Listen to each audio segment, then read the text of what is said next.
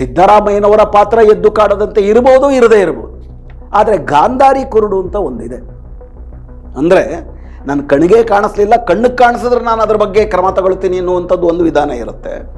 ಆದರೆ ನಾನು ನೋಡೋದಿಲ್ಲ ಅಂತ ಕಣ್ಣಿಗೆ ಬಟ್ಟೆ ಕಟ್ಕೊಂಡ್ಬಿಟ್ಲಲ್ಲ ಗಾಂಧಾರಿ, ನನ್ನ ಗಂಡ ಕುರುಡು ಆದ್ದರಿಂದ ನಾನು ಕುರುಡಾಗೆ ಇರ್ತೀನಿ ಅಂತೇಳಿ ಮಕ್ಕಳು ಮಾಡುತ್ತಿದ್ದಂಥ, ತನ್ನ ಗಂಡನ ಒಪ್ಪಿಗೆಯೊಂದಿಗೆ ಮಕ್ಕಳು ಮಾಡುತ್ತಿದ್ದಂಥ ಭ್ರಷ್ಟಾಚಾರ, ಅನ್ಯಾಯ ಇವುಗಳೆಲ್ಲವನ್ನು ಕೂಡ ತಾನು ನೋಡಲ್ಲ ಅಂತ ಕಣ್ಣಿಗೆ ಬಟ್ಟೆ ಕಟ್ಕೊಂಡು ಪರೋಕ್ಷವಾಗಿ ಅದನ್ನು ಪ್ರೋತ್ಸಾಹಿಸಿದ್ರು ಮತ್ತು ಅದರ ಲಾಭವನ್ನು ಕೂಡ ಆಕೆಯನ್ನು ಕೂಡ ಮಹಾರಾಣಿಯಾಗಿ ಪಡ್ಕೊಂಡಿದ್ದೇನಿದೆ. ಆ ಗಾಂಧಾರಿ ಕುರುಡಿಗೂ ಕೂಡ ಸಿದ್ದರಾಮಯ್ಯನವರು ಬಾಧ್ಯಸ್ಥರೇ ಆಗ್ತಾರೆ. ಸಿದ್ದರಾಮಯ್ಯನವರ ಸರ್ಕಾರ ಕಳೆದ 2.5 ವರ್ಷದಲ್ಲಿ 10 ಮಹಾ ಸಾಮಾಜಿಕ ಅನ್ಯಾಯಗಳನ್ನು ಮಾಡಿರುವುದನ್ನು ಈ ನಾಡಿನ ಜನತೆ ನೆನಪಿಸಿಕೊಳ್ಳಬೇಕು. ಇದರ ಅರ್ಥ ಸಿದ್ದರಾಮಯ್ಯನವ್ರಿಗಿಂತ BJP ಉತ್ತಮವಾದದ್ದು ಅಂತಲ್ಲ, BJP ಅಪಾಯ. BJP ಮತ್ತು ಅದರ ಸಿದ್ಧಾಂತ ಈ ದೇಶಕ್ಕೆ ದೊಡ್ಡ ಅಪಾಯ. ಆ ಅಪಾಯವನ್ನು ನಿವಾರಿಸಬಹುದು ಅಂತ ಅಂದ್ಬಿಟ್ಟು ಕಾಂಗ್ರೆಸ್ಸನ್ನು ಆಯ್ಕೆ ಮಾಡಿದ್ರೆ ಕಾಂಗ್ರೆಸ್ಸು ಪರಿಹಾರ ಅಲ್ಲ ಅನ್ನೋದು ಮಾತ್ರ ಇದನ್ನು ತೋರಿಸುತ್ತೆ. ಈ ನಾಡಿನ ಸೌಹಾರ್ದ ಪ್ರಿಯ ಜನರಿಗೆ ಮತ್ತು ಬಾಬಾ ಬುಡನ್ ದರ್ಗಾಗೆ ನಡೆದುಕೊಳ್ಳುತ್ತಿದ್ದಂಥ ಸಮುದಾಯಕ್ಕೆ ದ್ರೋಹವನ್ನು ಬಗೆದು ಸುಪ್ರೀಂ ಕೋರ್ಟ್ಗೆ ಸಂಘ ಪರಿವಾರಕ್ಕೆ ಏನು ಬೇಕಾಗಿತ್ತೋ ಅದಕ್ಕೆ ಪೂರಕವಾದಂಥ ವರದಿಯನ್ನು ಕೊಟ್ಟಿದ್ದಾರೆ. ಇವತ್ತು ಬಾಬಾ ಬುಡನ್ ದರ್ಗಾ ಕಾಂಗ್ರೆಸ್ ಸರ್ಕಾರದ ಸಹಕಾರದೊಂದಿಗೆ ಇನ್ನೊಂದು ಬಾಬರಿ ಮಸೀದಿಯಾಗಿ ಅಲ್ಲಿ ಸೌಹಾರ್ದ ಕ್ಷೇತ್ರದ ಹನನ ಆಗ್ತಾ ಇದೆ. ಬಡತನವೇನು ಸಂಪೂರ್ಣ ನಿರ್ಮೂಲನೆ ಆಗೋದಿಲ್ಲ, ಆದರೆ ಬಡತನದಲ್ಲಿರುವ ಜಾತಿ ಅಂತರವನ್ನು ಕಡಿಮೆ ಮಾಡಬೇಕು ಅಂತಂದರೆ ನೀವು ನಿರ್ದಿಷ್ಟವಾಗಿ ಅದೇ ಸಮುದಾಯಕ್ಕೆ ವೆಚ್ಚ ಮಾಡಬೇಕು. ಆ ಸಮುದಾಯದ ವೆಚ್ಚದ ಭಾಗವನ್ನು ನೀವು ಅದರಿಂದ ತಗೋಬಾರ್ದು. ಉದಾಹರಣೆಗೆ ಶಕ್ತಿ ಯೋಜನೆ ಎಲ್ಲ ಮಹಿಳೆಯರಿಗೂ ಕೂಡ ಓಡಾಡೋದಕ್ಕೆ ಅನುಕೂಲವಾಗುವಂಥದ್ದು, ಬಸ್ಸಿನಲ್ಲಿ ಓಡಾಡೋ ಉತ್ತಮ ಕಾರ್ಯಕ್ರಮ. ಆದರೆ ಇದು ನಿರ್ದಿಷ್ಟವಾಗಿ ದಲಿತರಿಗೆ ವಿಶೇಷವಾಗಿ ಶಕ್ತಿ ಯೋಜನೆಯಲ್ಲಿ ಬಸ್ಸನ್ನು ಬಳಸುವುದಕ್ಕೆ ಅದನ್ನು ಸಮರ್ಥರನ್ನಾಗಿ ಮಾಡಬೇಕು, ಅದಕ್ಕೆ ಉಪಯೋಗ ಆಗಬೇಕು. ಬಡತನದ ಒಳಗಿರುವ ಜಾತಿ ಅಂತರವನ್ನು ಕಡಿಮೆ ಮಾಡುವುದಕ್ಕೆ ಖರ್ಚು ಮಾಡಬೇಕಾಗಿದ್ದಂಥ ಹಣವನ್ನು ಗ್ಯಾರಂಟಿಗಳಿಗೆ ಹಣ ಇಲ್ಲ ಅನ್ನುವ ಕಾರಣಕ್ಕಾಗಿ ಒಟ್ಟಾರೆಯಾಗಿ ಹಣವನ್ನು ಡೈವರ್ಟ್ ಮಾಡ್ತಾ ಇರುವಂಥದ್ದು. ಯಾವ ಕಾರಣಕ್ಕಾಗಿ SC ST TSP ಕಾರ್ಯಕ್ರಮ ಬಂತು, ಅದಕ್ಕೆ ಮಾಡಿರುವ ಮಹಾದ್ರೋಹ. ಸಾಮಾಜಿಕ ನ್ಯಾಯದ ಹೆಸರಿನಲ್ಲಿ ನಡೀತಿರುವಂಥ ಇನ್ನೊಂದು ಅನ್ಯಾಯ ಅಂದರೆ BJPನವರು ಇದಕ್ಕೆ ಮಾಡ್ತಿರುವಂಥ ಎಲ್ಲ ಬ್ರಾಹ್ಮಣೀಯವಾದಂಥ ವಿಮರ್ಶೆಗಳನ್ನು ಸಂಪೂರ್ಣವಾಗಿ ತಿರಸ್ಕರಿಸ್ತಾನೆ. ಇದು ಖಂಡಿತವಾಗಿ ಈ ಯೋಜನೆ ಸಮಾಜಕ್ಕೆ ಪೂರಕವಾದದ್ದು, ಗ್ಯಾರಂಟಿ ಯೋಜನೆಗಳು ಬೇಕೇ ಬೇಕು. ಆದರೆ ಗ್ಯಾರಂಟಿ ಯೋಜನೆಗಳು ಈಗಾಗಲೇ ಇದ್ದಂಥ ಕಲ್ಯಾಣ ಯೋಜನೆಗಳಿಗೆ ಒಂದು ಅಡಿಷನಲ್ ಆಗಿ ಬರಬೇಕು, ಪೂರಕವಾಗಿ ಬರಬೇಕು, ಅದಕ್ಕೆ ಬದಲಿಯಾಗಿ ಅಲ್ಲ. ಪೇಜಾವರ ಮಠದ ಹಾಲಿ ಶ್ರೀಗಳು ಅವರನ್ನು ನಮ್ಮ ಗೃಹ ಮಂತ್ರಿ ಪರಮೇಶ್ವರ್ ಅವರು ಮನೆಗೆ ಕರೆದು ಅವರ ಪಾದಪೂಜೆಯನ್ನು ಮಾಡ್ತಾರೆ. ಬಜರಂಗ ದಳವನ್ನು ನಿಷೇಧಿಸ್ತೀರಾ ಅನ್ನೋ ಪ್ರಶ್ನೆ ಕೇಳಿದಾಗ ಗೃಹ ಮಂತ್ರಿಯಾಗಿ ಭರವಸೆ ಕೊಡ್ತಾರೆ, ಬಜರಂಗ ದಳವನ್ನು ನಿಷೇಧಿಸುವ ಯಾವುದೇ ಯೋಚನೆ ನಮಗಿಲ್ಲ ಅಂತೇಳಿ. ಸಾಂಕೇತಿಕವಾಗಿ ನಮ್ಮದು ಕಂಟಿನ್ಯೂಟಿ, ನಾವು ಮಠಗಳನ್ನು ಪೂಜಿಸ್ತೀವಿ, ನಿಮಗೆ ನಮ್ಮ ಗೃಹ ಇಲಾಖೆ ಒಳಗಡೆ ಅಥವಾ ನಮ್ಮ ಸರ್ಕಾರದೊಳಗಡೆ ನಿಮಗೆ BJPನಲ್ಲಿ ಏನು ಸ್ಥಾನಮಾನ ಇತ್ತೋ ಅದೇ ಸ್ಥಾನಮಾನ ಮುಂದುವರಿಯುತ್ತೆ ಅನ್ನೋ ಸಾಂಕೇತಿಕ ಭರವಸೆಯನ್ನೇ ನೀವು ಅವ್ರಿಗೆ ಕೊಟ್ಟರೆ. ಸೌಜನ್ಯ ಪ್ರಕರಣ ಇರ್ಬೋದು, ಏನೊಂದು 6 ಪ್ರಮುಖವಾದಂಥ ಕೊಲೆಗಳು ನಡೆದಿದ್ದಾವೆ. ಆನಂತರ ಮುಸುಕುದಾರಿ ಚಿನ್ನಯ್ಯ ಬಂದದ್ದು, ಆ ಚಿನ್ನಯ್ಯ ಪ್ರಕರಣದಲ್ಲಿ ಒಟ್ಟಾರೆಯಾಗಿ ಬುಡಮೇಲಾಗೋಗಿದ್ದು ಹೇಗೆ? SITಯನ್ನು ನೇಮಕ ಮಾಡಿದ್ರಿ. ಈ SIT ಧರ್ಮಸ್ಥಳವನ್ನು ವಿಚಾರಣೆ ಮಾಡುವುದರ ಬದಲಾಗಿ ಅದನ್ನು ಪ್ರಶ್ನಿಸಿದವ್ರನ್ನ ವಿಚಾರಣೆ ಮಾಡ್ತಾ. ನಮಸ್ಕಾರ ವೀಕ್ಷಕರೇ, ಸಮಕಾಲೀನದ 553ನೇ ಕಂತಿಗೆ ನಿಮಗೆ ಸ್ವಾಗತ. ಮೊನ್ನೆ ನಮ್ಮ ಕರ್ನಾಟಕ ರಾಜ್ಯದ ಮುಖ್ಯಮಂತ್ರಿಯಾಗಿರುವ ಸಿದ್ದರಾಮಯ್ಯನವರು ಕರ್ನಾಟಕದಲ್ಲಿ ಒಂದು ಇತಿಹಾಸವನ್ನು ಬರೆದರು. ಕರ್ನಾಟಕದ ರಾಜಕಾರಣದಲ್ಲಿ ಅತಿ ಹೆಚ್ಚು ಕಾಲ ಮುಖ್ಯಮಂತ್ರಿಯಾಗಿ ರಾಜ್ಯಭಾರ ಮಾಡಿದಂಥ ದೇವರಾಜ ಅರಸು ಅವರ ದಾಖಲೆಯನ್ನು ಸರಿಗಟ್ಟಿ 2792 ದಿನಗಳನ್ನು ಅವರು ಜನವರಿ 7ನೇ ತಾರೀಕು ಪೂರೈಸಿದರು.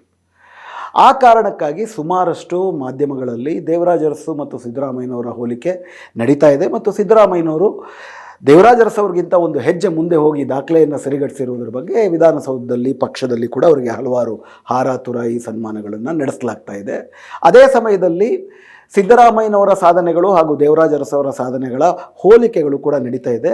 ಕಾಲಘಟ್ಟ ಮತ್ತು ಇಬ್ಬರು ನಾಯಕರುಗಳು ಎದುರಿಸ್ತಿರುವಂಥ ಸವಾಲು ಹಾಗೂ ಆ ಸವಾಲನ್ನು ಎದುರಿಸುವುದರಲ್ಲಿ ಅವರು ತೋರಿಸಿದಂಥ ವೈಯಕ್ತಿಕವಾದಂಥ ಧೀಮಂತಿಕೆ ಹಾಗೂ ಇವತ್ತು ಅವರಿರುವ ಪಕ್ಷದ ಮತ್ತು ರಾಜಕಾರಣದ ಸಂದರ್ಭ, ಇವೆರಡೂ ಕೂಡ ಹೆಚ್ಚು ಸಾದೃಶ್ಯವನ್ನು ಒಂದೇ ರೀತಿ ಇಲ್ಲ ಆದರೂ ಕೂಡ ಸಹಜವಾಗಿ ಹೋಲಿಕೆಗಳು ಬರ್ತದೆ. ಸಿದ್ದರಾಮಯ್ಯನವರೇ ದೇವರಾಜ ಅರಸು ಜೊತೆ ಹೋಲಿಕೆಗೆ ತಾನು ಅಷ್ಟು ಅರ್ಹನಲ್ಲ ಅಂತಲೂ ಹೇಳಿದ್ದಾರೆ. ಭಾಳಷ್ಟು ಜನ ಸಿದ್ದರಾಮಯ್ಯನವರು ತಮ್ಮ ಅಧಿಕಾರಾವಧಿನಲ್ಲಿ ತಮಗಿರುವ ಮಿತಿನಲ್ಲಿ ಮಾಡಬಹುದಾದನ್ನು ಮಾಡಿಲ್ವ ಅನ್ನೋ ವಿಮರ್ಶೆಯನ್ನು ಮಾಡ್ತಿದ್ದಾರೆ. ಇದರಲ್ಲಿ ಒಂದು ಬಣದಲ್ಲಿ ಅತ್ಯಂತ ಆರಾಧನೆ, ಸಿದ್ದರಾಮಯ್ಯನವರು ದೇವರಾಜ ಅರಸುಗಿಂತಲೂ ಒಂದು ಹೆಚ್ಚು ಮೇಲು ಅನ್ನುವಂಥ ಒಂದು ಆರಾಧನೆ, ಪಕ್ಷ ಸಹಜವಾದಂಥ ಸೈಕೋಫ್ಯಾನ್ಸಿ ಏನಿರುತ್ತೆ ಅದಿರುತ್ತೆ. ಇನ್ನೊಂದು ಕಡೆ ಸಂಪೂರ್ಣವಾದಂಥ ನಿರಾಕರಣೆ, ಇವೆರಡೂ ಕೂಡ ನಡೆಯುತ್ತೆ. ಆದರೆ ವಸ್ತುನಿಷ್ಠವಾಗಿ ಇವತ್ತು ಕರ್ನಾಟಕ ಸರ್ಕಾರ ಮತ್ತು ಕರ್ನಾಟಕದ ಸಮಾಜ ಎದುರಿಸ್ತಿರುವಂಥ ಸಂದರ್ಭ, ರಾಜ್ಯ ಸರ್ಕಾರದಿಂದ ನಿರೀಕ್ಷಿಸ್ತಿರೋದು ಹಾಗೂ ಆ ನಿರೀಕ್ಷೆಗಳು ಎಷ್ಟು ಮಟ್ಟಿಗೆ ಸಾಧನೆ ಆಗಿದೆ, ಎಷ್ಟು ಮಟ್ಟಿಗೆ ಭ್ರಮನಿರಸಲಾಗಿವೆ ಅನ್ನೋದನ್ನು ವಸ್ತುನಿಷ್ಠವಾಗಿ ಮೌಲ್ಯಮಾಪನ ಮಾಡುವಂತಹ ಅಗತ್ಯವಂತೂ ಇದ್ದೇ ಇದೆ. ಇದರಲ್ಲಿ ಒಂದು ಸರ್ಕಾರ ಅಂತ ಹೇಳಬೇಕಾದ್ರೆ ದೇವರಾಜ ಅರಸು ಅವ್ರಿಗೂ ಕೂಡ ಇದ್ದಂಥ ಕಾಲ ಸಂದರ್ಭ 1969 ನಂತರ ಏನು ಅಖಿಲ ಭಾರತ ಕಾಂಗ್ರೆಸ್ನಲ್ಲಿ ವಿಭಜನೆ ಏರ್ಪಟ್ಟು ಇಂದಿರಾ ಗಾಂಧಿಯವರ ನೇತೃತ್ವದಲ್ಲಿ ಒಂದು ಹೊಸ ಇಂದಿರಾ ಕಾಂಗ್ರೆಸ್ಸು ಉದ್ಭವ ಆಯಿತು.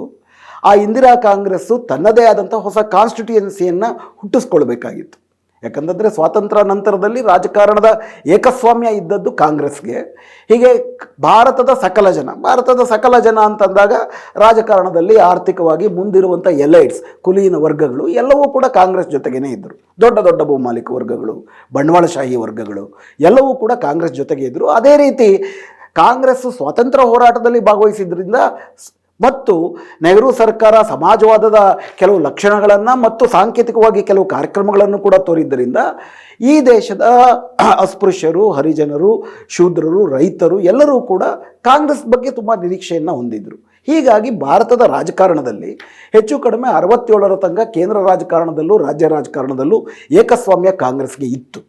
ಆದರೆ 20 ವರ್ಷಗಳ ನಿರಂತರವಾಗಿ ಕಾದರೂ ಕೂಡ ಸುಮಾರಷ್ಟು ಸಾರಭೂತವಾದಂಥ ಭರವಸೆಗಳು, ಸಾಂಕೇತಿಕವಾಗಿ ಏನೇ ಸಿಕ್ಕರೂ ಕೂಡ ಸಾರಭೂತವಾಗಿ ಭೂಹೀನರಿಗೆ ಭೂಮಿ ಸಿಗುವುದು, ಯುವಕರಿಗೆ ಉದ್ಯೋಗ ಸಿಗುವುದು, ಎಲ್ಲರಿಗೂ ಅಕ್ಷರ ವಿದ್ಯಾಭ್ಯಾಸ ಸಿಗುವಂಥದ್ದು ಇತ್ಯಾದಿಗಳು ಮತ್ತು ಆರೋಗ್ಯ ಇವೆಲ್ಲವೂ ಕೂಡ ತುಟ್ಟಿಯಾಗ್ತಿದ್ದಂಗೆ ಅಥವಾ ಈಡೇರದ ಭರವಸೆಯಾದಾಗ ಮತ್ತೊಂದು ಕಡೆ ರಾಜಕಾರಣ ಅನ್ನುವುದು ಅಧಿಕಾರ ಅನ್ನೋಂಥದ್ದು ಏನು ಸ್ವಾತಂತ್ರ್ಯ ಪೂರ್ವದಲ್ಲಿ ಈ ದೇಶದ ದೊಡ್ಡ ದೊಡ್ಡ ಭೂಮಾಲೀಕ ವರ್ಗಗಳು, ಬಂಡವಾಳಶಾಹಿಗಳ ವರ್ಗಗಳ ಕೈನಲ್ಲೇ ಇತ್ತು.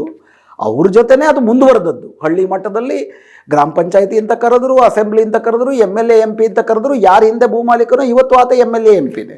ಹೀಗಾಗಿ ರಾಜಕಾರಣದಲ್ಲಿ ಯಾವುದೇ ರೀತಿಯ ಕನಿಷ್ಠ ರಾಜಕೀಯ ಸ್ವಾತಂತ್ರ್ಯಗಳು ಹೆಚ್ಚಿನ ಮಟ್ಟದಲ್ಲಿ ಸಿಗದಂಥ ಸಂದರ್ಭದಲ್ಲಿ ಭ್ರಮ ನಿರಸನ ಆಯಿತು. ನೆಹರು ಅವರು ಕೂಡ 1964ರಲ್ಲಿ ತೀರ್ಕೊಂಡ್ರು. ನೆಹರು ಅವರು ತೀರಿಕೊಂಡ ನಂತರದಲ್ಲಿ ಕಾಂಗ್ರೆಸ್ ಒಳಗಡೆನೇ ಇದ್ದಂಥ ದೊಡ್ಡ ದೊಡ್ಡ ಊಳಿಗಮಾನ್ಯ ಶಕ್ತಿಗಳು ಇಂದಿರಾ ಗಾಂಧಿಯವ್ರನ್ನ ಒಂದು ಕೀಲು ಗೊಂಬೆ ಥರ ಬಳಸ್ಕೊಂಡು ತಾವು ರಾಜಕಾರಣ ಮಾಡ್ಬೋದು ಅಂದ್ಕೊಂಡ್ರು. ಇಂದಿರಾ ಗಾಂಧಿ ಅದಕ್ಕೆ ಅವಕಾಶ ಕೊಡಲಿಲ್ಲ. ಇಂದಿರಾ ಗಾಂಧಿ ಅವಕಾಶ ಕೊಡದೇ ಇದ್ದದಕ್ಕೆ ಅವರನ್ನೇ ಉಚ್ಚಾಟನೆ ಮಾಡುವಂತಹ ರಾಜಕಾರಣ ನಡೀತಿದ್ದಾಗ ಇಂದಿರಾ ಗಾಂಧಿಯವರು 69ರಲ್ಲಿ ಕಾಂಗ್ರೆಸ್ಸಿಂದ ಹೊರಗೆ ಬಂದು ಹೊಸ ಒಂದು ಕಾಂಗ್ರೆಸ್ಸನ್ನು ಸ್ಥಾಪನೆ ಮಾಡಿದ್ರು. ಆ ಕಾಂಗ್ರೆಸ್ಸು ತನ್ನದೇ ಆದಂಥ ಹೊಸ ಕಾನ್ಸ್ಟಿಟ್ಯೂಯೆನ್ಸಿಯನ್ನು ರೂಪಿಸ್ಕೊಳ್ಬೇಕಾಗಿತ್ತು. ಹಳೆಯ ಕಾಂಗ್ರೆಸ್ಸು ಸಂಪೂರ್ಣವಾಗಿ ಈ ದೇಶದ ಊಳಿಗಮಾನ್ಯ ಬಂಡವಾಳಶಾಹಿ ಶಕ್ತಿಗಳ ಜೊತೆ ಗುರುತಿಸ್ಕೊಂಡಾಗ ಸಹಜವಾಗಿಯೇ ಹೊಸ ಕಾಂಗ್ರೆಸ್ನ ದೊಡ್ಡ ಘೋಷಣೆ ಈ ದೇಶದ ಅತ್ಯಂತ ದಲಿತ, ದಮನಿತ, ಬಡವರಿಗೆ ಅಪ್ಯಾಯಮಾನವಾಗಿರುವಂತಹ ಘೋಷಣೆಗಳನ್ನೇ ಅವರು ಕೊಟ್ಟರು. ಉದಾಹರಣೆಗೆ 20 ಅಂಶದ ಕಾರ್ಯಕ್ರಮಗಳು, ಉಳುವವನಿಗೆ ಭೂಮಿ, ಗರೀಬಿ ಹಟಾವೋ, ಬ್ಯಾಂಕ್ ರಾಷ್ಟ್ರೀಕರಣ ಇತ್ಯಾದಿಗಳೆಲ್ಲವೂ ಕೂಡ ಸಾಲು ಸಾಲು ಘೋಷಣೆಗಳು ಇಡೀ ನಮ್ಮ ದೇಶದಲ್ಲಿ ಹೊಸ ಬಗೆಯಾದಂಥ ಒಂದು ನಿರೀಕ್ಷೆಗಳನ್ನು ಮತ್ತೊಮ್ಮೆ ಹುಟ್ಟಿಸ್ತು ಇಂದಿರಾ ಕಾಂಗ್ರೆಸ್ ಬಗ್ಗೆ. ಕರ್ನಾಟಕದಲ್ಲೂ ಕೂಡ ಅದೇ ಸಂದರ್ಭದಲ್ಲಿ ಆ ಕಾಂಗ್ರೆಸ್ನ ವಿಭಜನೆಯ ಭಾಗವಾಗಿ ದೇವರಾಜ ಅರಸು ಅವರು ಇಂದಿರಾ ಕಾಂಗ್ರೆಸ್ನ ಭಾಗವಾಗಿ ಈ ರಾಜ್ಯದಲ್ಲಿ ಮುಖ್ಯಮಂತ್ರಿ ಪದವಿಯನ್ನು ವಹಿಸ್ಕೋತಾರೆ. ಹೊಸ ಕಾನ್ಸ್ಟಿಟ್ಯೂಯೆನ್ಸಿಯನ್ನು ಕರ್ನಾಟಕದಲ್ಲೂ ಕೂಡ ಅವರು ಕಟ್ಕೊಳ್ಳುವಂಥ ಒಂದು ಸಂದರ್ಭ ಬಂದಿರ್ತದೆ. ಇವೆಲ್ಲವೂ ಅವಕಾಶಗಳು ಕೂಡಿ ಬಂದಿತ್ತು ದೇವರಾಜ ಅರಸು ಅವರಿಗೆ. ಅದರ ಭಾಗವಾಗಿಯೇ ಈ ದೇಶದಲ್ಲಿ ಇದುವರ ತನಕ, ಕರ್ನಾಟಕ ರಾಜ್ಯದಲ್ಲಿ ಇದುವರ ತನಕ ಯಾರು ರಾಜಕಾರಣದ ಪಡಸಾಲೆಯನ್ನೇ ತುಳಿದಿರಲಿಲ್ವೋ ಅವರೆಲ್ಲರಿಗೂ ಕೂಡ ಗುರುತಿಸಿ ಅವಕಾಶಗಳನ್ನು ಕೊಟ್ಟರು. ಇನ್ಫ್ಯಾಕ್ಟ್ ಕರ್ನಾಟಕದ ರಾಜಕಾರಣದ ಇತಿಹಾಸವನ್ನು ನೋಡಿದ್ರೆ 1972 ಮತ್ತು 1978ರ ವಿಧಾನಸಭೆಗಳಲ್ಲಿ ಮಾತ್ರ ಈ ರಾಜ್ಯದ ಬಲಿಷ್ಠರಿಗಿಂತ, ಅಂದರೆ ಬ್ರಾಹ್ಮಣರು, ಕ್ಷತ್ರಿಯರು, ಮರಾಠರು, ಒಕ್ಕಲಿಗರು, ಲಿಂಗಾಯತರು ಇವರುಗಳಿಗಿಂತ MLAಗಳ ಸಂಖ್ಯೆ ಈ ದೇಶದಲ್ಲಿ, ಈ ರಾಜ್ಯದಲ್ಲಿ ದಲಿತರು, ಮುಸ್ಲಿಮರು ಮತ್ತು ತಳಹಂತದ ಇತರ ಹಿಂದುಳಿದ ವರ್ಗಗಳ ಸಂಖ್ಯೆ ಜಾಸ್ತಿ ಇದ್ದದ್ದು ಕರ್ನಾಟಕದ ರಾಜಕಾರಣದಲ್ಲಿ ಬರೀ 1972 ಮತ್ತು 78ರ ವಿಧಾನಸಭೆಯಲ್ಲಿ ಮಾತ್ರ. ಹೊಸ ಪಕ್ಷವನ್ನು ಕಟ್ಟುವುದರ ಭಾಗವಾಗಿಯೂ ಕೂಡ ಇದರ ಅನಿವಾರ್ಯತೆ ಇತ್ತು. ಅದರ ಭಾಗವಾಗಿಯೇ ಸುಮಾರಷ್ಟು ಸುಧಾರಣಾ ಕಾರ್ಯಕ್ರಮಗಳನ್ನು ಕೂಡ ಜಾರಿಗೆ ತರುವಂತಹ ಅವಕಾಶ ದೇವರಾಜ ಅರಸು ಅವರಿಗೆ ಸಿಕ್ಕಿತ್ತು. ಅವ್ರಿಗಿದ್ದಂಥ ಜನಬಲವೂ ಕೂಡ ಆ ರೀತಿಯಲ್ಲಿ ಬಂದಿತ್ತು. ಆದರೂ ಉಳಿಗಮಾನ್ಯ ಆಸಕ್ತಿಗಳನ್ನು ಪ್ರತಿಬಿಂಬಿಸುವಂತಹ ಹಲವಾರು ಅವ್ರ ಜೊತೆಗೂ ಇದ್ದರು. ಉದಾಹರಣೆಗೆ ಹುಚ್ಚಮಾಸ್ತಿಗೌಡ ಅವರು ಕಂದಾಯ ಮಂತ್ರಿಯಾಗಿದ್ದರು. ಭೂ ಸುಧಾರಣಾ ಕಾಯ್ದೆ ಅಂತಂದ್ಬಿಟ್ಟು ಇವತ್ತು ನಾವು ದೇವರಾಜ ಅರಸು ಅವರ ಭೂ ಸುಧಾರಣಾ ಕಾಯ್ದೆಯ ಬಗ್ಗೆ ಮಾತಾಡ್ತೀವಿ. ಇದರ ಬಗ್ಗೆ ಸಾಕಷ್ಟು ಅಧ್ಯಯನ ನಡೆದಿದ್ದಾವೆ. ಹುಚ್ಚಮಾಸ್ತಿಗೌಡವರು ಪ್ರಾರಂಭದಲ್ಲಿ ಅದನ್ನು ಪ್ರಸ್ತಾಪ ಮಾಡಿದಾಗ ಭೂ ಹಿಡಿತದ ಮೇಲ್ಮಿತಿ 248 ಎಕರೆಯಷ್ಟೇ ಇತ್ತು. ಸೊ ಮೂಲಭೂತವಾಗಿ ಇವತ್ತಿನ ಏನು ಕ್ರಾಂತಿಕಾರಿ ದೇವರಾಜ ಅರಸು ಅವರ ಭೂ ಸುಧಾರಣಾ ಕಾಯ್ದೆ ಇದೆ, ಅದು ಮೊದಲು ಬಂದದ್ದಲ್ಲ. ಅದಾದ ನಂತರದಲ್ಲಿ ಅಸೆಂಬ್ಲಿನಲ್ಲಿ ಸಮಾಜವಾದಿಗಳು, ಕಮ್ಯುನಿಸ್ಟರು, ಉದಾಹರಣೆಗೆ ಕಾಗೋಡು ತಿಮ್ಮಪ್ಪನವರು, ಬಂಗಾರಪ್ಪನವರು, ಕೋಡಂದೂರು ಲಿಂಗಪ್ಪನವರು, ಮತ್ತೊಂದು ಕಡೆ ಕಮ್ಯುನಿಸ್ಟರಾದಂಥ ಕೃಷ್ಣನ್ ಅವರು, BV ಕಕ್ಕಿಲಾಯ ಅವರು, ಇವರುಗಳು ಒಳಗಡೆ ಮತ್ತು ಹೊರಗಡೆ ದೊಡ್ಡ ಹೋರಾಟವನ್ನು ಮಾಡಿ ಅದಾದ ನಂತರದಲ್ಲಿ BV ಕಕ್ಕಿಲಾಯ ಅವರ ನೇತೃತ್ವದಲ್ಲಿ ಒಂದು ಸಮಿತಿ ಏರ್ಪಟ್ಟು ಆ ನಂತರದಲ್ಲಿ ಆ ಸಮಿತಿ ಕೊಟ್ಟಂಥ ಸಲಹೆಯನ್ನು ದೇವರಾಜ ಅರಸು ಅವರು ಕೂಡ ಹೃತ್ಪೂರ್ವಕವಾಗಿ ಅದನ್ನು ಬರಮಾಡಿಕೊಂಡು ಭೂ ಸುಧಾರಣಾ ಕಾಯ್ದೆಯು ಜಾರಿಗೆ ಬರುತ್ತೆ. ಹಾವನೂರು ವರದಿ ಮೀಸಲಾತಿಯ ಪ್ರಶ್ನೆಗೆ ಬಂದಂತೆ ಜಾರಿಗೆ ಬರುತ್ತೆ.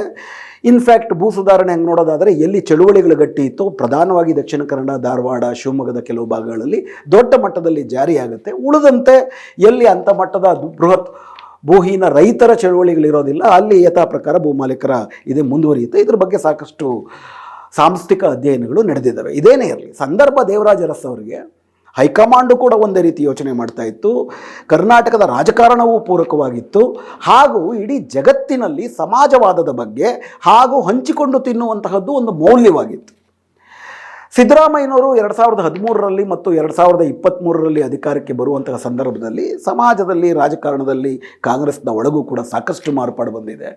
ಯಾವ ಕಾಂಗ್ರೆಸ್ಸು ಭೂ ಸುಧಾರಣೆ ಹಾಗೂ ಗರೀಬಿ ಹಠಾವು, ಬ್ಯಾಂಕ್ ರಾಷ್ಟ್ರೀಕರಣ ಇತ್ಯಾದಿ ನೀತಿಗಳನ್ನು ತಂತು, ಅದೇ ಕಾಂಗ್ರೆಸ್ಸೇ 1991ರಲ್ಲಿ ನವ ಉದಾರೀಕರಣದ ನೀತಿಗಳು, ಸಂಪೂರ್ಣ ಖಾಸಗೀಕರಣದ ನೀತಿಗಳು ಇವೆಲ್ಲವನ್ನು ಕೂಡ ಜಾರಿಗೆ ತಂದವು. ರಾಜಕಾರಣದಲ್ಲೂ ಕೂಡ ದೊಡ್ಡ ಮಟ್ಟದಲ್ಲಿ ಹಿಂದುತ್ವ ತನ್ನ ಪ್ರಭಾವವನ್ನು, ಅಂದರೆ ಜನಮಾನಸದಲ್ಲೂ ಕೂಡ ದ್ವೇಷ ಇದನ್ನು ಗಟ್ಟಿಗೊಳಿಸ್ಕೊತಾ ಹೋಯಿತು. ಈ ಸಂದರ್ಭ ಬದಲಾಗಿದೆ. ಅದರ ಭಾಗವಾಗಿಯೇ ಹಿಂದುತ್ವ ಅಂತಂದ್ರೆ ಒಂದು ರೀತಿಯ ಮನುವಾದಿ ತತ್ವ, ಬಲಿಷ್ಠ ಜಾತಿಗಳ ರಾಜಕಾರಣ ಅಂತಾದಾಗ ಕಾಂಗ್ರೆಸ್ಸಿನ ಒಳಗೂ ಕೂಡ ಏನು 72-78ರಲ್ಲಿ ಕಾಂಗ್ರೆಸ್ಸಿನ ಒಳಗಡೆ ದಲಿತರ, ಮುಸ್ಲಿಮರ ಮತ್ತು ತಳ ಸಮುದಾಯಕ್ಕೆ ಸೇರಿದಂಥ OBCಗಳ ಬಲಿಷ್ಠತೆ ಇತ್ತು. ಅದು ನಿಧಾನವಾಗಿ ದಾರಿ ಬಿಟ್ಟು ಮತ್ತೊಮ್ಮೆ ಕಾಂಗ್ರೆಸ್ನ ಒಳಗೂ ಕೂಡ ಬಲಿಷ್ಠ ಜಾತಿಗಳ ರಾಜಕಾರಣದ ಆಡಂಬಲವಾಗಿಯೇ ಕಾಂಗ್ರೆಸ್ ಬಂತು. ಅದರ ಒಳಗಡೆ ಸಿದ್ದರಾಮಯ್ಯನವರು ಮುಖ್ಯಮಂತ್ರಿ ಆದರು. ಹೀಗಾಗಿ ಹೋಲಿಕೆಯಲ್ಲಿ ನೋಡೋದಾದರೆ ಕಾಂಗ್ರೆಸ್ಸೇ ಬದಲಾಗಿದೆ. ಕಾಂಗ್ರೆಸ್ಸು ಆ ಕಾಲಘಟ್ಟಕ್ಕೆ ನೀವು ಹೋಲಿಸಿದ್ರು ಕೂಡ 1969ರಿಂದ 75ರ ಎಮರ್ಜೆನ್ಸಿ ಕಾಲದಲ್ಲಿ ಹೋಲಿಸಿದ್ರು ಕೂಡ ಬ್ಯಾಂಕ್ ರಾಷ್ಟ್ರೀಕರಣ ಯಾರಿಗೂ ಅನುಕೂಲ ಮಾಡ್ತು, ಭೂ ಸುಧಾರಣೆ ಎಲ್ಲರಿಗೂ ಆಯಿತು ಅಂತ ನೋಡಿದ್ರೆ ಅದನ್ನು ಏನು ವೈಭವದಿಂದ ನಡೀಲಾಗುತ್ತೆ ಅಷ್ಟು ನಡೀಲಿಲ್ಲ. ಕರ್ನಾಟಕದಲ್ಲೇ ಸುಮಾರು 30 ಜಿಲ್ಲೆಗಳು ಅಂತಂದರೆ 28 ಜಿಲ್ಲೆಗಳಲ್ಲಿ ದೊಡ್ಡ ಮಟ್ಟದಲ್ಲಿ ನಡೀಲಿಲ್ಲ. ಮತ್ತು ಕಾಂಗ್ರೆಸ್ ಕಾಲದಲ್ಲೂ ಕೂಡ ಟಾಟಾ ಬಿರ್ಲಾಗಳ ಸಂಪೂರ್ಣ ಆಧಿಪತ್ಯ ಇತ್ತು. ಟಾಟಾ ಮೆಮೊರಾಂಡಮ್ ಅನ್ನೋದನ್ನೇ ಇನ್ಫ್ಯಾಕ್ಟ್ ಇಂದಿರಾ ಗಾಂಧಿಯವರು ಕೂಡ ಜಾರಿ ಮಾಡಿದ್ರು. 1975ರಲ್ಲಿ ಎಮರ್ಜೆನ್ಸಿಯನ್ನು ಜಾರಿಗೆ ತಂದಾಗ ಟಾಟಾ ಬಿರ್ಲಾಗಲೇ ಅದನ್ನು ದೊಡ್ಡ ರೀತಿಯಲ್ಲಿ ಆಹ್ವಾನಿಸಿದ್ರು ಕೂಡ. ಯಾಕಂತಂದರೆ ಇವತ್ತು ಕಾರ್ಮಿಕರಲ್ಲಿ ಶಿಸ್ತು ಬಂತು, ಎಮರ್ಜೆನ್ಸಿ ಬಂದಿದ್ದಕ್ಕೆ ಹೋರಾಟ ಮಾಡಿದ್ರೆ ಅವ್ರನ್ನ ಜೈಲಿಗೆ ಹಾಕ್ತಾರೆ, ರೈಲುಗಳು ಕರೆಕ್ಟ್ ಟೈಮಿಗೆ ಬರುತ್ತೆ ಅಂಥೇಳಿ ಸಾರದಲ್ಲಿ ಸಾಂಕೇತಿಕವಾಗಿ ಈ ಘೋಷಣೆಗಳು ಸಮಾಜವಾದಿ ಸ್ವರೂಪವನ್ನು ಹೊಂದಿದ್ರು ಕೂಡ ಸಾರ ರೂಪದಲ್ಲಿ ಏನು ಸಾಂಕೇತಿಕ ಘೋಷಣೆಗಳು ಆಶ್ವಾಸನೆ ಕೊಟ್ಟು ಅಷ್ಟು ದೊಡ್ಡ ಮಟ್ಟದಲ್ಲಿ ಜಾರಿಯಾಗಲಿಲ್ಲ. 80ರ ನಂತರದಲ್ಲಿ 2ನೇ ಸತಿ ಇಂದಿರಾ ಗಾಂಧಿಯವರು ಅಧಿಕಾರಕ್ಕೆ ಬಂದ ನಂತರವಂತೂ ಸಂಪೂರ್ಣವಾಗಿ ಬಂಡವಾಳಶಾಹಿಗಳ ಪರವಾದಂಥ, IMFನ, ವರ್ಲ್ಡ್ ಬ್ಯಾಂಕ್ನ ಪರವಾದಂಥ ಹಾಗೂ ಮೃದು ಹಿಂದುತ್ವದ, ಕೆಲವು ಸತಿ ಉಗ್ರ ಹಿಂದುತ್ವದ ನೀತಿಗಳನ್ನು ಕೂಡ ಇಂದಿರಾ ಗಾಂಧಿಯವರೇ ಅನುಸರಿಸಿದ್ರು.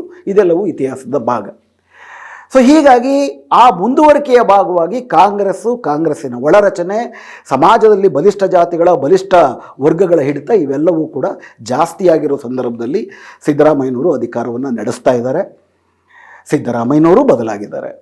2023ರಲ್ಲಿ 2ನೇ ಬಾರಿ ಸಿದ್ದರಾಮಯ್ಯನವರು ಅಧಿಕಾರವನ್ನು ವಹಿಸಿಕೊಂಡಂಥ ಸಂದರ್ಭದಲ್ಲಿ ಅವರು 2ನೇ ಬಾರಿ ಅಧಿಕಾರ ವಹಿಸ್ಕೊಳ್ಳೋದ್ರಲ್ಲೇ ಏನೆಲ್ಲ DK ಶಿವಕುಮಾರ್ ಜೊತೆ ಪೈಪೋಟಿಗಳು ನಡೀತು ಅಂತೆಲ್ಲ ನಾವು ನೋಡಿದ್ವಿ. 2023 ಕಾಲಘಟ್ಟ ಹೇಗಿತ್ತಪ್ಪ ಅಂದರೆ 2019ರಿಂದ 2023 ತನಕ ಏನು BJP ಸರ್ಕಾರ ಇಲ್ಲಿಯ ದಲಿತರ, ವಿಶೇಷವಾಗಿ ಅಹಿಂದ ಸಮುದಾಯದ, ವಿಶೇಷವಾಗಿ ಮುಸ್ಲಿಮರ ಬದುಕನ್ನೇ ಅಸಹನೀಯಗೊಳಿಸಿತ್ತು. ಅದೆಲ್ಲಕ್ಕೂ ಕೂಡ ನ್ಯಾಯ, ಸಾಮಾಜಿಕ ನ್ಯಾಯ, ಸೌಹಾರ್ದ ಇವುಗಳ ಮಾತೆ ತಂಪೆರೆಯೋ ಥರ ಇತ್ತು. ಹೀಗಾಗಿ ದೊಡ್ಡ ಮಟ್ಟದಲ್ಲಿ ಈ ಸಮುದಾಯ, ಅಹಿಂದ ಸಮುದಾಯವೇ ದೊಡ್ಡ ಮಟ್ಟದಲ್ಲಿ ಸಿದ್ದರಾಮಯ್ಯನವರ ನೇತೃತ್ವದ ಕಾಂಗ್ರೆಸ್ಗೆ ದೊಡ್ಡ ಮಟ್ಟದಲ್ಲಿ ಓಟನ್ನು ಹಾಕಿ ಅಧಿಕಾರಕ್ಕೆ ತಂದರು.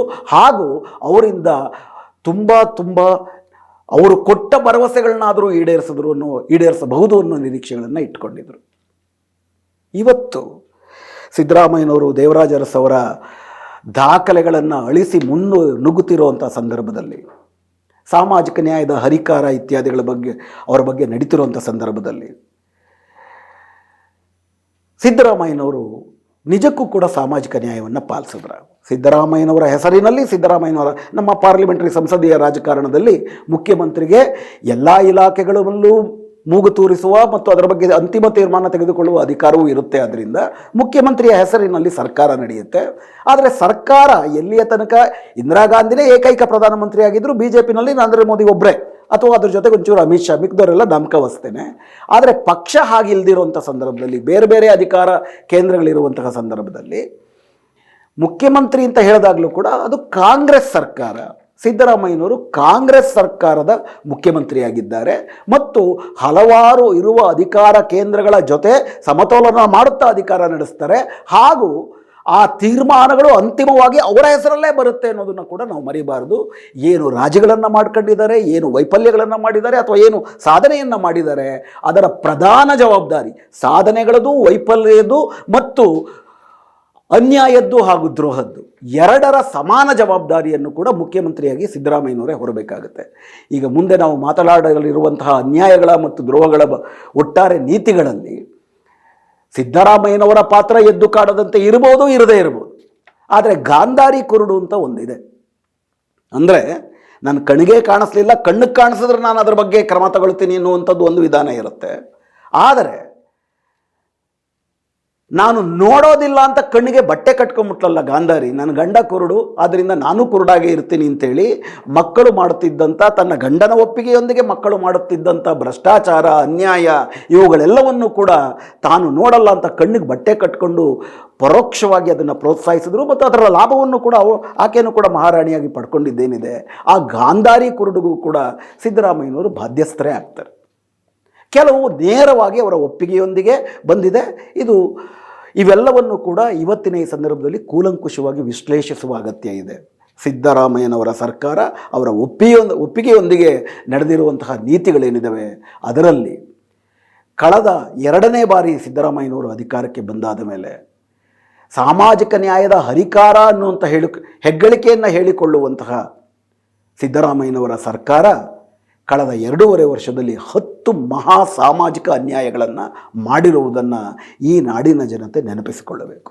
ಇದರ ಅರ್ಥ ಸಿದ್ದರಾಮಯ್ಯನವ್ರಿಗಿಂತ BJP ಉತ್ತಮವಾದದ್ದು ಅಂತಲ್ಲ, BJP ಅಪಾಯ. BJP ಮತ್ತು ಅದರ ಸಿದ್ಧಾಂತ ಈ ದೇಶಕ್ಕೆ ದೊಡ್ಡ ಅಪಾಯ. ಆ ಅಪಾಯವನ್ನು ನಿವಾರಿಸಬಹುದು ಅಂತ ಅಂದ್ಬಿಟ್ಟು ಕಾಂಗ್ರೆಸ್ಸನ್ನು ಆಯ್ಕೆ ಮಾಡಿದ್ರೆ ಕಾಂಗ್ರೆಸ್ಸು ಪರಿಹಾರ ಅಲ್ಲ ಅನ್ನೋದು ಮಾತ್ರ ಇದನ್ನು ತೋರಿಸುತ್ತೆ. ಸಿದ್ದರಾಮಯ್ಯನವ್ರನ್ನ ಪರಿಹಾರ ಅಂತ ಏನು ನಿರೀಕ್ಷೆ ಮಾಡಿದ್ರು, ಆ ಪರಿಹಾರದ ಬದಲಿಗೆ ಅವರ ಸರ್ಕಾರವು ಸಮಸ್ಯೆಯ ಭಾಗವಾಯಿತು ಅಂತ ಇದರ ಅರ್ಥವೇ ಹೊರತು ಇದಕ್ಕಿಂತ BJP ಪರವಾಗಿಲ್ಲ ಅಂತಲ್ಲ. ಈ 10 ಅನ್ಯಾಯಗಳನ್ನು, ಸಾಮಾಜಿಕ ಅನ್ಯಾಯಗಳನ್ನು, ನನ್ನ ಪ್ರಕಾರ ಸಾಮಾಜಿಕ ಅಪರಾಧಗಳನ್ನು ಒಂದು ಸಂವಿಧಾನಬದ್ಧ ಸರ್ಕಾರ ಹಾಗೂ ಪ್ರಣಾಳಿಕೆಯಲ್ಲಿ ಹಲವಾರು ಭರವಸೆಗಳನ್ನು ಕೊಟ್ಟು ಜನರಲ್ಲಿ ಭರವಸೆಗಳನ್ನು, ನಿರೀಕ್ಷೆಗಳನ್ನು ಹುಟ್ಟಿಸಿದಂಥ ಸರ್ಕಾರ ಕೇವಲ ಭರವಸೆ ಕೊಟ್ಟಿದ್ದನ್ನು ಈಡೇರಿಸ್ತಿರೋದು ಮಾತ್ರ ಅಲ್ಲ, ಇದ್ದದ್ದನ್ನು ಕಿತ್ಕೊಡುವಂತಹ ಏನಕ್ಕೆ 10 ಅನ್ಯಾಯಗಳನ್ನು ಮಾಡಿದೆ, ಅದನ್ನು ಸಾಮಾಜಿಕ ನ್ಯಾಯವನ್ನು ಆರಾಧಿಸುವ ಮಟ್ಟದಲ್ಲಿ ಹೊಗಳುತ್ತಿರುವಂಥ ಸಂದರ್ಭದಲ್ಲಿ ಇದನ್ನೂ ಕೂಡ ನಾವು ನೆನಪಿಸಿಕೊಂಡು ಒಂದು ಜನರ ದೃಷ್ಟಿಯಿಂದ, ಕಾಂಗ್ರೆಸ್ಸಿನ ದೃಷ್ಟಿಯಿಂದಲ್ಲ, BJPಯ ದೃಷ್ಟಿಯಿಂದ ಅಲ್ಲವೇ ಅಲ್ಲ, ಕರ್ನಾಟಕ ಒಂದು ಸರ್ವರಿಗೂ ಸಮಪಾಲು, ಸರ್ವರಿಗೂ ಸಮಬಾಳಿನ ಒಂದು ಸಮಾಜವಾದಿ ಕರ್ನಾಟಕವಾಗಬೇಕು ಅನ್ನೋ ಸಾಮಾನ್ಯ ಕರ್ನಾಟಕದ ಹಿತದೃಷ್ಟಿಯಿಂದ ನೋಡಿದಾಗ ಕಳೆದ 2.5 ವರ್ಷದಲ್ಲಿ ಅವರು ಮಾಡಿರುವ 10 ಮಹಾ ಅನ್ಯಾಯಗಳನ್ನು ನಾವು ನೆನಪಿಸ್ಕೊಳ್ಳೇಬೇಕಾಗತ್ತೆ. ಇದರಲ್ಲಿ ಮೊಟ್ಟ ಮೊದಲನೇದು ನಿಮ್ಮೆಲ್ಲರಿಗೂ ಕೂಡ ಗೊತ್ತಿದೆ, 2019ರಿಂದ 2023 ತನಕ ನಾವು ಮಾತಾಡ್ದಂಗೆ ಈ ದೇಶದಲ್ಲಿ, ಈ ರಾಜ್ಯದಲ್ಲಿ ಮುಸ್ಲಿಮರ ಅಸ್ಮಿತೆ, ಅವರ ಅಸ್ತಿತ್ವ, ಬದುಕು, ವೃತ್ತಿ, ಊಟ, ಅವರ ಸಂಸ್ಕೃತಿ ಎಲ್ಲದರ ಮೇಲೂ ನಿರಂತರ ದಾಳಿ ನಡೀತು. ಮತ್ತು ಹಾಗೂ ಅವರು ಪೂಜಿಸುವ ಅವರ ದೈವಸ್ಥಾನಗಳ ಬಗ್ಗೆ, ಅವರ ಶ್ರದ್ಧಾ ಕೇಂದ್ರಗಳ ಮೇಲೂ ಕೂಡ ದಾಳಿ ನಡೀತು. ಅಂಥ ಅತಿದೊಡ್ಡ ಶ್ರದ್ಧಾ ಕೇಂದ್ರದ ಮೇಲೆ ನಡೆದಂಥ ದಾಳಿ ಬಾಬಾ ಬುಡನ್ ದರ್ಗಾದಲ್ಲಿ ಅಂತ ನಿಮಗೆ ಗೊತ್ತಿದೆ. ಬಾಬಾ ಬುಡನ್ ದರ್ಗಾದ ಬಗ್ಗೆ ನಾವು ಈಗಾಗಲೇ ಹಲವಾರು ಎಪಿಸೋಡ್ಗಳನ್ನು ಮಾಡಿದ್ದೀವಿ. ನಿಮಗೆ ಗೊತ್ತಿರೋ ಹಾಗೆ ಅದು ಹಿಂದೂಗಳು, ಮುಸ್ಲಿಮರು ಇಬ್ಬರು, ಬಡ ಹಿಂದೂಗಳು, ಬಡ ಮುಸ್ಲಿಮರು, ಶೂದ್ರ ಹಿಂದೂಗಳು ಮತ್ತು ಬಡ ಮುಸ್ಲಿಮರು ನಡೆದುಕೊಳ್ಳುವಂತಹ ಒಂದು ಶ್ರದ್ಧಾ ಕೇಂದ್ರ.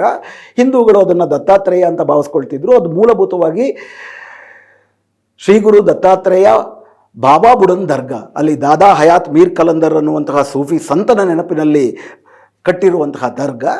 ಇಬ್ಬರು ಕೂಡ ಅದಕ್ಕೆ ನಡ್ಕೊಳ್ತಾ ಇದ್ದರು. ಆದರೆ BJPನವರು ಅಯೋಧ್ಯ ಒಂದು ಹೋರಾಟ ನಡೆದಾದ ಮೇಲೆ ಹೆಂಗೆ ಅಲ್ಲಿ ಬಾಬ್ರಿ ಮಸೀದಿಯನ್ನು ಕೆಡವಿ ಅಲ್ಲಿ ರಾಮ ಮಂದಿರವನ್ನು ಕಟ್ಟಿದ್ರು, ಹಾಗೆ ಅದೇ ರೀತಿ ಇಲ್ಲೂ ಕೂಡ ನಾವು ಈ ದರ್ಗಾ ಅಲ್ಲ, ಇದು ದೇವಸ್ಥಾನ. ಟಿಪ್ಪು ಸುಲ್ತಾನ್ ಕಾಲದಲ್ಲಿ ಇದನ್ನು ಅಕ್ರಮವಾಗಿ ಕಟ್ಟಿಬಿಟ್ಟಿದ್ದಾರೆ ಇಲ್ಲಿ ದರ್ಗಾವನ್ನು. ನಾವು ಇದನ್ನು ಕೆಡವಿಬಿಟ್ಟು ಇದನ್ನು ದತ್ತ ದೇವಸ್ಥಾನ ಮಾಡ್ತೀವಿ, ಹಾಗೂ ಈ ಚಿಕ್ಕಮಗಳೂರನ್ನು ಭಾರತದ 2ನೇ ಅಯೋಧ್ಯ ಮಾಡ್ತೀವಿ, ಬಾಬಾ ಬುಡನ್ ದರ್ಗಾವನ್ನು 2ನೇ ಅಯೋಧ್ಯ ಮಾಡ್ತೀವಿ, ಕರ್ನಾಟಕವನ್ನು 2ನೇ ಗುಜರಾತ್ ಮಾಡ್ತೀವಿ ಅಂತಲೇ ಚಳುವಳಿ ಕಟ್ಟಿದ್ರು. ಆ ಚಳುವಳಿಯಿಂದ ರಾಜಕೀಯವಾಗಿ ಹಲವಾರು ಲಾಭಗಳನ್ನು ಮಾಡಿಕೊಂಡ್ರು. ಆ ಚಳುವಳಿನಲ್ಲಿ ರಾಜಕೀಯವಾಗಿ BJP ಲಾಭ ಮಾಡ್ಕೊಳ್ಳೋದಕ್ಕೆ ಪ್ರತ್ಯಕ್ಷವಾಗಿ ಮತ್ತು ಪರೋಕ್ಷವಾಗಿ ನೇರವಾಗಿ ಕಾರಣವಾದದ್ದು ಸೆಕ್ಯುಲರ್ ಪಾರ್ಟಿಗಳು ಅಂತ ಹೆಸರು ಹೇಳ್ಕೊಳ್ಳುವಂಥ ಕಾಂಗ್ರೆಸ್ ಮತ್ತು BJPಗಳು.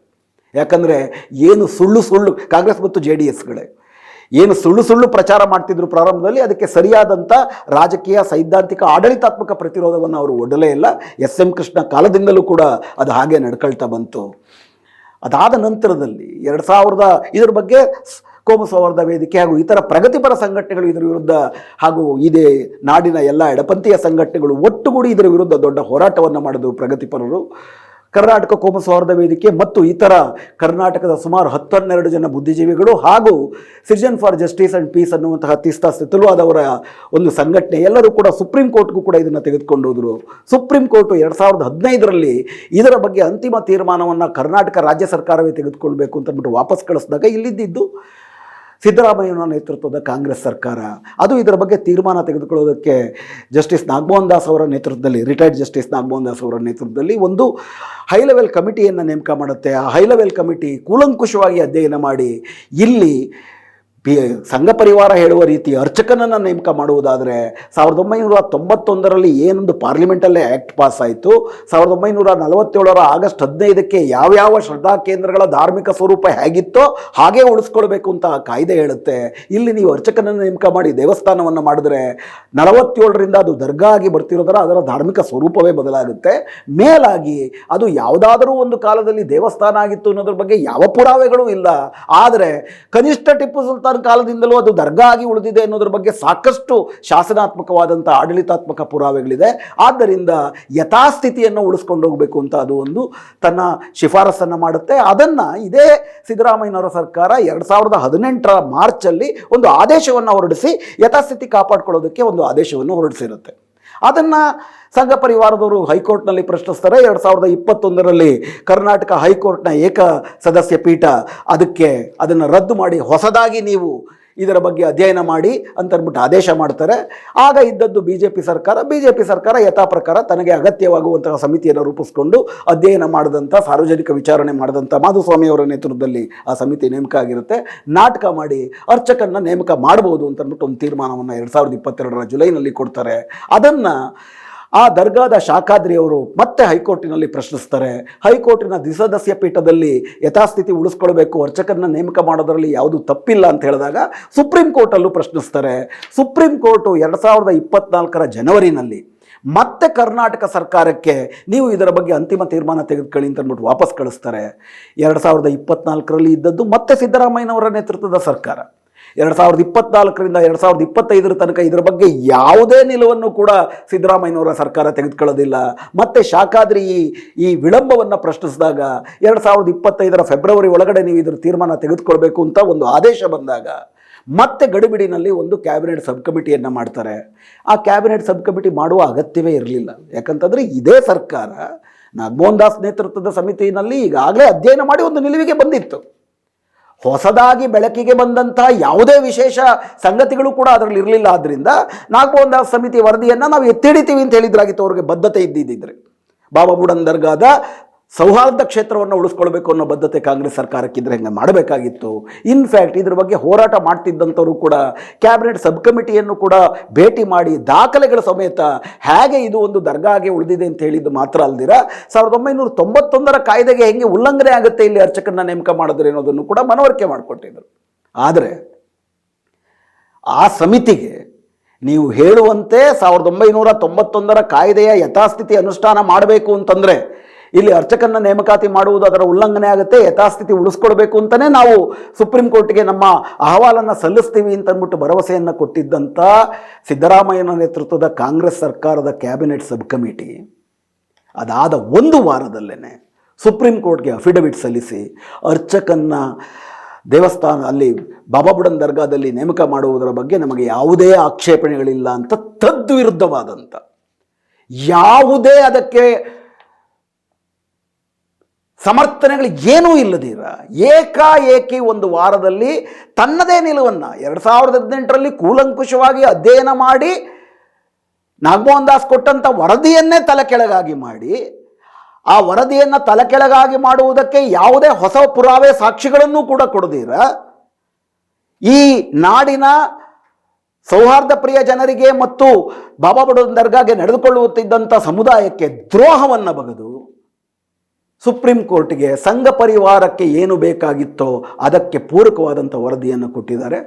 ಇವತ್ತು ಬಾಬಾ ಬುಡನ್ ದರ್ಗಾ ಕಾಂಗ್ರೆಸ್ ಸರ್ಕಾರದ ಸಹಕಾರದೊಂದಿಗೆ ಇನ್ನೊಂದು ಬಾಬರಿ ಮಸೀದಿಯಾಗಿ ಅಲ್ಲಿ ಸೌಹಾರ್ದ ಕ್ಷೇತ್ರದ ಹನನ ಆಗ್ತಾ ಇದೆ, ಅಂತ್ಯ ಆಗ್ತಿದೆ.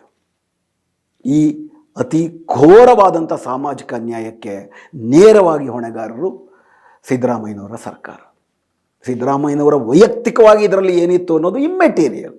ಅಂತಿಮವಾಗಿ ಇದು ಮುಖ್ಯಮಂತ್ರಿ ಸಿದ್ದರಾಮಯ್ಯನವರ ನೇತೃತ್ವದ ಸರ್ಕಾರ ಸುಪ್ರೀಂ ಕೋರ್ಟಿನಲ್ಲಿ ಸಲ್ಲಿಸಿರುವ ಅಫಿಡವಿಟ್ಟು. ಆ ಅಫಿಡವಿಟ್ಟಿನಲ್ಲಿ ವಾಸ್ತವ ಏನಪ್ಪ ಅಂತಂದರೆ ನಾಗಮೋಹನ್ ದಾಸ್ ವರದಿಯನ್ನು ಒಪ್ಕೊಳ್ಬೇಕಾದ್ರೆ ಏನೇನನ್ನು ಅವರು ಇದಕ್ಕಾಗಿ ಒಪ್ಕೊಂಡಿರೋದು ಅವೆಲ್ಲವನ್ನು ತದ್ವಿರುದ್ಧವಾಗಿ ಅವೆಲ್ಲ ಅಲ್ಲ ಅಂತೇಳಿ ಶಾಖಾದ್ರಿ ಅವರ ಅಫಿಡವಿಟ್ಗೆ ಪ್ರತ್ಯುತ್ತರ ಕೊಡಬೇಕಾದ್ರೆ ನಿರಾಕರಿಸಿ ಹೇಳಿಕೆಯನ್ನು ಕೊಟ್ಟಿದ್ದಾರೆ. BJPಯ ಅಫಿಡವಿಟ್ಗೂ BJP ಆಗ ಇದನ್ನು ವಿರುದ್ಧ ವಾದ ಮಾಡಿದ್ದಕ್ಕೂ ಕಾಂಗ್ರೆಸ್ನವರು ಇವತ್ತು ಕೊಟ್ಟಿರುವ ಅಫಿಡವಿಟ್ಗೂ ಯಾವ ಒಂದು ಸ್ಪೆಲ್ಲಿಂಗೂ ವ್ಯತ್ಯಾಸ ಇಲ್ಲದಂತೆ ಯಥಾವತ್ ಎತ್ತಿಡಿದಿದ್ದಾರೆ. ಇದು ಸಿದ್ದರಾಮಯ್ಯನವರ ಸರ್ಕಾರದಲ್ಲಿ ಆದಂಥ ಅತಿ ದೊಡ್ಡ ದ್ರೋಹ, ಸಾಮಾಜಿಕ ಅನ್ಯಾಯ. ಎರಡನೇದು, ಸಿದ್ದರಾಮಯ್ಯನವರು 2013ರಲ್ಲಿ ಮೊದಲನೇ ಬಾರಿ ಮುಖ್ಯಮಂತ್ರಿ ಆದಾಗ ಮಾಡಿದಂಥ ಅತ್ಯುತ್ತಮ ಕಾರ್ಯಕ್ರಮಗಳಲ್ಲಿ ಒಂದು ಯಾವುದಪ್ಪ ಅಂತಂದರೆ 1986ರಲ್ಲೇ 1982ರಲ್ಲಿ ಇಂದಿರಾ ಗಾಂಧಿ ಸರ್ಕಾರ ವಿಶೇಷವಾಗಿ ಅಸ್ಪೃಶ್ಯರನ್ನು ಹಾಗೂ ಆದಿವಾಸಿಗಳನ್ನು ಅವರಿಗೆ ಮಾತ್ರ, ಯಾಕಂದರೆ ಸಾಮಾನ್ಯವಾಗಿ ಎಲ್ಲರಿಗೂ ಕೂಡ ಅಭಿವೃದ್ಧಿ ಕಾರ್ಯಕ್ರಮಗಳನ್ನು ಹಾಕ್ಕೊಂಡ್ರೆ ಅಭಿವೃದ್ಧಿ ಕಾರ್ಯಕ್ರಮಗಳು ಸಮಾಜದಲ್ಲಿ ಯಾರು ಮುಂದುವರ್ತಿದ್ದಾರೆ ಅವ್ರು ಅದರ ಫಲಾನುಭವ ಅನುಭವಿಸ್ತಾರೆ. ಅಲ್ಲಿಗೆ ಆ ಸಂಪನ್ಮೂಲಗಳು ಮುಗಿದೋಗುತ್ತೆ, ಕೆಳಗಿನವರೆಗೂ ಅದು ತೊಟ್ಟಿಕ್ಕೋದೇ ಇಲ್ಲ.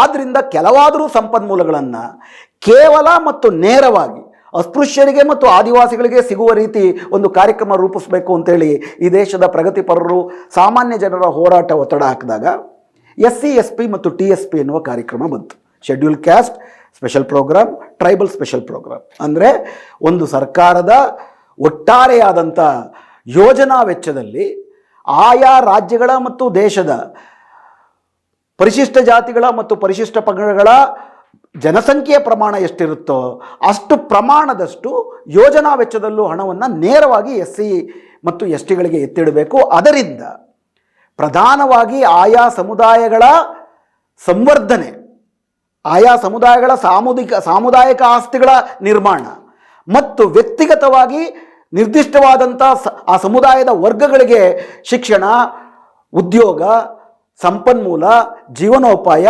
ಇವುಗಳನ್ನು ರೂಪಿಸುವುದಕ್ಕೆ ಬೇಕಾಗುವ ಕಾರ್ಯಕ್ರಮ, ಇವುಗಳನ್ನು ಕೊಡುವುದಕ್ಕೆ ಆ ಕಾರ್ಯಕ್ರಮ ಆಗ ರೂಪುಗೊಂಡಿತ್ತು. ಅದಕ್ಕೆ ಒಂದು ಶಾಸನದ ಸ್ವರೂಪವನ್ನು ಕೊಟ್ಟಿದ್ದು ಮೊದಲು ತೆಲಂಗಾಣದಲ್ಲಿ, ಅವಿಭಜಿತ ಆಂಧ್ರ ಪ್ರದೇಶದಲ್ಲಿ ಅದರ ಬಗ್ಗೆ ಯೋಜನೆಗಳು ಶುರುವಾಯಿತು. ನಂತರ ತೆಲಂಗಾಣದಲ್ಲಿ ಅದಾಯಿತು.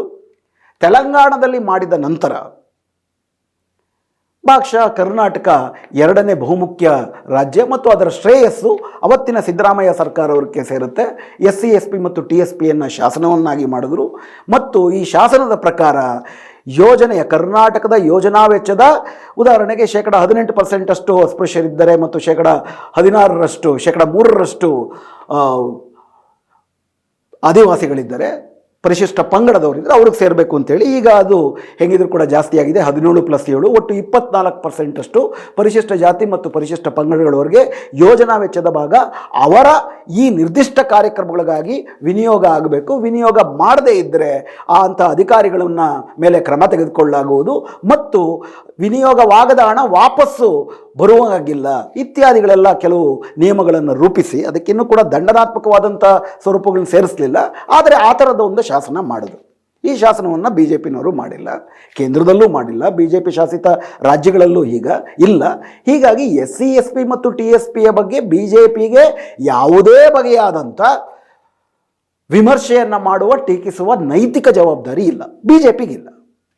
ಆದರೆ 2023ರಲ್ಲಿ ಸಿದ್ದರಾಮಯ್ಯನವರ ಸರ್ಕಾರ ಅಧಿಕಾರಕ್ಕೆ ಬಂದಾದ ಮೇಲೆ ಈ SC/SP TSP ಹಣವನ್ನು ಗ್ಯಾರಂಟಿ ಯೋಜನೆಗೆ ಬಳಸ್ಕೊಳ್ತಿರೋದ್ರ ಬಗ್ಗೆ ಸಾಕಷ್ಟು ವಿವಾದಗಳು ನಡೆದಿದ್ದಾವೆ ಮತ್ತು ಅದನ್ನು ವಿತಂಡವಾದದಿಂದ ಸಿದ್ದರಾಮಯ್ಯನವರು ಮತ್ತು SC ಮಹದೇವಪ್ಪ ಅವರು ಅದನ್ನು ಸಮರ್ಥಿಸ್ಕೊತಾರೆ. ಉದಾಹರಣೆಗೆ ಈ SC/SP TSP ಕಾಯ್ದೆನಲ್ಲಿ 7A 7B 7C 7D ಅಂತ 4 ಬಗೆಯ ಹಣದ ಅನುಷ್ಠಾನಕ್ಕೆ ಅವಕಾಶಗಳಿದೆ. 7A ನಿರ್ದಿಷ್ಟವಾಗಿ ಪರಿಶಿಷ್ಟ ಜಾತಿಯ ವ್ಯಕ್ತಿಗಳ ಶಿಕ್ಷಣ, ಉನ್ನತ ಶಿಕ್ಷಣ, ಆರೋಗ್ಯ ಅಥವಾ ಅವರ ಜೀವನೋಪಾಯಗಳಿಗೆ ಕೊಡುವಂಥದ್ದು.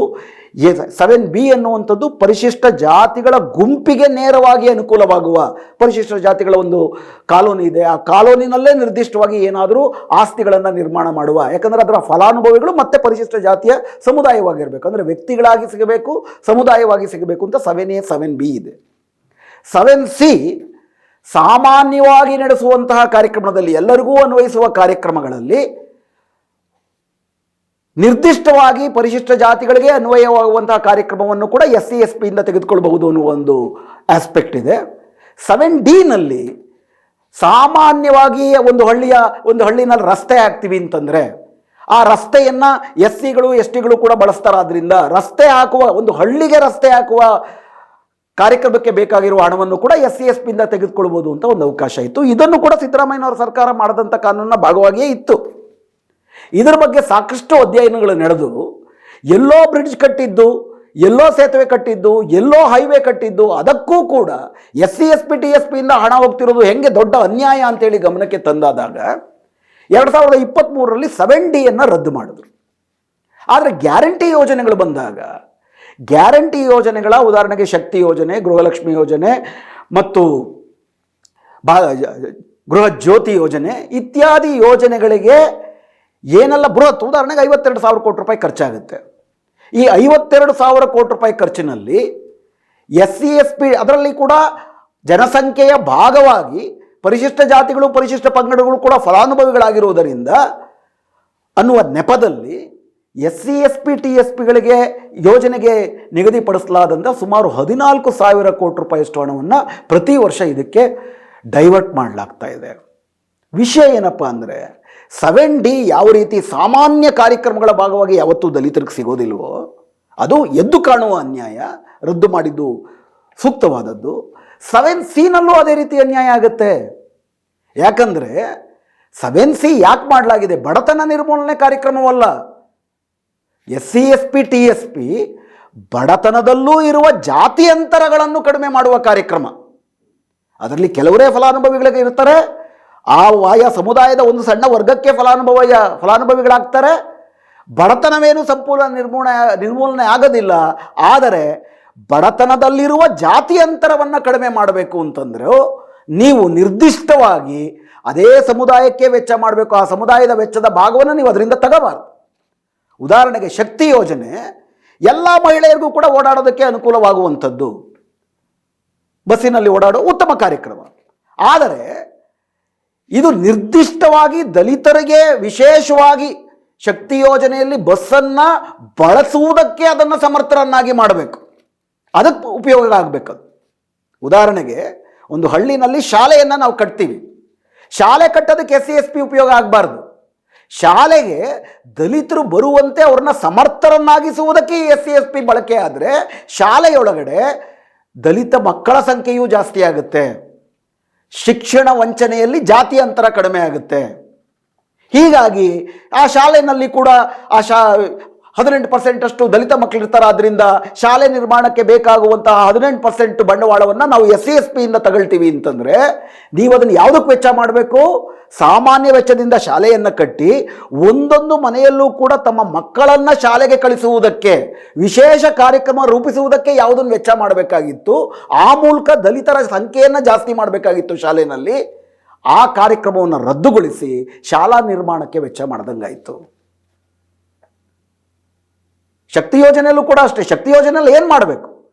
ಸಾಮಾನ್ಯ ದಲಿತ ಮಹಿಳೆಯರು ಕೂಡ, ಪರಿಶಿಷ್ಟ ಪಂಗಡದ ಮಹಿಳೆಯರು ಕೂಡ ಬಸ್ಸಿನಲ್ಲಿ ಓಡಾಡುವಕ್ಕೆ ಆ ಸೌಲಭ್ಯವನ್ನು ಪಡೆದುಕೊಳ್ಳುವ ಸಾಮರ್ಥ್ಯವನ್ನು ಕೊಡೋದಕ್ಕೆ ಆ ದುಡ್ಡು ವೆಚ್ಚ ಆಗಬೇಕು.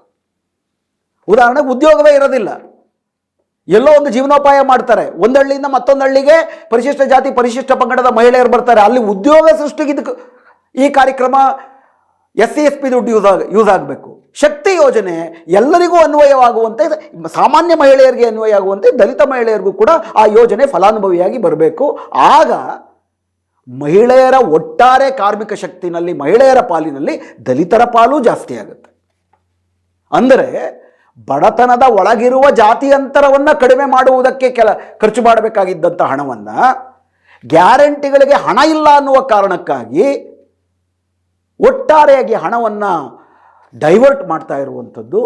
ಯಾವ ಕಾರಣಕ್ಕಾಗಿ ಈ SC/ST ಕಾರ್ಯಕ್ರಮ ಬಂತು ಅದಕ್ಕೆ ಮಾಡಿರುವ ಮಹಾದ್ರೋಹ. ಇದನ್ನು ನಿಚ್ಚಳವಾಗಿ ಮುಂದಿಟ್ಟರು ಕೂಡ ಮಿಕ್ಕಿದ್ದೆಲ್ಲ ಯೋಜನೆ ಬಿಡಿ. ಶಕ್ತಿ ಯೋಜನೆಯಲ್ಲೇ ಒಂದು ಸಣ್ಣ ಲೆಕ್ಕಾಚಾರ ಏನು? ಶಕ್ತಿ ಯೋಜನೆಯಲ್ಲೂ ಕೂಡ ಅದಕ್ಕೊಂದು 5,000 ಕೋಟಿ ರೂಪಾಯಿ ವರ್ಷಕ್ಕೆ ಖರ್ಚಾಗ್ತಿದೆ ಅಂತಂದರೆ ಅದರ 24% ಅಷ್ಟು SC/ST ತೆಗಿತೀರಾ ಅಂತಂದರೆ ಅದರ ಒಳಗಡೆ 24% ಅಷ್ಟು ದಲಿತ ಮಹಿಳೆಯರು ಪರಿಶಿಷ್ಟ ಪಂಗಡದ ಮಹಿಳೆಯರು ಓಡಾಡ್ತಿದ್ದಾರೆ ಅಂತ ಅಂದ್ಬಿಟ್ಟು ಏನು ಗ್ಯಾರಂಟಿ? ಹಂಗೆ ನೋಡೋದಾದರೆ ಅಷ್ಟು ಓಡಾಡ್ತಾ ಇಲ್ಲ, ಓಡಾಡುವಂತಹ ಸಾಧ್ಯತೆ ಇಲ್ಲ. ನೀವು ಓಡಾಡುವ ಸಾಮರ್ಥ್ಯವನ್ನು ಕೊಡೋದಕ್ಕೆ ಹಣ ಬಳಕೆ ಆಗಬೇಕಾಗಿತ್ತು. ಆ ಓಡಾಡುವ ಸಾಮರ್ಥ್ಯವನ್ನು ಪಡಬೇಕು ಅಂದರೆ ಉದ್ಯೋಗಗಳ ಸೃಷ್ಟಿ, ಜೀವನೋಪಾಯದ ಸೃಷ್ಟಿ, ಬೇರೆ ಕಡೆ ಹೋಗಿ ಬರುವಂತಹ ಅವಕಾಶಗಳ ಸೃಷ್ಟಿ. ಹಂಗೆ ಸೃಷ್ಟಿ ಮಾಡಿದಾಗ ಶಕ್ತಿ ಯೋಜನೆ ಬಳಸ್ಕೊಂಡು ಬಸ್ಸಲ್ಲಿ ಹೋಗುವಂಥದ್ದು. ಆವಾಗ ಸೆಕೆಂಡ್ ಅಂದರೆ ಒಂದು ಪೂರಕವಾದಂಥ ಯೋಜನೆಯಾಗಿ ಬರ್ತಿತ್ತು. ಇದನ್ನು ಕಿತ್ಕೊಂಡು ಮತ್ತೊಂದು ಕೊಡೋದಲ್ಲ. ಇನ್ಫ್ಯಾಕ್ಟ್ ಇಡೀ ಗ್ಯಾರಂಟಿ ಯೋಜನೆಯೇ ಎಂಥ ಒಂದು ಸಾಮಾಜಿಕ ನ್ಯಾಯದ ಹೆಸರಿನಲ್ಲಿ ನಡೀತಿರುವಂಥ ಇನ್ನೊಂದು ಅನ್ಯಾಯ ಅಂದರೆ BJPನವರು ಇದಕ್ಕೆ ಮಾಡ್ತಿರೋಂಥ ಎಲ್ಲ ಬ್ರಾಹ್ಮಣೀಯವಾದಂಥ ವಿಮರ್ಶೆಗಳನ್ನು ಸಂಪೂರ್ಣವಾಗಿ ತಿರಸ್ಕರಿಸ್ತಾನೆ. ಇದು ಖಂಡಿತವಾಗಿ ಈ ಯೋಜನೆ ಸಮಾಜಕ್ಕೆ ಪೂರಕವಾದದ್ದು. ಗ್ಯಾರಂಟಿ ಯೋಜನೆಗಳು ಬೇಕೇ ಬೇಕು. ಆದರೆ ಗ್ಯಾರಂಟಿ ಯೋಜನೆಗಳು ಈಗಾಗಲೇ ಇದ್ದಂಥ ಕಲ್ಯಾಣ ಯೋಜನೆಗಳಿಗೆ ಒಂದು ಅಡಿಷನಲ್ ಆಗಿ ಬರಬೇಕು, ಪೂರಕವಾಗಿ ಬರಬೇಕು. ಅದಕ್ಕೆ ಬದಲಿಯಾಗಿ ಅಲ್ಲ. ಮನೆ ಕಟ್ತೀರಿ, ಮನೆ ಕಟ್ಟೋದಕ್ಕೆ ಸಾಲ ಕೊಡ್ತೀರಿ, ಸ್ಕಾಲರ್ಶಿಪ್ ಕೊಡ್ತೀರಿ, ಅದ್ರ ಜೊತೆಗೆ ಗ್ಯಾರಂಟಿ ಯೋಜನೆಯೂ ಇರಬೇಕು. ಸ್ಕಾಲರ್ಶಿಪ್ಗಳನ್ನ ನಿಲ್ಲಿಸ್ಬಿಟ್ಟು ಈ ಥರ ಎಲ್ಲ ಕಲ್ಯಾಣ ಯೋಜನೆಗಳಿಗೆ ಘೋಷಣೆ ಮಾಡೋ 1,000 ಕೋಟಿ ಕೊಡೋದು ಬರೀ 10-15 ಕೋಟಿ, ಅದರಲ್ಲಿ ಉಳಿಸಿದ ಹಣವನ್ನೆಲ್ಲ ಗ್ಯಾರಂಟಿಯಾಗಿ ಮಾಡಿ ಕೊಡ್ತೀರಾ ಅಂತಂದರೆ ನೀವು ಗ್ಯಾರಂಟಿಯನ್ನು ಓಟಿನ ರಾಜಕಾರಣಕ್ಕೆ ಬಳಸ್ಕೊಂಡಂಗಾಯಿತು. ಉದಾಹರಣೆಗೆ ಇವತ್ತು ಸಿವಿಕ್ ಅನ್ನುವಂತಹ ಒಂದು ಸಂಸ್ಥೆ ಕಳೆದ 2.5 ವರ್ಷದಲ್ಲಿ ಉದಾಹರಣೆ ಪ್ರತಿ ಬಜೆಟ್ಟಿನಲ್ಲಿ ಇವರು ಕೊಟ್ಟಂಥ ಭರವಸೆಗಳೆಷ್ಟು ಈಡೇರಿಸಲಾಗಿದೆ ಎನ್ನುವಂತಹ ಪ್ರಣಾಳಿಕೆಯಲ್ಲಿ ಮತ್ತು ಬಜೆಟ್ಟಿನಲ್ಲಿ ಕೊಟ್ಟಂಥ ಭರವಸೆಗಳು ಅದರಲ್ಲಿ ಎಷ್ಟು ಮಟ್ಟಿಗೆ ಈಡೇರಿಸಲಾಗಿದೆ ಅನ್ನೋದ್ರ ಬಗ್ಗೆ ಕೂಲಂಕುಷವಾದಂಥ ಸರ್ವೆ ಡಾಕ್ಯುಮೆಂಟ್ಗಳನ್ನ ತಗೊಂಡು ಮಾಡಿದ್ದಾರೆ. ಒಟ್ಟಾರೆ ಈಡೇರಿಸಲಾದಂಥ ಸರ್ವೆ 241 ಭರವಸೆಗಳಲ್ಲಿ ಬರೀ 6.5% ಮಾತ್ರ. ನೆನೆಗುದಿಗೆ ಬಿದ್ದಿರುವ ಅಥವಾ ಇನ್ನೂ ಕೂಡ ನಿರ್ಮಾಣ ಹಂತದಲ್ಲಿರುವ ಪ್ರೋಗ್ರೆಸ್ನಲ್ಲಿರುವಂತಹ ಉಳಿದ 94% ಅಷ್ಟು ಸಂಪೂರ್ಣ ಈಡೇರದೇ ಇರೋದಕ್ಕೆ ಕಾರಣ ಏನಪ್ಪ ಅಂತಂದರೆ ಹಣಕಾಸಿನ ಕೊರತೆ. ಹಣಕಾಸಿನ ಕೊರತೆ ಯಾಕಿದೆ? ಗ್ಯಾರಂಟಿ ಯೋಜನೆಯನ್ನು ತರಬೇಕಾದ್ರೆ ನೀವು ಹೇಳಿದ್ದೇನು? SC/ST ಹಣ ತಗೊಳ್ತೀವಿ ಅಂತ ಅಂದ್ಬಿಟ್ಟು ಹೇಳೇ ಇಲ್ಲ. ನಿಮ್ಮ ಪ್ರಣಾಳಿಕೆಯಲ್ಲಿ, ನಿಮ್ಮ ಬಜೆಟ್ಟಲ್ಲಿ ಹಣವನ್ನು ಎಲ್ಲಿಂದ ರೂಢಿಸ್ಕೊಳ್ತೀರಾ ಅಂತ ಹೇಳಿದಾಗ ನೀವು ಕೊಟ್ಟಂಥದ್ದು 3 ಸಾಧ್ಯತೆಗಳು. ಒಂದು, ಒಟ್ಟಾರೆ ಆರ್ಥಿಕ ಚಟುವಟಿಕೆಗಳನ್ನು ಜಾಸ್ತಿ ಮಾಡಿ ಬೊಯಾನ್ಸಿ ಅಂತಾರೆ, ಅದರಿಂದ ತೆರಿಗೆ ಸಂಗ್ರಹ ಜಾಸ್ತಿ ಮಾಡ್ತೀವಿ, ಭ್ರಷ್ಟಾಚಾರವನ್ನು ಕಡಿಮೆ ಮಾಡ್ತೀವಿ, ಹಾಗೂ ಆಡಳಿತ ವೆಚ್ಚವನ್ನು ಕಡಿಮೆ ಮಾಡ್ಕೊಳ್ತೀವಿ. ಇವು 3ರ ಮೂಲಕ ನಮಗೆ ಬೇಕಾಗಿರುವ ಹಣವನ್ನು ನಾವು ಸಂಗ್ರಹಿಸ್ತೀವಿ. ಇವು 3 ಕೂಡ ಮಾಡಿಲ್ಲ. ಭ್ರಷ್ಟಾಚಾರ 2 ಪಟ್ಟು ಜಾಸ್ತಿ ಆಗಿದೆ. ಆಡಳಿತಾತ್ಮಕ ಸುಧಾರಣೆ ಹೆಸರಿನಲ್ಲಿ ಇನ್ನೊಂದಷ್ಟು ಪೆಟ್ಟುಗಳನ್ನು ಸಾಮಾನ್ಯ ನೌಕರರಿಗೆ ನೀವು ಕೊಡ್ತಾ ಇದ್ದೀರಿ. ಎಕನಾಮಿಕ್ ಆಕ್ಟಿವಿಟಿ ಜಾಸ್ತಿ ಆಗಿದೆ, ಅದರ ಲಾಭ ಸಿಗ್ತಿರೋದು ದೊಡ್ಡ ದೊಡ್ಡ ಶ್ರೀಮಂತರಿಗೆ, ಕಾರ್ಪೊರೇಟ್ ಉದ್ಯಮಿಗಳಿಗೆ. ನೀವು ಅವ್ರ ಹತ್ರ ತೆರಿಗೆಯನ್ನೇ ಹಾಕಲ್ಲ. ಉದಾಹರಣೆಗೆ ಮೊನ್ನೆಯ ಬಜೆಟ್ಟಿನಲ್ಲಿ ಫಾಲ್ಕನ್ ಅನ್ನುವ ಒಂದು ಸಂಸ್ಥೆಗೆ ಬಜೆಟ್ಟಿಂದ 7,000 ಕೋಟಿ ರೂಪಾಯಿ ಸಬ್ಸಿಡಿ ಕೊಟ್ಟಿದ್ದೀರಿ ನೀವು, ಮತ್ತು ಅವ್ರಿಗೆ ಇನ್ನೊಂದು 10 ವರ್ಷ ತೆರಿಗೆ ತಗೊಳ್ಳಲ್ಲ ಅಂದಿದ್ದೀರಿ. ಯಾವುದರಿಂದ ನೀವು ಗ್ಯಾರಂಟಿಗೆ ಹಣ ತಗೊಳ್ಬೋದು ಅಲ್ಲಿ ನೀವೇ ಹಣ ಕೊಟ್ಟು ಅವ್ರಿಗೆ ಮಾಫಿ ಮಾಡ್ತಿದ್ದೀರಿ. ಹಣ ಇಲ್ಲ ಅನ್ನುವ ಕಾರಣಕ್ಕೆ ಇಲ್ಲದಿರೋ ವಿತಂಡವಾದಗಳನ್ನ ಮುಂದಿಟ್ಟು SC/ST TSPಯಿಂದ ಹಣ ವಸೂಲಿ ಮಾಡ್ತೀರಿ. ಹಾಗೂ ಅದೇ ಸಮಯದಲ್ಲಿ ಬೇರೆ ಬೇರೆ ಕಲ್ಯಾಣ ಯೋಜನೆಗಳು ಎಲ್ಲವನ್ನೂ ಕೂಡ ಅರ್ಧಕ್ಕೆ ನಿಲ್ಲಿಸಿ ಅಥವಾ ಹಣವೇ ಇಲ್ಲದೆ ಸೊರಗೋ ಥರ ಮಾಡಿ ಮಂಡಳಿಗಳು, ನಿಗಮಗಳು, ಬೇರೆ ಬೇರೆ ಜಾತಿ ಆಧಾರಿತ OBC ಇತ್ಯಾದಿ ಜಾತಿ ಆಧಾರಿತ ನಿಗಮಗಳು ಹಣ ಇಲ್ಲ. ಇದರ್ಥ ಗ್ಯಾರಂಟಿ ಯೋಜನೆಗಳು ಖಂಡಿತ ರದ್ದಾಗಬೇಕಾಗಿಲ್ಲ. ಗ್ಯಾರಂಟಿ ಯೋಜನೆಗಳು ಎರಡನೇ ಈಗಾಗಲೇ ಇರುವ ಯೋಜನೆಗಳ ಜೊತೆಗೆ ಬರಬೇಕು. ಅದರ ಬದಲಿಗೆ ಇದು ಅಂತಾದರೆ ಅದು ಇನ್ನೊಂದು ದ್ರೋಹವೇ ಆಗುತ್ತೆ. ಈ ವಿತಂಡವಾದವನ್ನು ಮಾಡ್ತಿರುವಂಥದ್ದು ಇನ್ನೊಂದು ಮಹಾ ಸಾಮಾಜಿಕ ಅನ್ಯಾಯ. ಮೂರನೇದಾಗಿ, ಇಡೀ ಸಿದ್ದರಾಮಯ್ಯನವರ ಸರ್ಕಾರ ಅಧಿಕಾರಕ್ಕೆ ಬರುವುದಕ್ಕೆ ದೊಡ್ಡ ಮಟ್ಟದಲ್ಲಿ ಕಾರಣವಾದದ್ದು ಈಗಾಗಲೇ ನಾವು ಚರ್ಚೆ ಮಾಡ್ದಂಗೆ BJPಯ ಸರ್ಕಾರದ ಅವಧಿನಲ್ಲಿ ಈ ದೇಶದ ಅಹಿಂದ ಸಮುದಾಯ, ವಿಶೇಷವಾಗಿ ಅಲ್ಪಸಂಖ್ಯಾತರು, ಮುಸ್ಲಿಮರು ಬದುಕಕ್ಕೆ ಆಗದಿರುವಂಥ ಸಂದರ್ಭವನ್ನು ಸೃಷ್ಟಿ ಮಾಡಿದ್ದು ಹಿಂದುತ್ವದ ಆಟಾಟೋಪ ಏಕಕಾಲದಲ್ಲಿ ಮುಸ್ಲಿಮರ ಮೇಲೆ ತೀವ್ರವಾಗಿ, ದಲಿತರ ಮೇಲೆ ಪರೋಕ್ಷವಾಗಿ, ಮಹಿಳೆಯರ ಮೇಲೆ ವಿಸ್ತೃತವಾಗಿ ನಡೀತಾ ಇದ್ದದ್ದರಿಂದ ಬೇಸತ್ತು ಹೋಗಿದ್ದಂಥ ಜನ BJPಗೆ 36% ಓಟ್ ಕೊಟ್ಟರೆ ಕಾಂಗ್ರೆಸ್ಗೆ 43% ಓಟ್ ಕೊಟ್ಟರು. 7% ಓಟ್ ಜಾಸ್ತಿ ಆಯಿತು. ಇದರಿಂದ ನಿರೀಕ್ಷೆ ಏನಿತ್ತು? ಹಿಂದುತ್ವದ ಸಂಘಟನೆಗಳು, ಸಂಘ ಪರಿವಾರದವರು, ಹಿಂದೂಗಳಲ್ಲ, ಓಟ್ ಹಾಕ್ದವರೆಲ್ಲ ಕೂಡ ಆ ರೀತಿ ನೋಡಿದ್ರೆ ಹಿಂದೂಗಳೇ ಕಾಂಗ್ರೆಸ್ಗೆ. ಸಂಘ ಪರಿವಾರದ ಈ ಆಟಾಟೋಪಗಳ ಮೇಲೆ ಒಂದು ಅಂಕುಶವನ್ನು ವಿಧಿಸ್ತೀರಾ? ಬಹಳ ಪ್ರಜ್ಞಾಪೂರ್ವಕವಾಗಿ ಏನು ಕರ್ನಾಟಕ ಸರ್ಕಾರ ಅಂದರೆ ಅದನ್ನು ನಡೆಸೋದು ಮಠಗಳು, ಮಾನ್ಯಗಳು, ಧರ್ಮಸ್ಥಳಗಳು, ರವಿಶಂಕರ್ ಸ್ವಾಮೀಜಿಗಳು ಇತ್ಯಾದವರೇ ನಡೆಸ್ತಾ ಇದ್ದಾರೆ, ಅಥವಾ ಮತ್ತೊಂದು ಕಡೆ ದೊಡ್ಡ ದೊಡ್ಡ ಕಾರ್ಪೊರೇಟ್ ದಳಪತಿಗಳು, ಮೋಹನ್ ದಾಸ್ ಪೈಗಳು, ಉದಾಹರಣೆಗೆ ಬೊಮ್ಮಾಯಿ ಮತ್ತು ಪೈ ಅವ್ರದ್ದು ಒಂದು ಜಾಯಿಂಟ್ ಯೋಜನೆ ಬಂತು 2022ರಲ್ಲಿ, how to make Karnataka $1 trillion economy ಅಂತ. ಒಂದು ಕಡೆ ಕಾರ್ಪೊರೇಟ್ನವರು, ಇನ್ನೊಂದು ಕಡೆ ಮಠದವರು, ಅವ್ರಿಗೆ ಕರ್ನಾಟಕವನ್ನು ಬಿಟ್ಟುಕೊಟ್ಟು ಅದರಿಂದ ಇಡೀ ಅಹಿಂದ ಸಮುದಾಯ ದೊಡ್ಡ ರೀತಿ ಶೋಷಣೆಯಲ್ಲಿ ಒಳಗಾಗಿದ್ದಾಗ ಅದರಿಂದ ಮುಕ್ತಿ ಸಿಗುತ್ತೆ ಅಂಥೇಳಿ, ನ್ಯಾಯ ಸಿಗುತ್ತೆ ಅಂತೇಳಿ, ಸಾಮಾಜಿಕ ನ್ಯಾಯ ಸಿಗುತ್ತೆ ಅಂತೇಳಿ ಸಿದ್ದರಾಮಯ್ಯನವರ ನೇತೃತ್ವದ ಕಾಂಗ್ರೆಸ್ಗೆ ಓಟ್ ಹಾಕಿದ್ರು. ಅಧಿಕಾರಕ್ಕೆ ಬಂದ ತಕ್ಷಣ ಮಾಡಿದ್ದೇನು? ನಡೆದಂಥ ಮತ್ತೊಂದು ದೊಡ್ಡ ಸಾಮಾಜಿಕ ಅನ್ಯಾಯ ಏನು? ಅಧಿಕಾರಕ್ಕೆ ಬಂದಂಥ ಒಂದೇ ತಿಂಗಳಲ್ಲಿ ಸ್ಪೀಕರ್ UT ಖಾದರ್ ಅವರು ನೆಲಮಂಗಲದ ಒಂದು ರೆಸಾರ್ಟ್ನಲ್ಲಿ ಹೊಸದಾಗಿ ಆಯ್ಕೆಯಾದಂಥ ಶಾಸಕರಿಗೆ 3 ದಿನಗಳ ತರಬೇತಿ ಶಿಬಿರವನ್ನು ಮಾಡ್ತಾರೆ. ಅದರ ಉದ್ಘಾಟನೆಗೆ ಯಾರು ಹಿಂದುತ್ವದ ಪೋಷಕರೋ ಅವರನ್ನೇ ಪತ್ತೆ ಹಚ್ಚಿ ಕರ್ಕೊಂಡು ಬಂದು ಅವರಿಂದ ಆಶೀರ್ವಚನವನ್ನು ಕೊಡಿಸ್ತಾರೆ. ಫಸ್ಟ್ ಆಫ್ ಆಲ್, ಈ ಆಶೀರ್ವಚನ ಅಂದ್ರೇನು? ಯಾವುದನ್ನು ಆಶೀರ್ವಚನ ಒಂದು ಧಾರ್ಮಿಕವಾದಂಥ ಹಿಂದುತ್ವವಾದಿ ಒಂದು ರಾಜಕೀಯವನ್ನಾಗಿ ಮಾಡಿಬಿಟ್ಟಿದ್ರು. ನೀವು ಮೂಢನಂಬಿಕೆಯ ವಿರುದ್ಧ ಇದ್ದಂಥವ್ರು, ನೀವು ಈ ರೀತಿಯಾದಂಥ ಸೆಕ್ಯುಲರ್ ವಿಷಯಗಳಲ್ಲಿ ನಂಬಿಕೆ ಇಟ್ಕೊಂಡಂಥವ್ರು, ನೀವು ಮಾಡಬೇಕಾಗಿದ್ದೇನು? ಈ ರಾಜಕಾರಣದಿಂದ ಹೊರಗಡೆ ಬರಬೇಕಾಗಿತ್ತು. ಇದೇ ರವಿಶಂಕರ್ ಸ್ವಾಮೀಜಿ, ಇದೇ ಎಲ್ಲಕ್ಕಿಂತ ಮುಖ್ಯವಾಗಿ ಧರ್ಮಸ್ಥಳದ ವೀರೇಂದ್ರ ಹೆಗಡೆ ಅವರು ಬಂದ ಆಶೀರ್ವಚನವನ್ನು ಕೊಡ್ತಾರೆ. ಅಲ್ಲಿಂದ ಮೊದಲುಗಂಡು ಅದಾದ ಒಂದೇ ತಿಂಗಳಲ್ಲಿ ಪೇಜಾವರ ಮಠದ ಹಾಲಿ ಶ್ರೀಗಳು ಅವರನ್ನು ನಮ್ಮ ಗೃಹ ಮಂತ್ರಿ ಪರಮೇಶ್ವರ್ ಅವರು ಮನೆಗೆ ಕರೆದು ಅವರ ಪಾದಪೂಜೆಯನ್ನು ಮಾಡ್ತಾರೆ. ಬಜರಂಗ ದಳವನ್ನು ನಿಷೇಧಿಸ್ತೀರಾ ಅನ್ನೋ ಪ್ರಶ್ನೆ ಕೇಳಿದಾಗ ಗೃಹ ಮಂತ್ರಿಯಾಗಿ ಭರವಸೆ ಕೊಡ್ತಾರೆ, ಬಜರಂಗ ದಳವನ್ನು ನಿಷೇಧಿಸುವ ಯಾವುದೇ ಯೋಚನೆ ನಮಗಿಲ್ಲ ಅಂತೇಳಿ. ಸಾಂಕೇತಿಕವಾಗಿ ನಮ್ಮದು ಕಂಟಿನ್ಯೂಟಿ, ನಾವು ಮಠಗಳನ್ನು ಪೂಜಿಸ್ತೀವಿ, ನಿಮಗೆ ನಮ್ಮ ಗೃಹ ಇಲಾಖೆ ಒಳಗಡೆ ಅಥವಾ ನಮ್ಮ ಸರ್ಕಾರದೊಳಗಡೆ ನಿಮಗೆ BJPನಲ್ಲಿ ಏನು ಸ್ಥಾನಮಾನ ಇತ್ತೋ ಅದೇ ಸ್ಥಾನಮಾನ ಮುಂದುವರಿಯುತ್ತೆ ಅನ್ನೋ ಸಾಂಕೇತಿಕ ಭರವಸೆಯನ್ನೇ ನೀವು ಅವ್ರಿಗೆ ಕೊಟ್ಟರೆ ನಿಮ್ಮ ಮೇಲೆ ಇಟ್ಟಂಥ ಭರವಸೆಗೆ ದ್ರೋಹ ಬಗದ್ರಿ. ಅದಾದ ನಂತರದಲ್ಲಿ ಧರ್ಮಸ್ಥಳದಲ್ಲಿ ನಡೀತಿರೋದು ನಿಮಗೆ ಗೊತ್ತೇ ಇದೆ. ಸೌಜನ್ಯ ಪ್ರಕರಣ ಇರ್ಬೋದು, ಏನೊಂದು 6 ಪ್ರಮುಖವಾದಂಥ ಕೊಲೆಗಳು ನಡೆದಿದ್ದಾವೆ. ಆನಂತರ ಮುಸುಕುಧಾರಿ ಚಿನ್ನಯ್ಯ ಬಂದದ್ದು, ಆ ಚಿನ್ನಯ್ಯ ಪ್ರಕರಣದಲ್ಲಿ ಒಟ್ಟಾರೆಯಾಗಿ ಬುಡಮೇಲಾಗೋಗಿದ್ದು ಹೇಗೆ? SITಯನ್ನು ನೇಮಕ ಮಾಡಿದ್ರಿ. ಈ SIT ಧರ್ಮಸ್ಥಳವನ್ನು ವಿಚಾರಣೆ ಮಾಡುವುದರ ಬದಲಾಗಿ ಅದನ್ನು ಪ್ರಶ್ನಿಸಿದವ್ರನ್ನ ವಿಚಾರಣೆ ಮಾಡ್ತಾ ಒಟ್ಟಾರೆಯಾಗಿ ಧರ್ಮಸ್ಥಳದ ಧರ್ಮಾಧಿಕಾರದ ಹೆಸರಿನಲ್ಲಿ ಏನೊಂದು ಕಳೆದ 30 ವರ್ಷದಿಂದ ಸಾಲು ಕೊಲೆಗಳು ನಡೆದಿದ್ದಾವೆ, ಅದರ ಬಗ್ಗೆ ಪ್ರಶ್ನೆಯನ್ನು ಮಾಡುವುದನ್ನೇ ಅಮಾನ್ಯಗೊಳಿಸುವ ರೀತಿಯಲ್ಲಿ ರಾಜಕಾರಣ ಮಾಡ್ತಾ SITನಲ್ಲೂ ಅದರ ಪ್ರವೇಶ ಆದಂಥ ಸಂದರ್ಭದಲ್ಲಿ ತಾವು ಈ ಸರ್ಕಾರದ ಮುಖ್ಯಸ್ಥರು DK ಶಿವಕುಮಾರ್ ಅವರಂತೂ ನೇರವಾಗಿ ಧರ್ಮಸ್ಥಳ ಇನ್ನು ವಿಚಾರಣೆ SIT ವಿಚಾರಣೆ ನಡೆಯುವಂತಹ ಸಂದರ್ಭದಲ್ಲೇ ಸೀದಾ ಹೋಗಿ ಧರ್ಮಸ್ಥಳ ಹೆಗಡೆ ಅವರ ರಕ್ಷಣೆಗೆ ನನ್ನಂತಹ ನೂರಾರು DK ಶಿವಕುಮಾರ್ಗಳಿರ್ತಾರೆ ಅಂತಾರೆ. ಕಾಂಗ್ರೆಸ್ನಿಂದ BJP ಜೊತೆ ಪೈಪೋಟಿನಲ್ಲಿ ಅಲ್ಲಿ ರ್ಯಾಲಿ ಹೋಗ್ಬಿಟ್ಟು ಧರ್ಮಸ್ಥಳದ ರಕ್ಷಣೆಗೆ ನಿಲ್ಲುತ್ತೆ. ತಾವು ಸಿದ್ದರಾಮಯ್ಯನವರು ಮುಖ್ಯಸ್ಥರಾಗಿ ಬೇರೆ ಎಲ್ಲ ಕಡೆ ನಾನು ಮೌಢ್ಯವನ್ನು ವಿರೋಧಿಸ್ತೀನಿ, ಬಟ್ಟೆ ಯಾಕ್ರಿ ಬಿಚ್ಕೊಂಡು ಹೋಗಬೇಕು ಬೇರೆ ಬೇರೆ ದೇವಸ್ಥಾನಗಳಿಗೆ ಅನ್ನೋ ಥರದ್ದೆಲ್ಲ ಪ್ರಶ್ನೆ ಮಾಡ್ತಿದ್ದಂಥ ತಾವು ಬಟ್ಟೆ ಬಿಚ್ಕೊಂಡು ಹೋಗ್ಬಿಟ್ಟು DK ಶಿವಕುಮಾರ್ ಅವ್ರ ಜೊತೆ ದರ್ಶನ ಮಾಡಿ ತಾವು ಸರ್ಕಾರ ನಿಮ್ಮ ಜೊತೆ ಇದೆ, ಅವ್ರ ಮೇಲೆ ಒಂದು ಅನುಮಾನವಿದೆ. ಯಾರು ಕೂಡ ಈಗಲೇ ಹೆಗಡೆ ಅವರು ಈ ಆರೋಪದಲ್ಲಿ ಅಪರಾಧಿ ಅಂತ ಯಾರು ಹೇಳ್ತಿಲ್ಲ, ಒಂದು ಅನುಮಾನ ಇದೆ ಸಮಾಜದಲ್ಲಿ. ಸರ್ಕಾರವಾಗಿ ನೀವು ಯಾರು ಅನುಮಾನಿತರಿದ್ದಾರೋ ಅವರ ಜೊತೆ ನಿಮ್ಮ ಒಡನಾಟ ಬೆಳೆದಾಗ ತನಿಖೆಗೆ ವಿಚಾರಣೆಗೆ ಏನು ಸಂದೇಶ ಹೋಗುತ್ತೆ ನಿಮ್ಮ ಕೈ ಕೆಳಗಡೆ ನಡೆಯುವಂಥ ಅಧಿಕಾರಿಗಳಿಗೆ? ಇದು ನೀವು ಮಾಡಿದಂಥ ಮೂರನೇ ದೊಡ್ಡ ಸಾಮಾಜಿಕ ನ್ಯಾಯ. ಅಷ್ಟೇ ಮುಖ್ಯವಾದದ್ದು, ಸಾಮಾಜಿಕ ನ್ಯಾಯ ಯಾವುದರಿಂದ ಆಗುತ್ತೆ?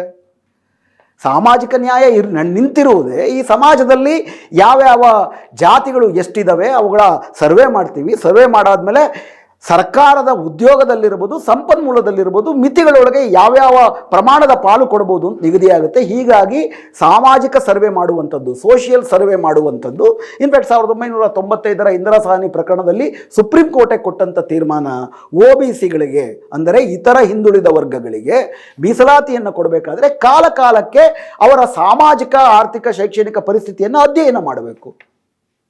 ಅದನ್ನು ಸರ್ವೆ ಮೂಲಕವೇ ಮಾಡಬೇಕು. ತಾವು ಅಧಿಕಾರಕ್ಕೆ ಬಂದ ತಕ್ಷಣ ಕಾಂತರಾಜ್ ಸಮಿತಿಯನ್ನು ನೇಮಕ ಮಾಡಿದ್ರಿ. ಕಾಂತರಾಜ್ ಆಯೋಗ,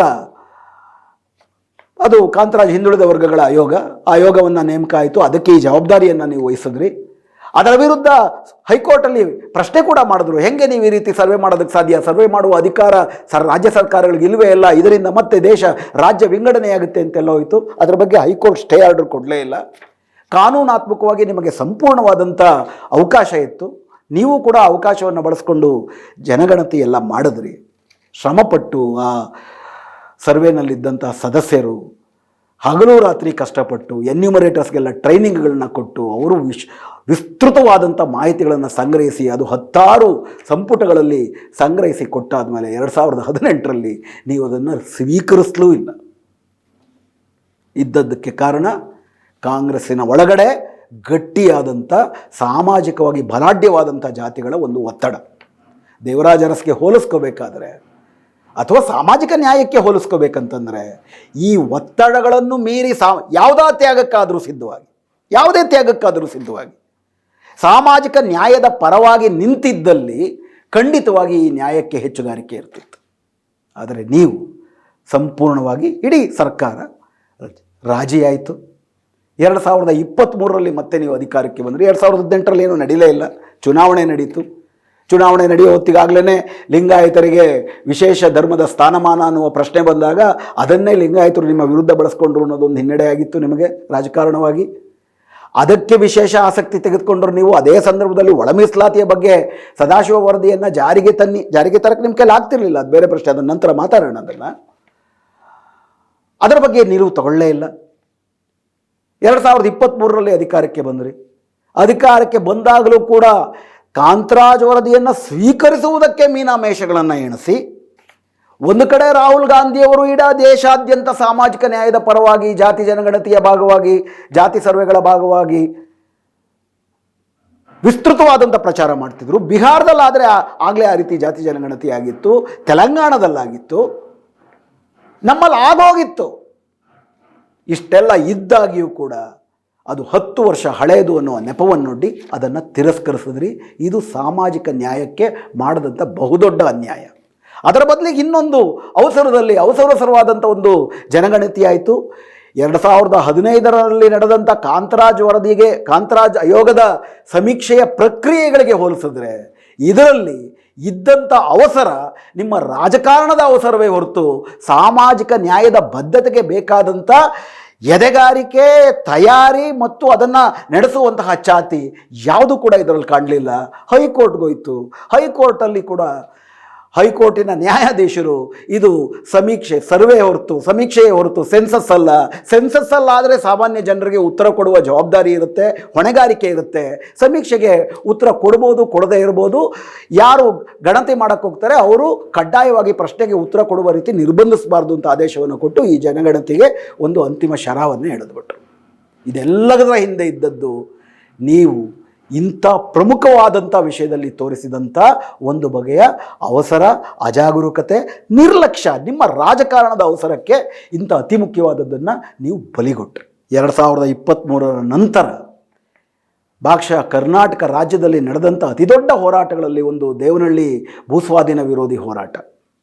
ತಾವು ವಿರೋಧ ಪಕ್ಷದ ನಾಯಕರಾಗಿದ್ದಾಗ 2022ರಿಂದ ಆ ಹೋರಾಟ ನಡೀತಿತ್ತು. ಇದ್ರ ಬಗ್ಗೆ 2-3 ಎಪಿಸೋಡ್ ಮಾಡಿದ್ದೀವಿ, ವಿವರಗಳು ನಿಮಗೆ ತಿಳಿದಿದೆ. ತಾವು ವಿರೋಧ ಪಕ್ಷದ ನಾಯಕರಾಗಿದ್ದಾಗ ಖಂಡಿತ ಈ ಭೂಸ್ವಾಧೀನ ಆದೇಶ ಏನಿದೆ ಅಕ್ರಮ, ನಾನು ಅಧಿಕಾರಕ್ಕೆ ಬಂದರೆ ಮರುಕ್ಷಣವೇ ಈ ಭೂಸ್ವಾಧೀನವನ್ನು ರದ್ದು ಮಾಡ್ತೀನಿ ಅಂತೆಲ್ಲ ಘೋಷಣೆ ಮಾಡಿದ್ರಿ. 2023ಕ್ಕೆ ತಾವು ಮುಖ್ಯಮಂತ್ರಿ ಆದ್ರಿ, ಆದರೂ ಕೂಡ ಇದನ್ನು ವಾಪಸ್ ತಗೊಳ್ಳಿಲ್ಲ. ಅದಕ್ಕಿಂತ ಮುಖ್ಯವಾದದ್ದು, ತುಂಬ ಮುಖ್ಯವಾದದ್ದು, 2013ರಲ್ಲಿ ತಮ್ಮದೇ ಕಾಂಗ್ರೆಸ್ಸಿನ UPA ಸರ್ಕಾರ ಕೇಂದ್ರದಲ್ಲಿ ಇದ್ದಾಗ ರೈತರಿಂದ ಭೂಮಿಯನ್ನು ವಶಪಡಿಸಿಕೊಳ್ಳುವಾಗ ಅನುಸರಿಸ್ತಿದ್ದಂಥ ಕಾಯ್ದೆ, ಅದುವರೆಗೂ ಕೂಡ 1894ರ ಭೂಸ್ವಾಧೀನ ಕಾಯ್ದೆ, ಅದರಲ್ಲಿ ರೈತರ ಒಪ್ಪಿಗೆಗೆ ಹೆಚ್ಚಿಗೆ ಮಹತ್ವ ಇರ್ತಾನೆ ಇರಲಿಲ್ಲ. ಆದರೆ 2013ರಲ್ಲಿ ಚುನಾವಣೆಗೆ ಮುಂಚೆ ಪಕ್ಷ ಚುನಾವಣಾ ಕಾರಣಕ್ಕಾಗೇ ತುಂಬ ಸಾಮಾಜಿಕ ನ್ಯಾಯದ ಆಶಯವನ್ನು ಹೊಂದಿದ್ದ ಒಂದೊಂದು ನೀತಿಯನ್ನು ತಮ್ಮ UPA ಸರ್ಕಾರ ಜಾರಿಗೆ ತಂತು. ಅದರ ಪ್ರಕಾರ LARR ನೀತಿ ಅಂತ ಕರೀತಾರೆ ಅದನ್ನು, land acquisition resettlement and rehabilitation act ಅಂತೇಳಿ. ಅದರ ಪ್ರಕಾರ ರೈತರ ಜಮೀನನ್ನು ಯಾವುದಾದರೂ ಖಾಸಗಿ ವಿಷಯಕ್ಕೋ ಸರ್ಕಾರಿ ವಿಷಯಕ್ಕೋ ವಶಪಡಿಸ್ಕೊಳ್ಬೇಕಾದ್ರೆ ಆ ಏರಿಯಾದಲ್ಲಿ ಎಲ್ಲಿ ನೀವು ವಶಪಡಿಸ್ಕೊಳ್ತೀರಾ ಅದರ 80% ರೈತರ ಒಪ್ಪಿಗೆಯನ್ನು ಕೊಡಬೇಕು. ಪುನರ್ವಸತಿ ಹಾಗೂ ಪರಿಹಾರದ ಯೋಜನೆಯನ್ನು ಘೋಷಿಸಿದ ನಂತರವೇ, ಪುನರ್ವಸತಿಯನ್ನು ಮಾಡಿದ ನಂತರವೇ ಭೂಮಿಯನ್ನು ವಶಕ್ಕೆ ತೆಗೆದುಕೊಳ್ಳಬೇಕು ಅನ್ನೋದು ಇದು 2 ಅತ್ಯಂತ ಪ್ರಮುಖವಾದಂಥ ವಿಷಯ. ಇದರಲ್ಲಿ ಈ ದೇಶದ ಭೂಮಿಯ ಮಾಲೀಕರು ಯಾರು ಅನ್ನುವ ಪ್ರಶ್ನೆಗೆ ಉತ್ತರ ಇತ್ತು. ಈ ದೇಶದ ಭೂಮಿಯ ಮಾಲೀಕರು, ಅದರ ಓನರ್ಸು ರೈತರು, ಸರ್ಕಾರ ಅಲ್ಲ. ರೈತರಿಗೆ ಏನು ಮುಖ್ಯ ಅಂತೇಳಿ ಸರ್ಕಾರ ತೀರ್ಮಾನ ಮಾಡಬಾರ್ದು. ಯಾವುದು ಅಭಿವೃದ್ಧಿ ಅಂತ ಅಂದ್ಬಿಟ್ಟು ಸರ್ಕಾರಕ್ಕೆ ಅನಿಸಿದ್ರೆ ರೈತರಿಗೂ ಮನವರಿಕೆ ಮಾಡಿಕೊಡ್ಬೇಕು. ರೈತರಿಗೆ ಅದು ತಮ್ಮ ಅಭಿವೃದ್ಧಿ ಅಲ್ಲ ಅಂತಂದರೆ ಅದನ್ನು ನಿರಾಕರಿಸುವಂಥ ಒಂದು ಪ್ರಜಾತಾಂತ್ರಿಕ ಹಕ್ಕು ರೈತರಿಗಿರಬೇಕು. ಅದು LARR ಆ್ಯಕ್ಟ್ನ ಅತ್ಯಂತ ಪ್ರಮುಖವಾದಂಥ ವಿಷಯ. 2014ರಲ್ಲಿ ಮೋದಿ ಸರ್ಕಾರ ಅಧಿಕಾರಕ್ಕೆ ಬಂದ ತಕ್ಷಣ ಈ ಆ್ಯಕ್ಟ್ ವಿರುದ್ಧ ದೊಡ್ಡ ಅಪಪ್ರಚಾರವನ್ನು ಶುರು ಮಾಡಿದ್ರು. CT ರವಿಯವರ ನೇತೃತ್ವದಲ್ಲಿ ಇಲ್ಲಿ ಕೂಡ BJP LARR ಆ್ಯಕ್ಟ್ನ ರದ್ದು ಮಾಡಬೇಕು, ಇದರಿಂದ ದೇಶದ ಅಭಿವೃದ್ಧಿ ನಿಂತೋಗುತ್ತೆ ಅಂತ ಘೋಷಣೆ ಮಾಡಿದ್ರು.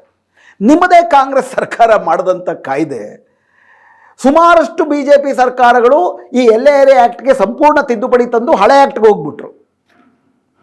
2018ರಲ್ಲಿ ಸಮ್ಮಿಶ್ರ ಸರ್ಕಾರ ಇದ್ದಾಗ, ಕಾಂಗ್ರೆಸ್ JDS ಸರ್ಕಾರ ಇದ್ದಾಗ, ದೇಶಪಾಂಡೆ ಅವರು ಕೈಗಾರಿಕಾ ಮಂತ್ರಿ ಆಗಿದ್ದಾಗ ನಿಮ್ಮ ಕಾಂಗ್ರೆಸ್ ಸರ್ಕಾರ JDSನ ಜೊತೆ ಸೇರಿ ಈ LARR ಆ್ಯಕ್ಟ್ಗೆ ಒಂದು ತಿದ್ದುಪಡಿಯನ್ನು ತಂದು ಹಲವಾರು ವಿಶೇಷ ಅವಕಾಶಗಳನ್ನು ಕಲ್ಪಿಸಿ ಕೆಲವು ನಿರ್ದಿಷ್ಟವಾದಂಥ ದೇಶಾಭಿವೃದ್ಧಿ, ರಾಜ್ಯಾಭಿವೃದ್ಧಿ ಕಾರ್ಯಕ್ರಮಗಳಲ್ಲಿ ಜನರ ಒಪ್ಪಿಗೆ ತಗೋಬೇಕಾಗಿಲ್ಲ, ನಾವು ಜನರಿಗೆ ಸೂಕ್ತವಾದ ಪರಿಹಾರ ಕೊಟ್ಟು ಜಮೀನನ್ನು ವಶಪಡಿಸಿಕೊಳ್ಳಬಹುದು ಅಂತೇಳಿ ಅಂಥ ರೈತದ್ರೋಹಿ ಕಾಯ್ದೆಯನ್ನು 2018ರಲ್ಲೇ ನೀವು ತಂದ್ರಿ.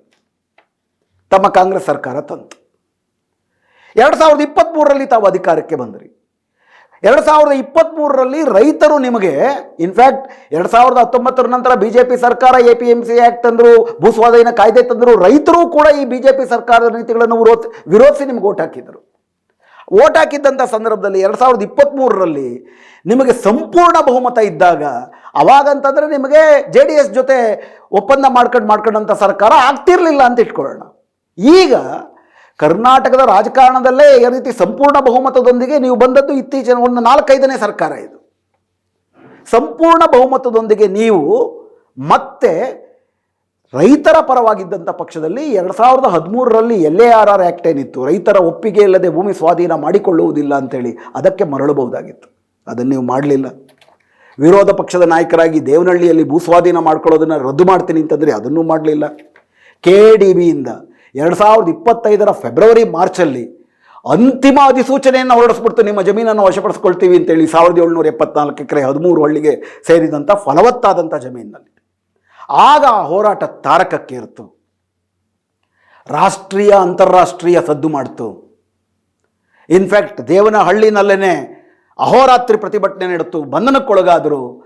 ರಾಷ್ಟ್ರೀಯ ಅಂತಾರಾಷ್ಟ್ರೀಯ ಮಟ್ಟದಿಂದ ರೈತ ನಾಯಕರು ಹಾಗೂ ಹಲವಾರು ಕಲಾವಿದರು, ಈ ರಾಜ್ಯದ ಎಲ್ಲ ಪ್ರಗತಿಪರರು, ವಿರೋಧ ಪಕ್ಷಗಳು ಬಾಯಿ ಮುಚ್ಕೊಂಡು, ಯಾಕಂತಂದರೆ ಅನ್ಯಾಯ ಆಗ್ತಿದೆ ದೇವನಹಳ್ಳಿಗೆ, ಅದರ ವಿರುದ್ಧ ಮಾತಾಡಿದ್ರೆ ಓಟ್ ಹೋಗುತ್ತೆ ಅನ್ನೋ ಕಾರಣಕ್ಕೆ ಅವರು ಬಾಯಿ ಮುಚ್ಕೊಂಡಿದ್ರು. BJP ಯಾವತ್ತೂ ಕೂಡ ವಿರೋಧ ಪಕ್ಷವಾಗಿಯೂ ಕೂಡ ಜನದ್ರೋಹಿ ಕೆಲಸಗಳನ್ನೇ ಮಾಡ್ಕೊಳ್ತಿದೆ. ಇದರಲ್ಲಿ BJPಯ ವಿಷಯದ ಬಗ್ಗೆ ನಾವು ಚರ್ಚೆ ಮಾಡುವ ಅಗತ್ಯ ಇಲ್ಲ, ಅದು ಸ್ಪಷ್ಟ.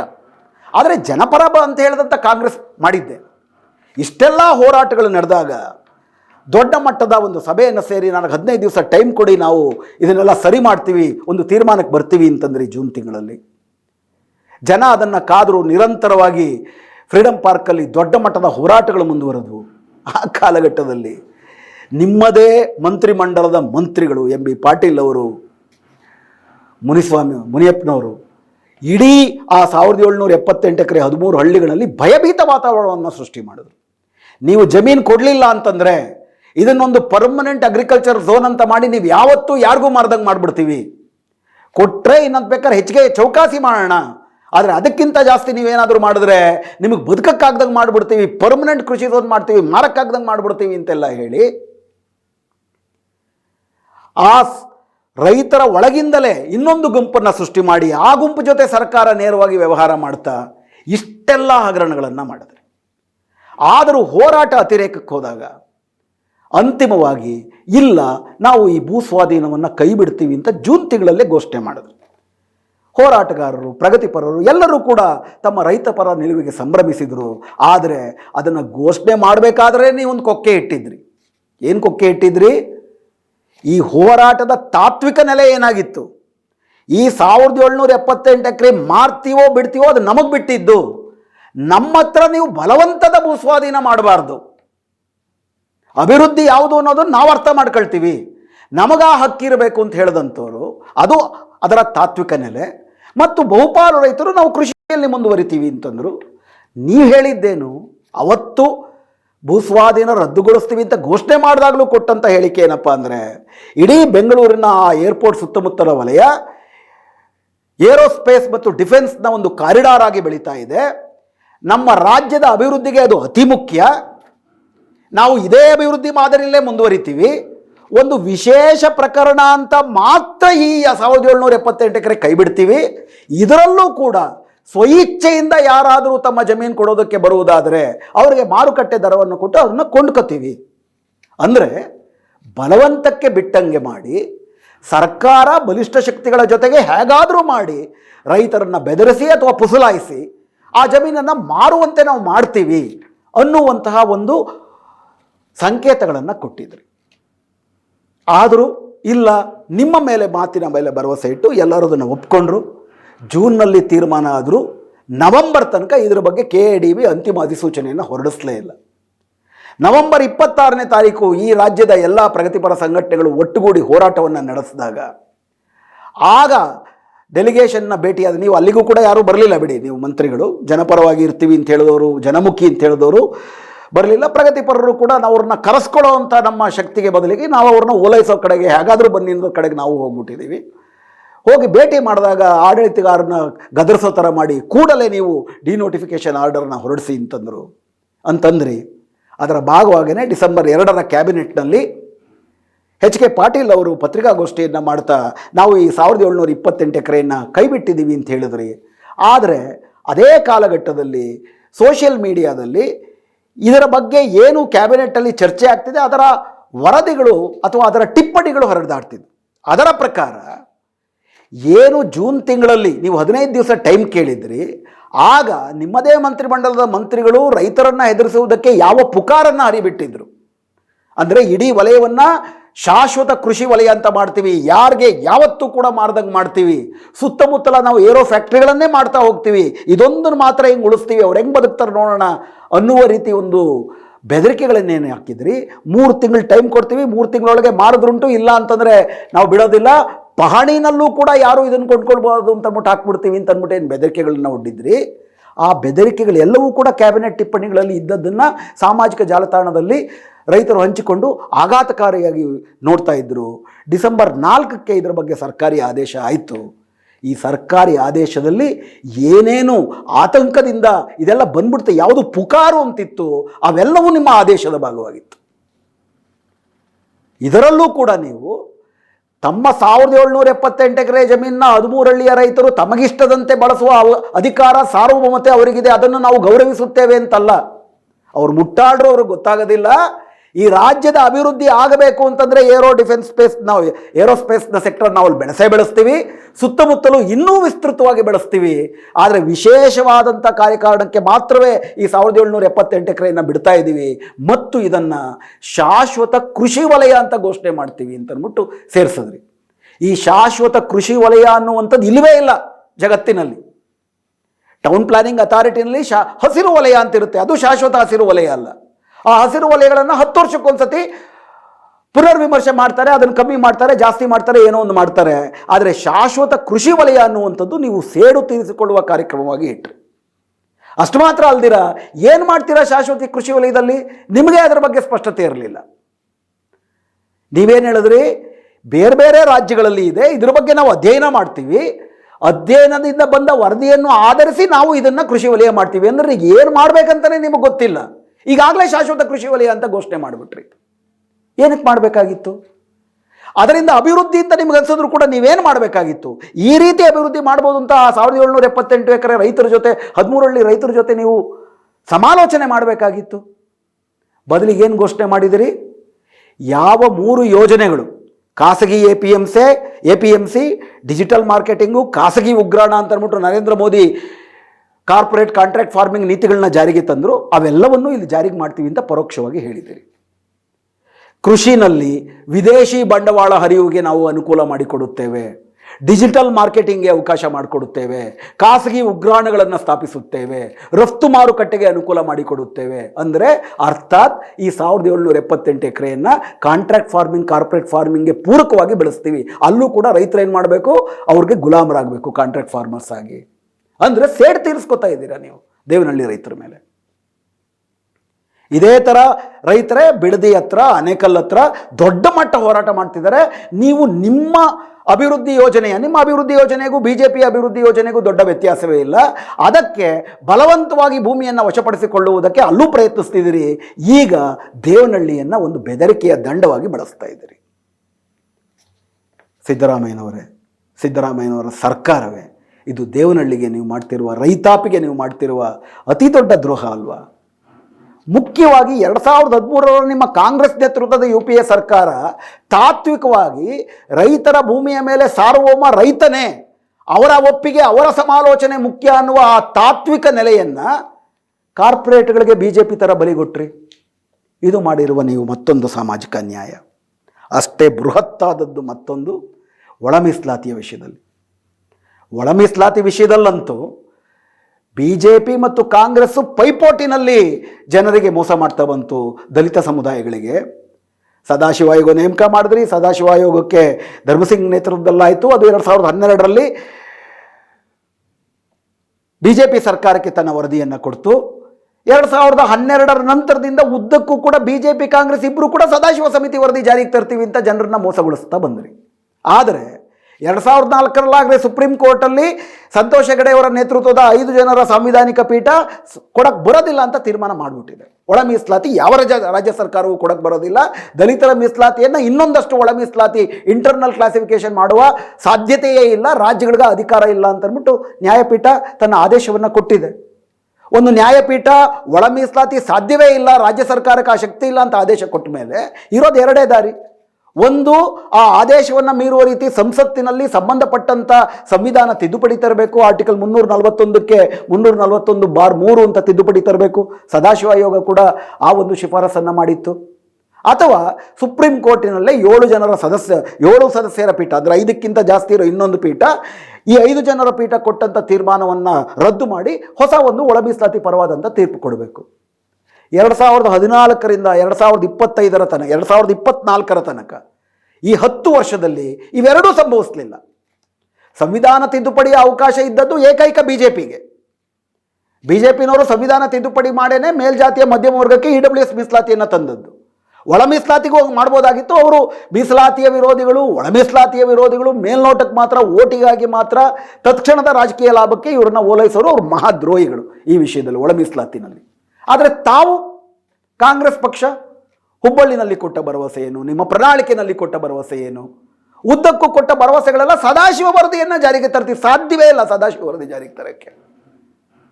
2024 ಆಗಸ್ಟ್ 1ನೇ ತಾರೀಕು ಸುಪ್ರೀಂ ಕೋರ್ಟಿನ 7 ಸದಸ್ಯರ ಪೀಠ ಒಳ ಮೀಸಲಾತಿಯ ಪರವಾಗಿ ಆದೇಶವನ್ನು ಕೊಟ್ಟ ನಂತರ ಎಲ್ಲ ರಾಜ್ಯ ಸರ್ಕಾರಗಳಿಗೂ ಈ ಹಕ್ಕು ಬಂತು, ಈ ಅಧಿಕಾರ ಸಿಕ್ತು. ಅದರ ತನಕ ಎಲ್ಲ ಪಕ್ಷಗಳು ಕಾಂಗ್ರೆಸ್ಸನ್ನು ಒಳಗೊಂಡಂತೆ, BJPಯನ್ನು ಒಳಗೊಂಡಂತೆ ಸದಾಶಿವ ದಲಿತ ಸಮುದಾಯಕ್ಕೆ ಮಾಡಿದ್ದು ಸಾಮಾಜಿಕ ಅನ್ಯಾಯವೇ.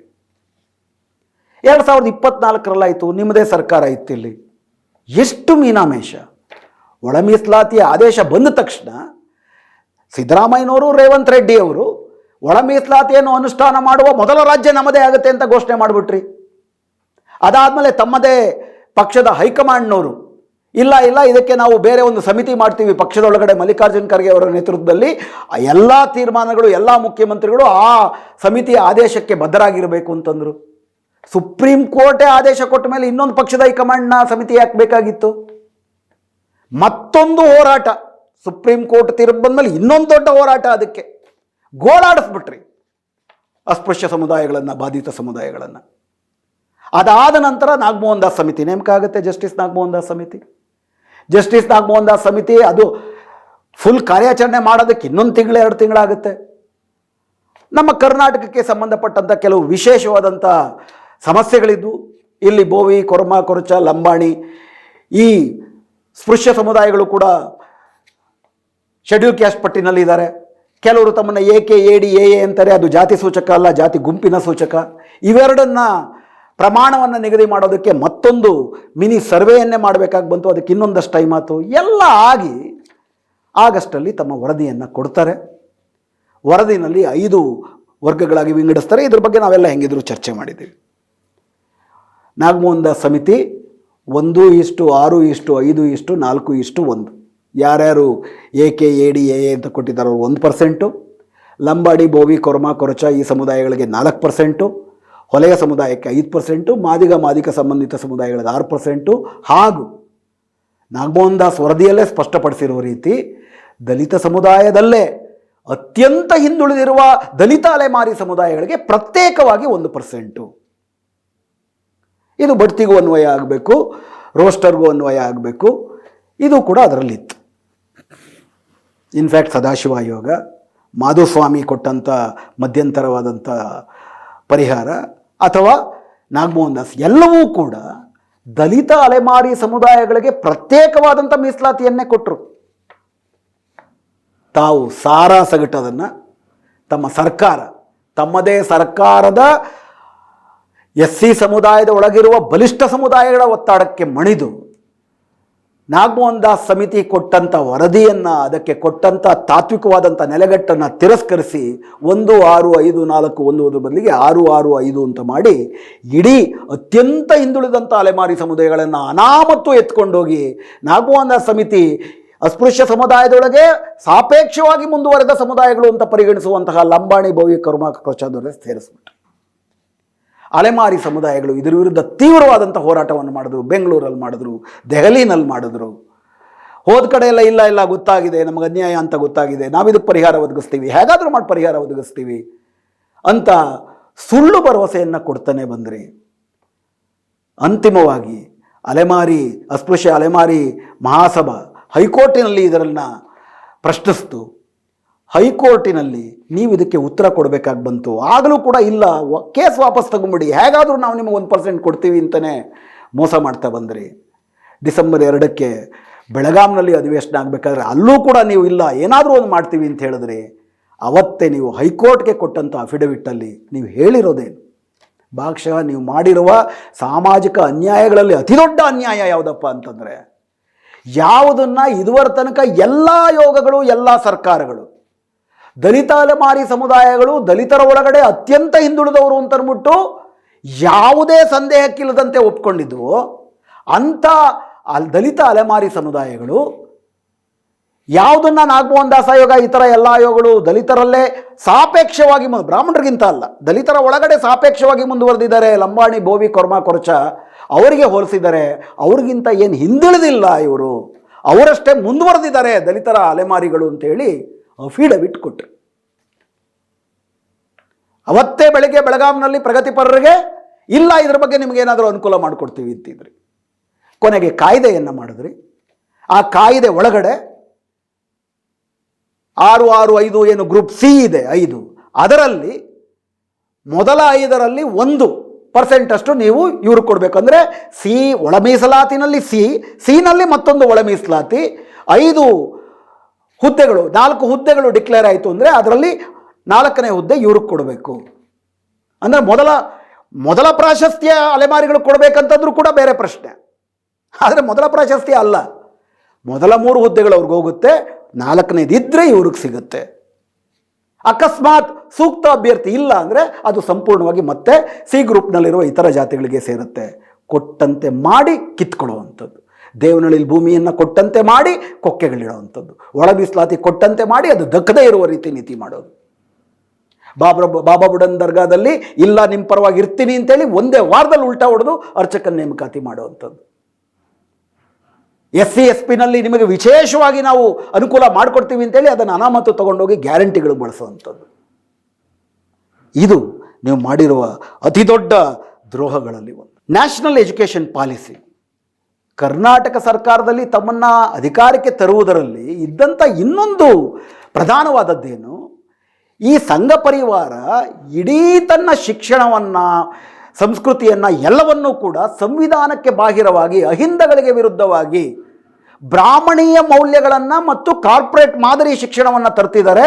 ಇದರಲ್ಲಿ ಈ ದೇಶದ ಅಹಿಂದ ಸಮುದಾಯಗಳು ಮತ್ತು ಬಡವರು ಶಿಕ್ಷಣದಿಂದ ವಂಚಿತರಾಗ್ತಾರೆ. ಅಷ್ಟು ಮಾತ್ರ ಅಲ್ಲ, ಮತ್ತೊಮ್ಮೆ ಮನುಸ್ಮೃತಿ ಜಾರಿಯಾಗಿ ಜಾತಿಯ ಆಧಾರಿತ ಶ್ರೇಣೀಕರಣ ಜಾರಿಯಾಗುತ್ತೆ ಅನ್ನುವಂಥದ್ದು ಒಂದು ಪ್ರಧಾನವಾದಂಥ ವಿಷಯ.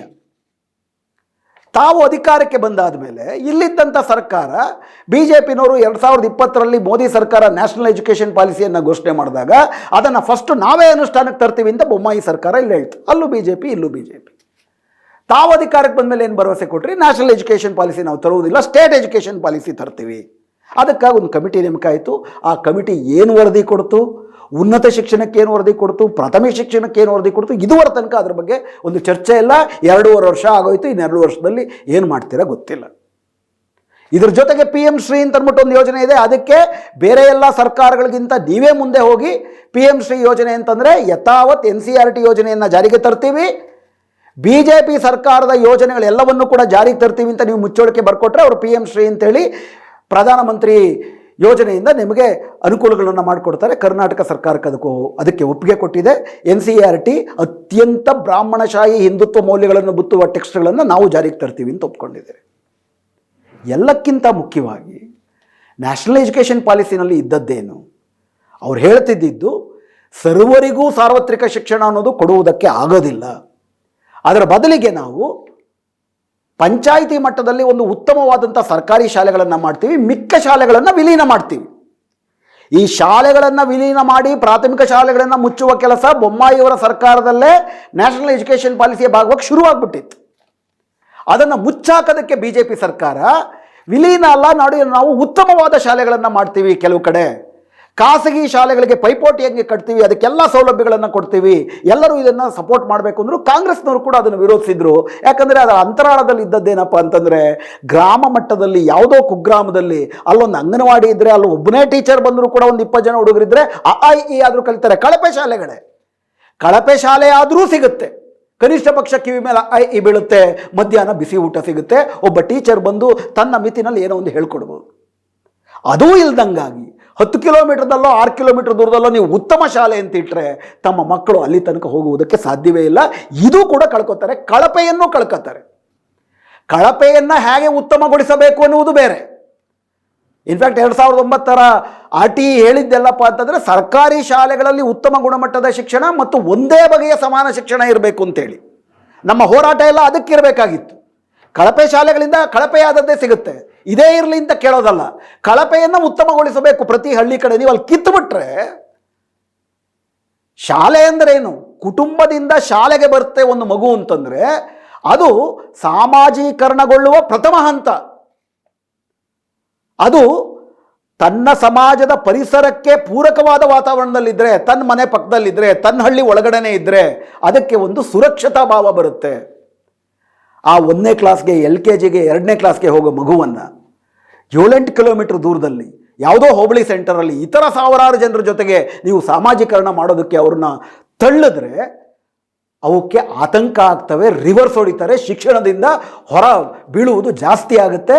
ಇನ್ಫ್ಯಾಕ್ಟ್ 2019-2023 ನಡುವೆ ಅತಿ ಹೆಚ್ಚು SC ST OBC ಮಕ್ಕಳು ಕರ್ನಾಟಕದಲ್ಲಿ 2 ಪಟ್ಟು 2019ರಲ್ಲಿ ಎಷ್ಟು ಹೊರ ಬೀಳ್ತಿದ್ರೋ 2 ಪಟ್ಟು ಹೊರಗೆ ಬೀಳ್ತಿದ್ದಾರೆ ಪ್ರಾಥಮಿಕ ಶಾಲೆಯಿಂದಲೇ. ಪೆಡಿಗಗಿ ಶಿಕ್ಷಣ ಶಾಸ್ತ್ರದಲ್ಲಿ ಇವೆಲ್ಲವೂ ಅರ್ಥ ಮಾಡ್ಕೊಳ್ಳೋಂಥ ವಿಷಯ. ಆ ಕಾರಣಕ್ಕಾಗೇ ಪ್ರಾಥಮಿಕ ಪ್ರೌಢ ಶಿಕ್ಷಣಗಳು ಸಾಧ್ಯವಾದಷ್ಟು ಆ ಮಗುವಿನ ಪರಿಸರಕ್ಕೆ ಹೊಂದಿಕೊಂಡಂತೆ ಹತ್ತಿರದಲ್ಲಿ ಇರಬೇಕು. ಉತ್ತಮವಾದದ್ದು ಏನನ್ನೇ ಕೊಟ್ಟರೂ ಕೂಡ ದಕ್ಕಿಸ್ಕೊಳ್ಳೋದಕ್ಕೆ ಸಾಧ್ಯ ಆಗೋದಿಲ್ಲ, ರಿಪಲ್ಷನ್ ಆಗುತ್ತೆ. ಇದು ನ್ಯಾಷನಲ್ ಎಜುಕೇಷನ್ ಪಾಲಿಸಿಯ ಬಗ್ಗೆ ಈ ದೇಶದ ಪ್ರಗತಿಪರರು, ಈ ನಾಡಿನ ಪ್ರಗತಿಪರರು, ಕಾಂಗ್ರೆಸ್ಸು ಕೂಡ ಇದರ ಬಗ್ಗೆ ಮಾತಾಡ್ತಾ ಇದ್ದಿದ್ದು. ಆದರೆ ತಾವೇನು ಮಾಡಿದಿರಿ? ಕಳೆದ 1 ವರ್ಷದಿಂದ ಯಥಾವತ್ ಇದೇ ಯೋಜನೆಯನ್ನು ಮುಂದುವರಿಸ್ತಾ ಇದ್ದೀರಿ. ಅದಕ್ಕೆ ಕರ್ನಾಟಕ ಪಬ್ಲಿಕ್ ಸ್ಕೂಲ್ ಅಂತ ಹೆಸರು ಕೊಟ್ಟಿದ್ದೀರಿ. ಪ್ರತಿ ಗ್ರಾಮ ಪಂಚಾಯತಿಗೊಂದು ಕರ್ನಾಟಕ ಪಬ್ಲಿಕ್ ಸ್ಕೂಲ್ ಮಾಡ್ತೀವಿ, 6,000 ಸ್ಕೂಲ್ ಮಾಡ್ತೀವಿ ಅಂತೇಳಿ ಅದರ ಬದಲಿಗೆ ಮ್ಯಾಗ್ನೆಟ್ ಸ್ಕೂಲ್ ಅನ್ನುವ ಹೆಸರಿನಲ್ಲಿ ಸುಮಾರು 32,000 ಪ್ರಾಥಮಿಕ ಶಾಲೆಗಳನ್ನು ಮುಚ್ತಾ ಇದ್ದೀರಿ, ವಿಲೀನಗೊಳಿಸ್ತೀವಿ. ಮಧು ಬಂಗಾರಪ್ಪ ಹೇಳ್ತಾರೆ ಒಂದು ಶಾಲೆನೂ ಮುಚ್ಚೋದಿಲ್ಲ ಅಂತ. ಶಾಲೆಗಳೆಲ್ಲ ಮುಚ್ಚುತ್ತಾ ಇದ್ದಾವೆ, ಸುತ್ತೋಲೆಗಳು ಹೊರಡಿಸಿದ್ದಾರೆ. ದೂರ ದೂರ ಅಂದರೆ ಒಂದು KPS ಶಾಲೆಯ 6 ಕಿಲೋಮೀಟರ್ ವ್ಯಾಪ್ತಿಯಲ್ಲಿರುವ ಎಲ್ಲ ಪ್ರಾಥಮಿಕ ಶಾಲೆಗಳನ್ನು ಮುಚ್ಚಿ, ಕೆಲವು ಶಾಲೆಗಳಲ್ಲಿ ಉದಾಹರಣೆಗೆ ಹೊಂಗನೂರು ಅಂತಿದೆ ರಾಮನಗರ ಜಿಲ್ಲೆಯಲ್ಲಿ, ಅಲ್ಲಿಗೆ ಸುತ್ತೋಲೆ ಹೊರಟಿದೆ. ಅಲ್ಲಿ 100 ಜನ ಮಕ್ಕಳಿರೋ ಶಾಲೆ ಇದೆ, 80 ಜನ ಮಕ್ಕಳಿರೋ ಶಾಲೆ ಇದೆ. ಒಟ್ಟು 300 ಮಕ್ಕಳಿರುವಂತಹ ಸುಮಾರು 5-6 ಕಿಲೋಮೀಟರ್ ಸುತ್ತ ಇರುವ ಎಲ್ಲ ಶಾಲೆಗಳನ್ನು ಮುಚ್ಚಿ ಅವರೆಲ್ಲರನ್ನೂ ಕೂಡ ಯಥಾವತ್ ಹೊಂಗನೂರಿನ KPS ಶಾಲೆ ಮ್ಯಾಗ್ನೆಟ್ ಸ್ಕೂಲ್ಗೆ ನಾವು ಸೇರಿಸ್ತೀವಿ. ಹೆಂಗೆ ಬರ್ತಾರೆ 6 ಕಿಲೋಮೀಟರ್ ಅವರು? ಸಾರಿಗೆ ವ್ಯವಸ್ಥೆಯನ್ನು ಮಾಡ್ತೀವಿ. ಸಾರಿಗೆ ವ್ಯವಸ್ಥೆ ಹೆಂಗೆ ಮಾಡ್ತೀರಿ? ಅದನ್ನ ಅಂದಾಜು ಮಾಡಿದ್ದೀರಾ? ಜನ ಏನು ಬಸ್ ಹತ್ಕೊಂಡು ಬಂದ್ಬಿಡ್ತಾರೆ? ಇದೇನು ಬೆಂಗಳೂರಿನಲ್ಲಿ ಮಿಡ್ಲ್ ಕ್ಲಾಸ್ನವರು, ಇದನ್ನು ಕಿರಣ್ ಗಾಜನೂರು ಅನ್ನುವಂತಹ ಒಬ್ಬ ಚಿಂತಕರು ಇದ್ರ ಬಗ್ಗೆ ಚೆನ್ನಾಗಿ ಬರೆದಿದ್ದರು ಪ್ರಜಾವಾಣಿನಲ್ಲಿ. ಕರ್ನಾಟಕದ ಬೆಂಗಳೂರಿನಲ್ಲಿ ಒಂದು ಅರ್ಬನ್ ಮಿಡ್ಲ್ ಕ್ಲಾಸ್ನವರು ತಮ್ಮ ಮಕ್ಕಳಿಗೆ ಒಂದು ಸ್ಕೂಲ್ ವ್ಯಾನ್ ಬರುತ್ತೆ, ಹೋಗ್ಬಿಟ್ಟು ಅಲ್ಲಿ ಹತ್ತಿಸ್ಬಿಟ್ಟು ಟಾಟಾ ಮಾಡ್ತಾರೆ, ಸಂಜೆ 4 ಗಂಟೆಗೆ ಅಲ್ಲೇ ಹೋಗಿ ಕಾಯ್ತಿರ್ತಾರೆ, ಆ ಮಕ್ಕಳನ್ನ ಕರ್ಕೊಂಡೋಗಿ ಮನೆಗೆ ಬರ್ತಾರೆ. ಹಂಗಿರೋದಿಲ್ಲ ಗ್ರಾಮ ಪ್ರದೇಶದಲ್ಲಿ. ಇವತ್ತು ಗ್ರಾಮೀಣ ಸ್ಕೂಲುಗಳು ಉಳಿದಿರೋದೇ SC ST OBC ಮಕ್ಕಳಿಂದ. ಅವ್ರ ತಾಯಂದರು, ಅವ್ರ ಅಪ್ಪಂದರು ಬೆಳಗ್ಗೆ ಆಯಿತು ಅಂದರೆ ಬೆಳಗಿನ ಜಾವ ಕೆಲಸಗಳಿಗೆ ಹೋಗಬೇಕು. ತಯಾರು ಮಾಡಿ ಕಳ್ಸೋಕ್ಕೆ ಯಾರು ಇರೋದಿಲ್ಲ, ಬರ್ಮಾಡ್ಕೊಳ್ಳೋದಕ್ಕೆ ಯಾರೂ ಇರೋದಿಲ್ಲ. ಅಪರಿಚಿತವಾದಂಥ ಪರಿಸರದಲ್ಲಿ ಹೋಗಿ ಬರೋ ಮಕ್ಕಳಿಗೆ ಶಾಲೆನೇ ಬೇಡ ಅನಿಸುತ್ತೆ. ಇಂಥ ಅತ್ಯಂತ ಅವೈಜ್ಞಾನಿಕವಾದಂಥ, ಅದರಲ್ಲೂ ತುಳಿತಕ್ಕೊಳಗಾದಂಥ ಮಕ್ಕಳ ಶೈಕ್ಷಣಿಕ ಮನಃಶಾಸ್ತ್ರವನ್ನು ಕಿಂಚಿತ್ತೂ ಅರ್ಥ ಮಾಡಿಕೊಳ್ಳುವುದಂಥ ಅತ್ಯಂತ ದಲಿತ OBC ವಿರೋಧಿಯಾದಂಥ ಮನಸ್ತತ್ವವುಳ್ಳಂಥ KPS ಶಾಲೆಗಳನ್ನು ನೀವು ಮಾಡೋದಕ್ಕೆ ಹೊರಟಿದ್ದೀರಿ. ಕಾಂಗ್ರೆಸ್ ಮಾಡ್ತಿದೆ ಅನ್ನೋ ಕಾರಣಕ್ಕಾಗಿ BJP ಮಾಡಿದ್ರೆ ಯಾಕೆ ವಿರೋಧಿಸ್ತಿದ್ರೋ ಕೆಲವು ಪ್ರಗತಿಪರರು, ಇದನ್ನು ಬಿಟ್ಟರೆ ಬೇರೆ ದಾರಿ ಇಲ್ಲ. ಕಳಪೆ ಶಾಲೆಗಳಿಂದ ನಾವೇನಾದರೂ ಮಾಡೋದಕ್ಕೆ ಸಾಧ್ಯವಾ?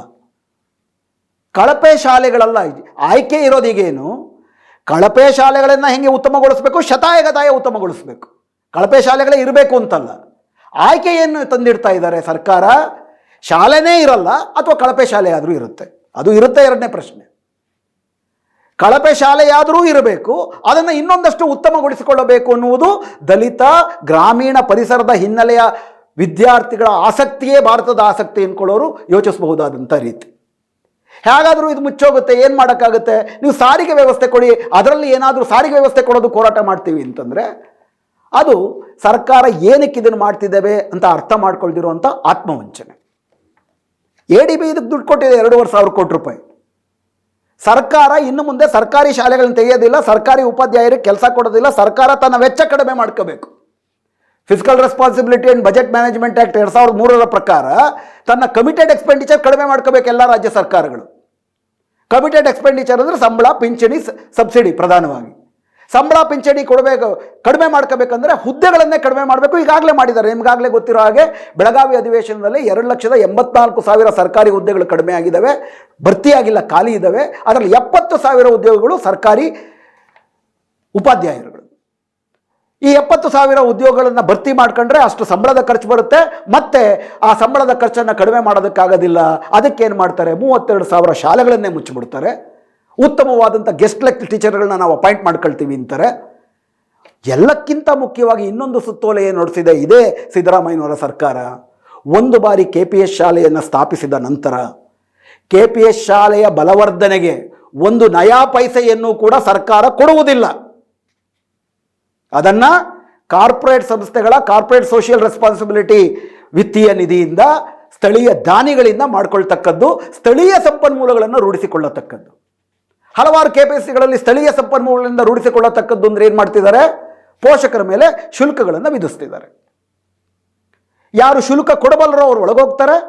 ಇದು ಮತ್ತೊಂದು ವೈಭವೀಕೃತ ಸರ್ಕಾರಿ ಹೆಸರಿನ ಖಾಸಗಿ ಶಾಲೆ ಆಗುತ್ತೆ, ಅಥವಾ ಸರ್ಕಾರಿ ಹೆಸರಿನ ಮಧ್ಯಮ ಮೇಲ್ಮಧ್ಯಮ ವರ್ಗದವ್ರಿಗೆ ಮಾತ್ರ ಕೊಡುವಂತಹ ಶಾಲೆ ಆಗುತ್ತೆ. ಇದ ಒಂದು ಸಾಮಾಜಿಕ ನ್ಯಾಯದ ಪ್ರಶ್ನೆ ಶಿಕ್ಷಣದಲ್ಲಿ ಅತ್ಯಂತ ಅಯೋಗ್ಯ ಸಾಮಾಜಿಕ ಅನ್ಯಾಯದ ಯೋಜನೆ KPS ಶಾಲೆಯಾಗಿದೆ. ನೀವು ನಿಮ್ಮ ಬಜೆಟ್ಟಲ್ಲಿ ಏನು 7,000 ಕೋಟಿ ರೂಪಾಯಿ ಫಾಲ್ಕನ್ ಸಂಸ್ಥೆ ಒಂದಕ್ಕೆ ಕೊಟ್ರಿ, ಆ 7,000 ಕೋಟಿ ರೂಪಾಯಿಯನ್ನು ನೀವು ಸರ್ಕಾರಿ ಶಾಲೆಗಳ ಗುಣಮಟ್ಟ ಸಂವರ್ಧನೆಗೆ ನೀವು ವಿನಿಯೋಗಿಸಿದ್ರೆ, ಒಬ್ಬ ಉಪಾಧ್ಯಾಯ ಇರೋ ಕಡೆ 2 ಉಪಾಧ್ಯಾಯ, ಒಂದು ಕೊಠಡಿ ಇರೋ ಕಡೆ ಇನ್ನೊಂದು ಕೊಠಡಿ, ವಿಸ್ತೃತವಾಗಿ ಕಳಪೆ ಶಾಲೆಗಳನ್ನು ಉತ್ತಮ ಮಾಡ್ಬೋದಾಗಿತ್ತು. ಇತ್ತು ರಿಸೋರ್ಸಸ್, ಸಂಪನ್ಮೂಲ ಇದೆ ನಮ್ಮ ಕರ್ನಾಟಕದಲ್ಲಿ.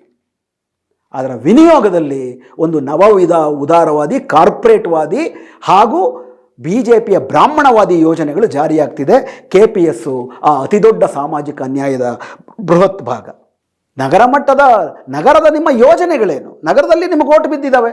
ನಗರದ ಅಹಿಂದಗಳಿಗೆ, ನಗರದ ಸ್ಲಮ್ ನಿಮ್ಮ ಕಾನ್ಸೆಪ್ಟಲ್ಲಿದೆಯಾ? ನಿಮ್ಮ ಅಭಿವೃದ್ಧಿ ಯೋಜನೆಯಲ್ಲಿ ಸಾಮಾಜಿಕ ನ್ಯಾಯ ನಗರದ ಅಹಿಂದಗಳಿಗೆ ಬೇಡವಾ? ಗ್ರೇಟರ್ ಬ್ಯಾಂಗ್ಳೂರ್ ಅಥಾರಿಟಿ ಅಂತ ಮಾಡಿದ್ರಿ, ಟನಲ್ ಯೋಜನೆ ಅಂತ ಮಾಡ್ತಿದ್ದೀರಿ.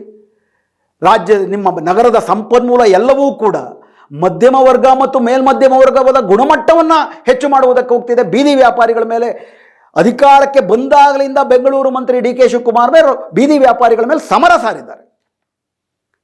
ಯಾವ ಸಂಪನ್ಮೂಲ ಈ ಬೆಂಗಳೂರು ನಗರದಲ್ಲಿ 600 ಅಧಿಕೃತ ಮತ್ತು 1,200 ಅನಧಿಕೃತ ಸ್ಲಮ್ಗಳಲ್ಲಿ ಇದೇ ರಾಜ್ಯದ ಮತ್ತು ಇದೇ ದೇಶದ ಅತ್ಯಂತ ಬಡ ಜನ ಈ ನಗರದ ಮಧ್ಯಮ ಮತ್ತು ಮೇಲ್ಮಧ್ಯಮ ಶ್ರೀಮಂತ ವರ್ಗಕ್ಕಾಗಿ ತಮ್ಮ ಶ್ರಮವನ್ನು ಸವಸ್ತಾ ಅದರಲ್ಲಿ ಹೊಟ್ಟೆಪಾಡನ್ನು ಕಾಣ್ಕೋತಿದ್ದಾರೆ. ಅವರನ್ನ ಘನತೆಯಿಂದ ಬದುಕು ಕೊಡುವಂತಹ ಯಾವುದಾದ್ರೂ ಒಂದು ಯೋಜನೆ ಇದೆಯಾ?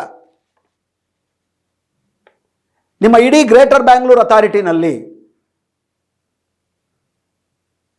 ಇಡೀ ನಿಮ್ಮ ಬ್ಯಾಂಗ್ಳೂರು ಟನಲ್ ಯೋಜನೆಯಲ್ಲಿ ಯಾವ ಕಾರಣಕ್ಕಾಗರೆ ಬುಲೆಟ್ ಟ್ರೈನ್ ವಿರೋಧಿಸ್ಬೇಕು ನೀವು? ಬುಲೆಟ್ ಟ್ರೈನ್ನ ಫಲಾನುಭವಿಗಳು ಈ ದೇಶದ ದೊಡ್ಡ ದೊಡ್ಡ ಕುಲೀನರು, ಕಾರ್ಪೊರೇಟ್ಗಳು ಮತ್ತು ದೊಡ್ಡ ದೊಡ್ಡ ಮೇಲ್ಮಧ್ಯ ವರ್ಗದ ಶ್ರೀಮಂತರು. ನಿಮ್ಮ ಟನಲ್ ರೋಡ್ 24,000 ಕೋಟಿ ರೂಪಾಯಿ ಕೊಟ್ಟು ಯಾರಿಗೆ ಮಾಡ್ತಿದ್ದೀರಿ? ಅದನ್ನು ಕಾರುಗಳು ಓಡಾಡ್ತವೆ. ಎಲ್ಲಕ್ಕಿಂತ ಮುಖ್ಯವಾಗಿ ಅದನ್ನು ಕಟ್ಟೋದನ್ನು ಯಾರಿಗೆ ಕೊಡ್ತಿದ್ದೀರಿ? ಅದಾನಿಗೆ ಕೊಡ್ತಿದ್ದೀರಿ. ನೀವು ಹೇಳಿದ 17,000 ಕೋಟಿ, ಅವನು 23,000 ಕೋಟಿ ರೂಪಾಯಿ ಕೋಟ್ ಮಾಡಿದ್ರೆ ಅವನಿಗೆ ಕೊಡ್ತೀರಿ. ಇಡೀ ಬೆಂಗಳೂರನ್ನ ಒಂದು ರಿಯಲ್ ಎಸ್ಟೇಟ್ ಆಗಿ ಭಾವಿಸ್ತಿದ್ದೀರಿ. ಬಿಡದಿನಲ್ಲಿ, ಆನೇಕಲ್ನಲ್ಲಿ, ಬಿಸ್ನೆಸ್ ಡಿಸ್ಟಿಕ್ ಅನ್ನುವಂಥ ಇಡೀ ಪೆರಿಫೆರಲ್ ರೋಡಲ್ಲಿ ಎಲ್ಲ ಕಡೆ, ಮತ್ತು ನಿಮ್ಮ ಜಿಮ್ ಅಂತ ನೀವು ಮಾಡಿದಾಗ ಗ್ಲೋಬಲ್ ಇನ್ವೆಸ್ಟರ್ಸ್ ಮೀಟಲ್ಲಿ ನಿಮ್ಮ ಇಡೀ ಅಭಿವೃದ್ಧಿಯ ಯೋಜನೆ, ಅದರಲ್ಲಿ ಸಾಮಾಜಿಕ ನ್ಯಾಯವಿಲ್ಲ, ಬರೀ ಕಾರ್ಪೊರೇಟ್ ನ್ಯಾಯವಿದೆ. ಕಾರ್ಪೊರೇಟ್ಗಳಿಗೆ ಕೊಡ್ತಿರೋ ಪುಸಲಾವಣೆಗಳಿದ್ದಾವೆ. ಇನ್ಫ್ಯಾಕ್ಟ್ ನಿಮ್ಮ ಇಡೀ ಬಜೆಟ್ಟಲ್ಲಿ ಸಿದ್ದರಾಮಯ್ಯನವರ ಮೊದಲನೇ ಬಜೆಟ್ಟು, 2ನೇ ಬಜೆಟ್ಟು, 3ನೇ ಬಜೆಟನ್ನು ಇಟ್ಕೊಳ್ಳಿ, 2ನೇ ಬಜೆಟನ್ನು ಇಟ್ಕೊಳ್ಳಿ. ಹಾಗೂ ಬೊಮ್ಮಾಯಿ ಸರ್ಕಾರ ಮತ್ತು ಮೋಹನ್ ದಾಸ್ ಪೈ, ಬೊಮ್ಮಾಯಿ ಮತ್ತು ಪೈ ಅವರು how to make India $1 trillion state ಅನ್ನುವಂತಹ, $1 ಟ್ರಿಲಿಯನ್ ಮಾರ್ಕೆಟ್ ಅನ್ನುವಂತಹ ಒಂದು ಯೋಜನೆ, ನೀಲಿ ನಕ್ಷೆ ಅನ್ನುವಂತಂದ್ರು, ಅದನ್ನು ಇಟ್ಕೊಳ್ರಿ. ಗ್ಯಾರಂಟಿ ಯೋಜನೆಯನ್ನು ಬಿಟ್ಟರೆ ಯಥಾವತ್ ಬೊಮ್ಮಾಯಿ ಪೈ ಅವರ ಯೋಜನೆಯನ್ನೇ ಯಥಾವತ್ ಇಲ್ಲಿ ಇಳಿಸ್ತಿದ್ರಿ. ಚಿಪ್ ಇಂಡಸ್ಟ್ರಿ ಬರುತ್ತೆ. ಪ್ರಿಯಾಂಕಾ ಖರ್ಗೆ ಅವರು ಕಾಂಪಿಟೇಷನ್ ಮಾಡ್ತಾರೆ ಗುಜರಾತ್ ಜೊತೆ. ನಾವು ನಿಮಗೆ ಹೆಚ್ಚಿಗೆ ಸಬ್ಸಿಡಿ ಕೊಡ್ತೀವಿ, ಬರ್ರಿ. ಫಾಲ್ಕಾನ್ಗೆ 7,000 ಕೋಟಿ ರೂಪಾಯಿ ಸಬ್ಸಿಡಿ ನಾವು ಕೊಡ್ತೀವಿ. ಕೊಟ್ಟರೆ ನೀವು ಇನ್ಫೋಸಿಸ್ಗೆ ಭೂಮಿಯನ್ನು, ಸಬ್ಸಿಡಿಯನ್ನು, ಉದ್ಯೋಗ ಸೃಷ್ಟಿ ಮಾಡೋದ್ರ ಬದಲಿಗೆ ಅವರು ರಿಯಲ್ ಎಸ್ಟೇಟಿಗೆ ಮಾರ್ಕೊಂಡ್ರು. ಬಡವರಿಗೆ 72 ಗಂಟೆ ದುಡೀರಿ ಅಂತಾರೆ. ಅವ್ರ ಮೇಲೆ ಒಂದು ಕ್ರಮ ತೆಗೆದುಕೊಂಡ್ರು ಕೂಡ ನಿಮಗೆ ಕಷ್ಟ ಇದೆ. ಅವರನ್ನೇ ಕರಿತೀರಿ. ನಿಮ್ಮ IPL ಆಗಿರ್ಬೋದು, ರಾಜ್ಯೋತ್ಸವದ ಕಾರ್ಯಕ್ರಮ ಆಗಿರ್ಬೋದು, ಅವರೇ ನಿಮ್ಮ ಅತಿಥಿಗಳು. ಯಾಕಂದರೆ ಅದೇ ಅಭಿವೃದ್ಧಿ ಮಾದರಿಯನ್ನೇ ನೀವು ಅನುಸರಿಸ್ತಿದ್ದೀರಿ. ಏನು ಸಾರದಲ್ಲಿ ಸಾಮಾಜಿಕ ನ್ಯಾಯದಲ್ಲಿ ಬದಲಾವಣೆ? ಇತ್ತೀಚೆಗೆ ಅದೇ ಮುಂದುವರೆದು ಬೆಂಗಳೂರು ನಗರದಲ್ಲಿ ಕೋಗಿಲುನಲ್ಲಿ, ತಣಿಸಂದ್ರದಲ್ಲಿ ಹೊಟ್ಟೆ ಪಾಡಿಗೆ ಬದುಕ್ತಿರೋಂಥ ಜನ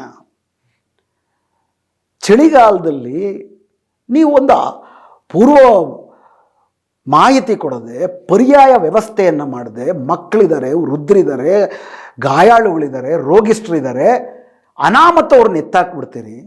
ನಿಮಗೂ ನಿಮ್ಮ ಬುಲ್ಡೋಜರ್ಗೂ BJP ಬುಲ್ಡೋಜರ್ಗೂ ವ್ಯತ್ಯಾಸ ಏನು? ಇನ್ಫ್ಯಾಕ್ಟ್ ಈ ಬುಲ್ಡೋಜರ್ ನ್ಯಾಯದ ವಿರುದ್ಧ ಸುಪ್ರೀಂ ಕೋರ್ಟು ಭಾಳ ಸ್ಪಷ್ಟವಾಗಿ ಪರ್ಯಾಯ ವಸತಿಯನ್ನು ಕಲ್ಪಿಸಿ ನೀವು ಮಾಡಿ, ಅಲ್ಲೇ ಅವ್ರು ಇರಬೇಕು ಅನ್ನೋ ಪ್ರಶ್ನೆ ಅಲ್ಲ. ಅದನ್ನು ಕಾನೂನು ಪರವಾಗಿ ಇದೆಯಾ ಅದು ನೋಡೋಣ. ಕಾನೂನೇ ಜನವಿರೋಧಿಯಾಗಿದೆ, ಅದು ಬೇರೆ ಪ್ರಶ್ನೆ. ನೀವು ನಿಜಕ್ಕೂ ಕೂಡ ಕಾನೂನು ಜನಪರವಾಗಿ ಮಾಡೋದಿದ್ರೆ ನೀವು ಮಾಡಬೇಕಾಗಿದ್ದು ಕಾನೂನು ಬದಲಾಯಿಸಬೇಕಾಗಿತ್ತು ಇವ್ರ ಪರವಾಗಿ. ಬದಲಿಗೆ ಏನು ಮಾಡ್ತೀರಿ? BJP ಬುಲ್ಡೋಜರ್ ಥರನೇ ಒಂದೊಂದೇ ಸ್ಲಮ್ಮನ್ನು ಕೆಡುತ್ತೀರಿ. ಅಲ್ಲೆಲ್ಲ ಅಪಾರ್ಟ್ಮೆಂಟ್ಗಳನ್ನ ತರಬೇಕು, ಅದು ನಿಮ್ಮ ಪಾಲನೆ ಅಭಿವೃದ್ಧಿ. ಯಾವ ರೀತಿ ಮೋದಿ ಸರ್ಕಾರ ಟ್ರಂಪ್ ಬಂದಾಗ ಇಡೀ ಬಾಂಬೆಯ ಮತ್ತು ಗುಜರಾತಿನ ಬೀದಿಗಳಲ್ಲಿ ಸ್ಲಮ್ ಕಾಣಬಾರ್ದು ಅಂತ ಅಂದ್ಬಿಟ್ಟು ಮುಚ್ಚಿಬಿಟ್ರು, ತಾವು ಅದನ್ನೇ ಮಾಡ್ತಿದ್ದೀರಿ. ಇದ್ಯಾವ ಸಾಮಾಜಿಕ ನ್ಯಾಯ? ಇನ್ಫ್ಯಾಕ್ಟ್ ಈ ಕರ್ನಾಟಕದಲ್ಲಿ ಭೂಮಿ ಮತ್ತು ವಸತಿಗಾಗಿ 15 ವರ್ಷದಿಂದ ಹೋರಾಟ ನಡೀತಾ ಇದೆ. BJP ಸರ್ಕಾರ ಅದಕ್ಕೆ ಸ್ಪಂದಿಸಲಿಲ್ಲ. ತಾವು ಬಂದ್ರಿ, ಕೃಷ್ಣ ಬೈರೇಗೌಡರ ಹತ್ರ ಎಷ್ಟು ಸತಿ ಹೋಗಿ ಮನವಿಯನ್ನು ಸಲ್ಲಿಸಿದ್ದಾರೆ ಈ ರಾಜ್ಯದಲ್ಲಿ ಭೂಮಿ ಮತ್ತು ವಸತಿಗಾಗಿ. ಇದೇ ಬೆಂಗಳೂರಿನಲ್ಲಿ 25,000 ಎಕರೆ ಪ್ರೈಮ್ ಜಾಗದಲ್ಲಿರುವಂಥದ್ದು ವಶಪಡಿಸ್ಕೊಂಡಿದ್ದಾರೆ. ರಾಮಸ್ವಾಮಿ ಆಯೋಗ ಹೇಳುತ್ತೆ, ದೊರೆಸ್ವಾಮಿನವರು ಇದಕ್ಕೆ ಹೋರಾಟ ಮಾಡಿದ್ದಾರೆ. ಕಾಫಿ ಎಸ್ಟೇಟ್ಗಳು ಲಕ್ಷ ಎಕರೆಗಳಷ್ಟು ಅತಿಕ್ರಮಣ ಆಗುತ್ತೆ. ಇದರಲ್ಲಿ ನಿಮ್ಮ ಮಂತ್ರಿ ಇರ್ಬೋದು, ಸಾಲಾರ್ಪುರ ಸತ್ವ ಇರ್ಬೋದು, ಏನು ಕಾರ್ಪೊರೇಟ್ ಬಿಲ್ಡರ್ಗಳಿದ್ದಾರೆ, 3 ಅಂತಸ್ತು ಕಟ್ರಿ ಅಂದರೆ 10 ಅಂತಸ್ತು ಕಟ್ಕೊಂಡಿದ್ದಾರೆ, ಪಕ್ಕದ 16 ಎಕರೆಗೆ ಜಮೀನುಗಳನ್ನು ನೀವು ವಶಪಡಿಸ್ಕೊಂಡಿದ್ದಾರೆ. ನಿಮ್ಮ ಬುಲ್ಡೋಜರ್ ಅಲ್ಲಿ ಹೋದರೆ ನಾಚಿ ತಲೆ ತೆಗೆಸಿ ನಿಂತುಬಿಡುತ್ತೆ. ಗುಡಿಸಲುಗಳನ್ನು ನಾಶ ಮಾಡಬೇಕಂದ್ರೆ ಹೋಗುತ್ತೆ. ಭೂಮಿಯನ್ನು ಕೊಡಿ ಅಂತಂದರೆ ಈಗಾಗಲೇ ನಿಮ್ಮ ಹತ್ರ ಸರಿಯಾದ ಕಾಗದ ಪತ್ರ ಇದ್ದರೆ ಅದಕ್ಕೆ A ಖಾತಾ ಕೊಡ್ತೀವಿ, B ಖಾತಾ ಕೊಡ್ತೀವಿ, E ಖಾತಾ ಕೊಡ್ತೀವಿ ಅಂತೀರಿ. 70 ವರ್ಷ ಸ್ವಾತಂತ್ರ್ಯ ಬಂದರೂ ಕೂಡ ಏನು ಗೈರಾಣ ಭೂಮಿನಲ್ಲಿ ನಾವು ಇನ್ನೂ ಕೂಡ ಅನಧಿಕೃತ ಅಂತಲೇ ಮಾಡಿಬಿಟ್ಟಿದ್ದೀರಿ. ಅದಕ್ಕೆ ಸಕ್ರಮ ಮಾಡೋದಕ್ಕೆ ಕಾನೂನು ಮಾಡಿ ಅಂದರೆ ಶಾಸನ ಮಾತ್ರ ಮಾಡೋಕ್ಕೆ ಬರಲ್ಲ ಅಂತೀರಿ. ನಿಮಗೂ ಇತರರಿಗೂ ಏನು ವ್ಯತ್ಯಾಸ ಬರುತ್ತೆ? ಅಂತಿಮವಾಗಿ ನಿಮ್ಮ ಸಾಮಾಜಿಕ ಅನ್ಯಾಯಗಳಿಗೆ ದ್ಯೋತಕ ಇಡುವಂಥದ್ದೇನಪ್ಪ ಅಂದರೆ BJP ಸರ್ಕಾರ ಭೂಸ್ವಾಧೀನ ಕಾಯ್ದೆಯಲ್ಲಿ ಭೂ ಸುಧಾರಣೆಗೆ ತಿದ್ದುಪಡಿ ತಂತು. ದುಡ್ಡಿರೋರು ಯಾರು ಬೇಕಾದರೂ ಕೂಡ ರೈತರ ಜಮೀನು ವಶಪಡಿಸ್ಕೋಬೋದು ಅಂತ ಮಾಡ್ತು. ದೇವರಾಜ ಅರಸ್ ಅವರ ಕಾಯ್ದೆನಲ್ಲಿ ರೈತರು ಮಾತ್ರ ರೈತರ ಜಮೀನು ಖರೀದಿ ಮಾಡಬೇಕು, ಕೃಷಿಗಾಗಿ ಮಾತ್ರ ಬಳಕೆ ಮಾಡ್ಕೋಬೇಕು ಅಂತಿತ್ತು. ತಾವು ಸಿದ್ದರಾಮಯ್ಯನವರ ವಾರಸುದಾರ ಅಂತೀರಿ. BJP ಸರ್ಕಾರ ಕಾಯ್ದೆ ತಂತು, ಇದುವರೆ ತನಕ ಅದನ್ನು ನೀವು ಬದಲಾವಣೆ ಮಾಡಿಲ್ಲ. APMC ಕಾಯ್ದೆ ತಂತು, ಮೋದಿ ಕಾಯ್ದೆಯ ಪರವಾಗಿ, ಈಗಲೂ ತಿದ್ದುಪಡಿ ಮಾಡಿಲ್ಲ. ಗೋಹತ್ಯಾ ನಿಷೇಧ ಕಾಯ್ದೆ, ಮತಾಂತರ ನಿಷೇಧ ಕಾಯ್ದೆ, ಇದನ್ನಿಟ್ಕೊಂಡು ನಿರಂತರವಾಗಿ ಮುಸ್ಲಿಮರನ್ನು ಅಸ್ಥಿರ ಅತಂತ್ರನೇ ಮಾಡಿಬಿಟ್ರು. 2.5 ವರ್ಷ ಆಯಿತು, ಇದುವರೆಗೂ ಅದನ್ನು ವಾಪಸ್ ತಿಳ್ಕೊಳ್ಳುವಂಥ ಪ್ರಸ್ತಾಪ ಇಲ್ಲ. ನಾಡಿನ ಜನ ಸಿದ್ದರಾಮಯ್ಯನವರು, ದೇವರಾಜ ಅರಸ್ ಅವರ ದಾಖಲೆಯನ್ನು ಸರಿಗಟ್ಟಿದ ಈ ಹೊತ್ತಿನಲ್ಲಿ ಅತ್ಯಂತ ಪ್ರಮುಖವಾಗಿರುವ ಈ ಸಾಮಾಜಿಕ ಅನ್ಯಾಯಗಳನ್ನು, ಅನ್ಯಾಯ ಇದು ಸಾಮಾಜಿಕ ಅನ್ಯಾಯ. BJP ಇದ್ದಿದ್ರೆ ನ್ಯಾಯ ಮಾಡ್ತಿದ್ರಾ? BJP ಇದಕ್ಕಿಂತ ಅನ್ಯಾಯ ಮಾಡ್ತಿದ್ರು. ನಾನು ಆಗಲೇ ಹೇಳಿದಾಗೆ BJP ದೊಡ್ಡ ಅಪಾಯ, ಕಾಂಗ್ರೆಸ್ಸು ಅತಿ ದೊಡ್ಡ ನಿರಾಶೆ. ಆದರೆ ಕರ್ನಾಟಕದ ಜನರಿಗೆ ಬರೀ ಅಪಾಯ ಮತ್ತು ನಿರಾಶೆಗಳ ಆಯ್ಕೆ ಮಾತ್ರವಾಗಿರೋದಾಗಾದರೆ ಸಿದ್ದರಾಮಯ್ಯನವರ ವ್ಯಕ್ತಿಗತವಾದ ವೈಫಲ್ಯ ಅಲ್ಲದೆ ಇರ್ಬೋದು. ಇದರ ಹಲವಾರು ಯೋಜನೆಗಳಲ್ಲಿ ಸಿದ್ದರಾಮಯ್ಯನವ್ರಿಗೆ ಒಪ್ಪಿಗೆ ಇರ್ಬೋದು, ಇಲ್ಲದೆ ಇರ್ಬೋದು. ಅಷ್ಟೇ ಮುಖ್ಯವಾದದ್ದು ಮತ್ತೊಂದಿದೆ ಇದರಲ್ಲಿ, ನಕ್ಸಲರ ಶರಣಾಗತಿ. ಮೊನ್ನೆ ಜನವರಿ 8ಕ್ಕೆ ನಕ್ಸಲರು ಶರಣಾಗತರಾಗಿ 6 ಜನ ಪ್ರಧಾನವಾದಂಥ ನಕ್ಸಲರು ಶರಣಾಗತರಾಗಿ 1 ವರ್ಷ ಆಯಿತು. ಇನ್ಫ್ಯಾಕ್ಟ್ ಇದಕ್ಕೊಂದು ಇತಿಹಾಸ ಇದೆ. 2013ರಲ್ಲಿ ಸಿದ್ದರಾಮಯ್ಯನವರು ಅಧಿಕಾರಕ್ಕೆ ಬಂದಾಗ ಆಗ ಕರ್ನಾಟಕದ ಮಾವೋಯಿಸ್ಟ್ ಪಕ್ಷದಲ್ಲಿ ಈ ದೇಶದಲ್ಲಿ ಕ್ರಾಂತಿ ಮಾಡುವ ರೀತಿಯಲ್ಲಿ ಮಾವೋಯಿಸ್ಟ್ ಪಕ್ಷದೊಂದಿಗೆ ತಮಗೆ ವಿಭೇದವಿದೆ ಅಂತ ಒಂದು ಬಹುದೊಡ್ಡ ಸಂಖ್ಯೆ ಹೊರಗಡೆ ಬಂದಿದ್ದರು. ಅವರು ಈ ದೇಶದಲ್ಲಿ ಕ್ರಾಂತಿ ಮಾಡಬೇಕಂತಂದರೆ ಮೊದಲು ಜನರಲ್ಲಿ ಒಂದು ಪ್ರಜಾತಾಂತ್ರಿಕ ಪ್ರಜ್ಞೆಯನ್ನು ಗಟ್ಟಿಗೊಳಿಸಿ ಪ್ರಜಾತಾಂತ್ರಿಕ ಹೋರಾಟಗಳನ್ನು ಕಟ್ಟಬೇಕು, ಆದ್ದರಿಂದ ನಾವು ಪ್ರಜಾತಾಂತ್ರಿಕ ಮುಖ್ಯಧಾರೆಗೆ ವಾಪಸ್ ಬರಬೇಕು ಅಂತೇಳಿ ಯೋಚನೆಯನ್ನು ಮಾಡ್ತಿದ್ದರು. ಅದರ ಭಾಗವಾಗಿ ತಮ್ಮ ಮೇಲಿರುವ ಕೇಸುಗಳನ್ನು ಹೊರಗಾಕಿದ್ರೆ ಸಶಸ್ತ್ರ ಹೋರಾಟದ ಮಾರ್ಗವನ್ನು ಕೈಬಿಟ್ಟು ಪ್ರಜಾತಾಂತ್ರಿಕ ಹೋರಾಟಕ್ಕೆ ನಾವು ಮರಳಲು ಸಿದ್ಧ ಅಂತ ಅಂದ್ಬಿಟ್ಟು ಅವರು ಒಂದು ತಮ್ಮ ಇಂಗಿತವನ್ನು ವ್ಯಕ್ತಪಡಿಸಿದ್ರು.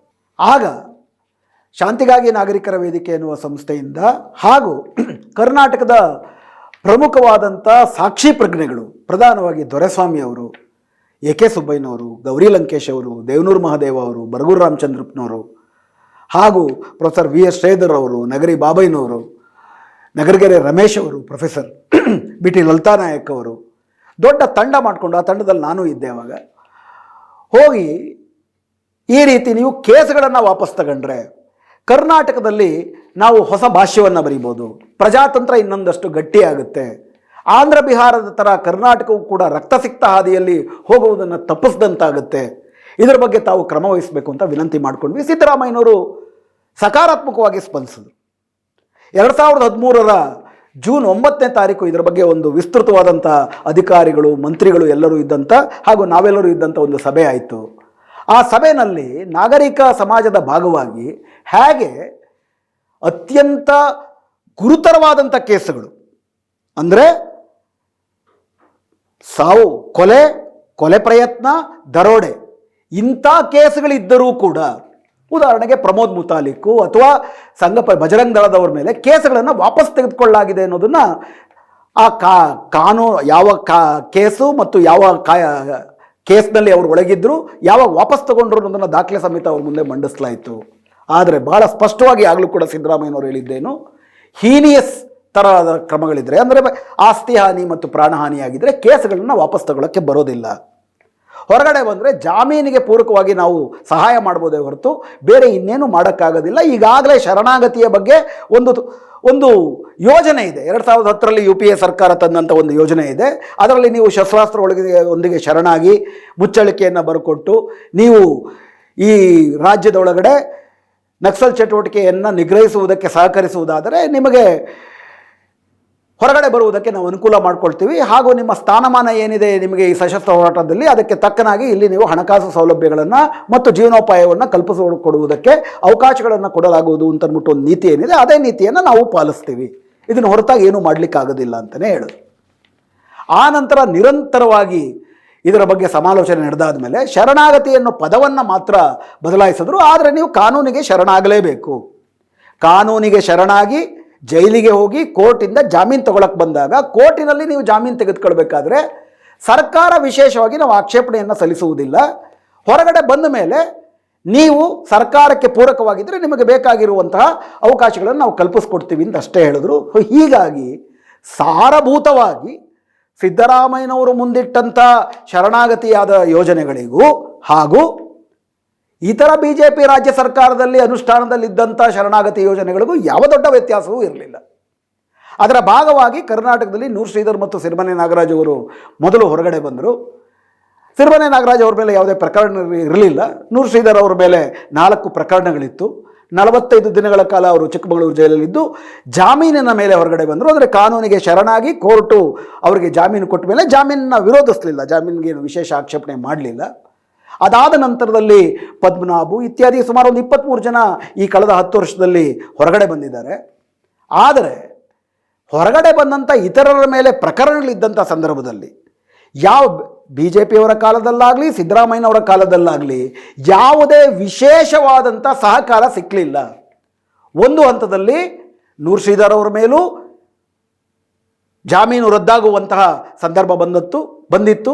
ಆಗ ಮತ್ತೆ ನಾಗರಿಕ ಸಮಾಜ ಇದು ಅನ್ಯಾಯ ಆಗುತ್ತೆ, ನೀವು ಕೊಟ್ಟ ಭರವಸೆ ಉಲ್ಲಂಘನೆ ಆಗುತ್ತೆ ಅಂತ ಅವ್ರ ಗಮನಕ್ಕೆ ತರಲಾಯಿತು.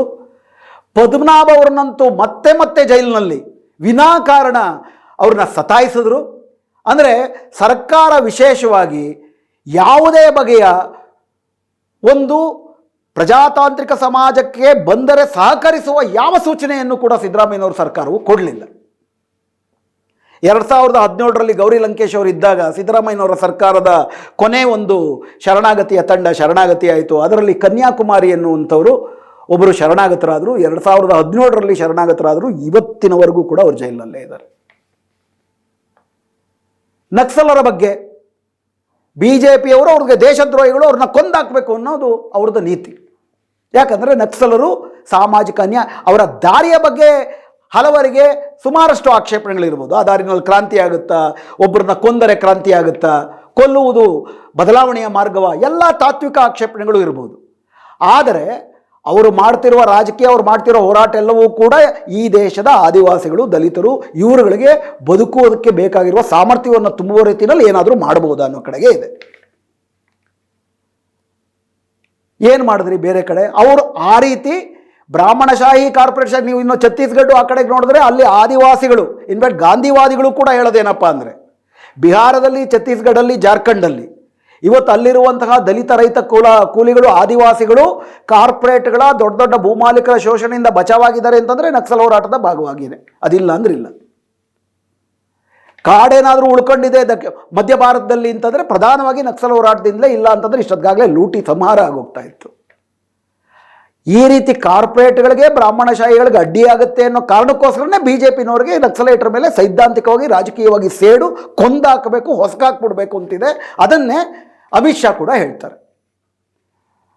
2023ರಲ್ಲಿ ಸಿದ್ದರಾಮಯ್ಯನವ್ರ ಸರ್ಕಾರ ಇಲ್ಲಿ ಅಧಿಕಾರಕ್ಕೆ ಬಂದಾಗ 2024ರ ಅಕ್ಟೋಬರ್ನಲ್ಲಿ ವಿಕ್ರಮ್ ಗೌಡ್ಲು ಅಂತ ಕರ್ನಾಟಕದ ನಕ್ಸಲೈಟ್ ಒಬ್ಬರನ್ನ ಅರೆಸ್ಟ್ ಮಾಡಬಹುದಾದದ್ದವ್ರನ್ನ ಅರೆಸ್ಟ್ ಮಾಡಿ ಜೀವಂತ ಉಳಿಸಿ ಜೈಲಿಗೆ ಹಾಕಲಿ, ಶಿಕ್ಷೆಯಾಗಿ ತೀವ್ರ ಅಪರಾಧ ಮಾಡಿದರೆ ಜೀವಾವಧಿ ಶಿಕ್ಷೆ ಕೊಡಿ, ಅದು ಬೇರೆ ಪ್ರಶ್ನೆ. ಆದರೆ ಸುಲಭವಾಗಿ ನಿಶಸ್ತ್ರಧಾರಿ, ಶಸ್ತ್ರ ಇರಲಿಲ್ಲ, 10 ಜನರ ಆ್ಯಂಟಿ ನಕ್ಸಲ್ ಸ್ಕ್ವಾಡು ಆತನನ್ನು ವಿನಾಕಾರಣ ಕೊಂದಾಕ್ತು. ಆ್ಯಕ್ಚುಲಿ ಪೊಲೀಸರಿಗೆ ಕೊಲ್ಲುವ ಹಕ್ಕು ಯಾವಾಗಿರುತ್ತೆ? ನಿಮ್ಮ ಆತ್ಮರಕ್ಷಣೆಗಾಗಿ ಮಾತ್ರ. ಈ ಪ್ರಶ್ನೆಯನ್ನು ಸಿದ್ದರಾಮಯ್ಯನವ್ರಿಗೆ ಮತ್ತು ಪರಮೇಶ್ವರ್ ಅವ್ರಿಗೆ ಕೇಳಲಾಯಿತು. ಪರಮೇಶ್ವರ್ ಅವರು ಕೂಡ ಮೊದಲನೇ ಗುಂಡು ಅವ್ರ ಕಡೆಯಿಂದ ಹಾರಲಿಲ್ಲ, ನಾವೇ ಗುಂಡಾರಿಸ್ಕೊಂಡ್ವಿ, ಅವನು ಗುಂಡಾರಿಸ್ಬಿಟ್ಟಿದ್ರೆ ಏನೇ ಮಾಡೋಕ್ಕಾಗುತ್ತೆ ಅಂತಂದರು. ಸಿದ್ದರಾಮಯ್ಯನವರಂತೂ ನಾವು ನಕ್ಸಲರನ್ನು ಕೊಂದಿರುವುದಕ್ಕೆ ಮಾಧ್ಯಮಗಳು ನಮಗೆ ಪ್ರಶಂಸೆ ಮಾಡಬೇಕು, ಆಕ್ಷೇಪಣೆ ಮಾಡಬಾರ್ದು ಅಂತ ಹೇಳಿದ್ರು.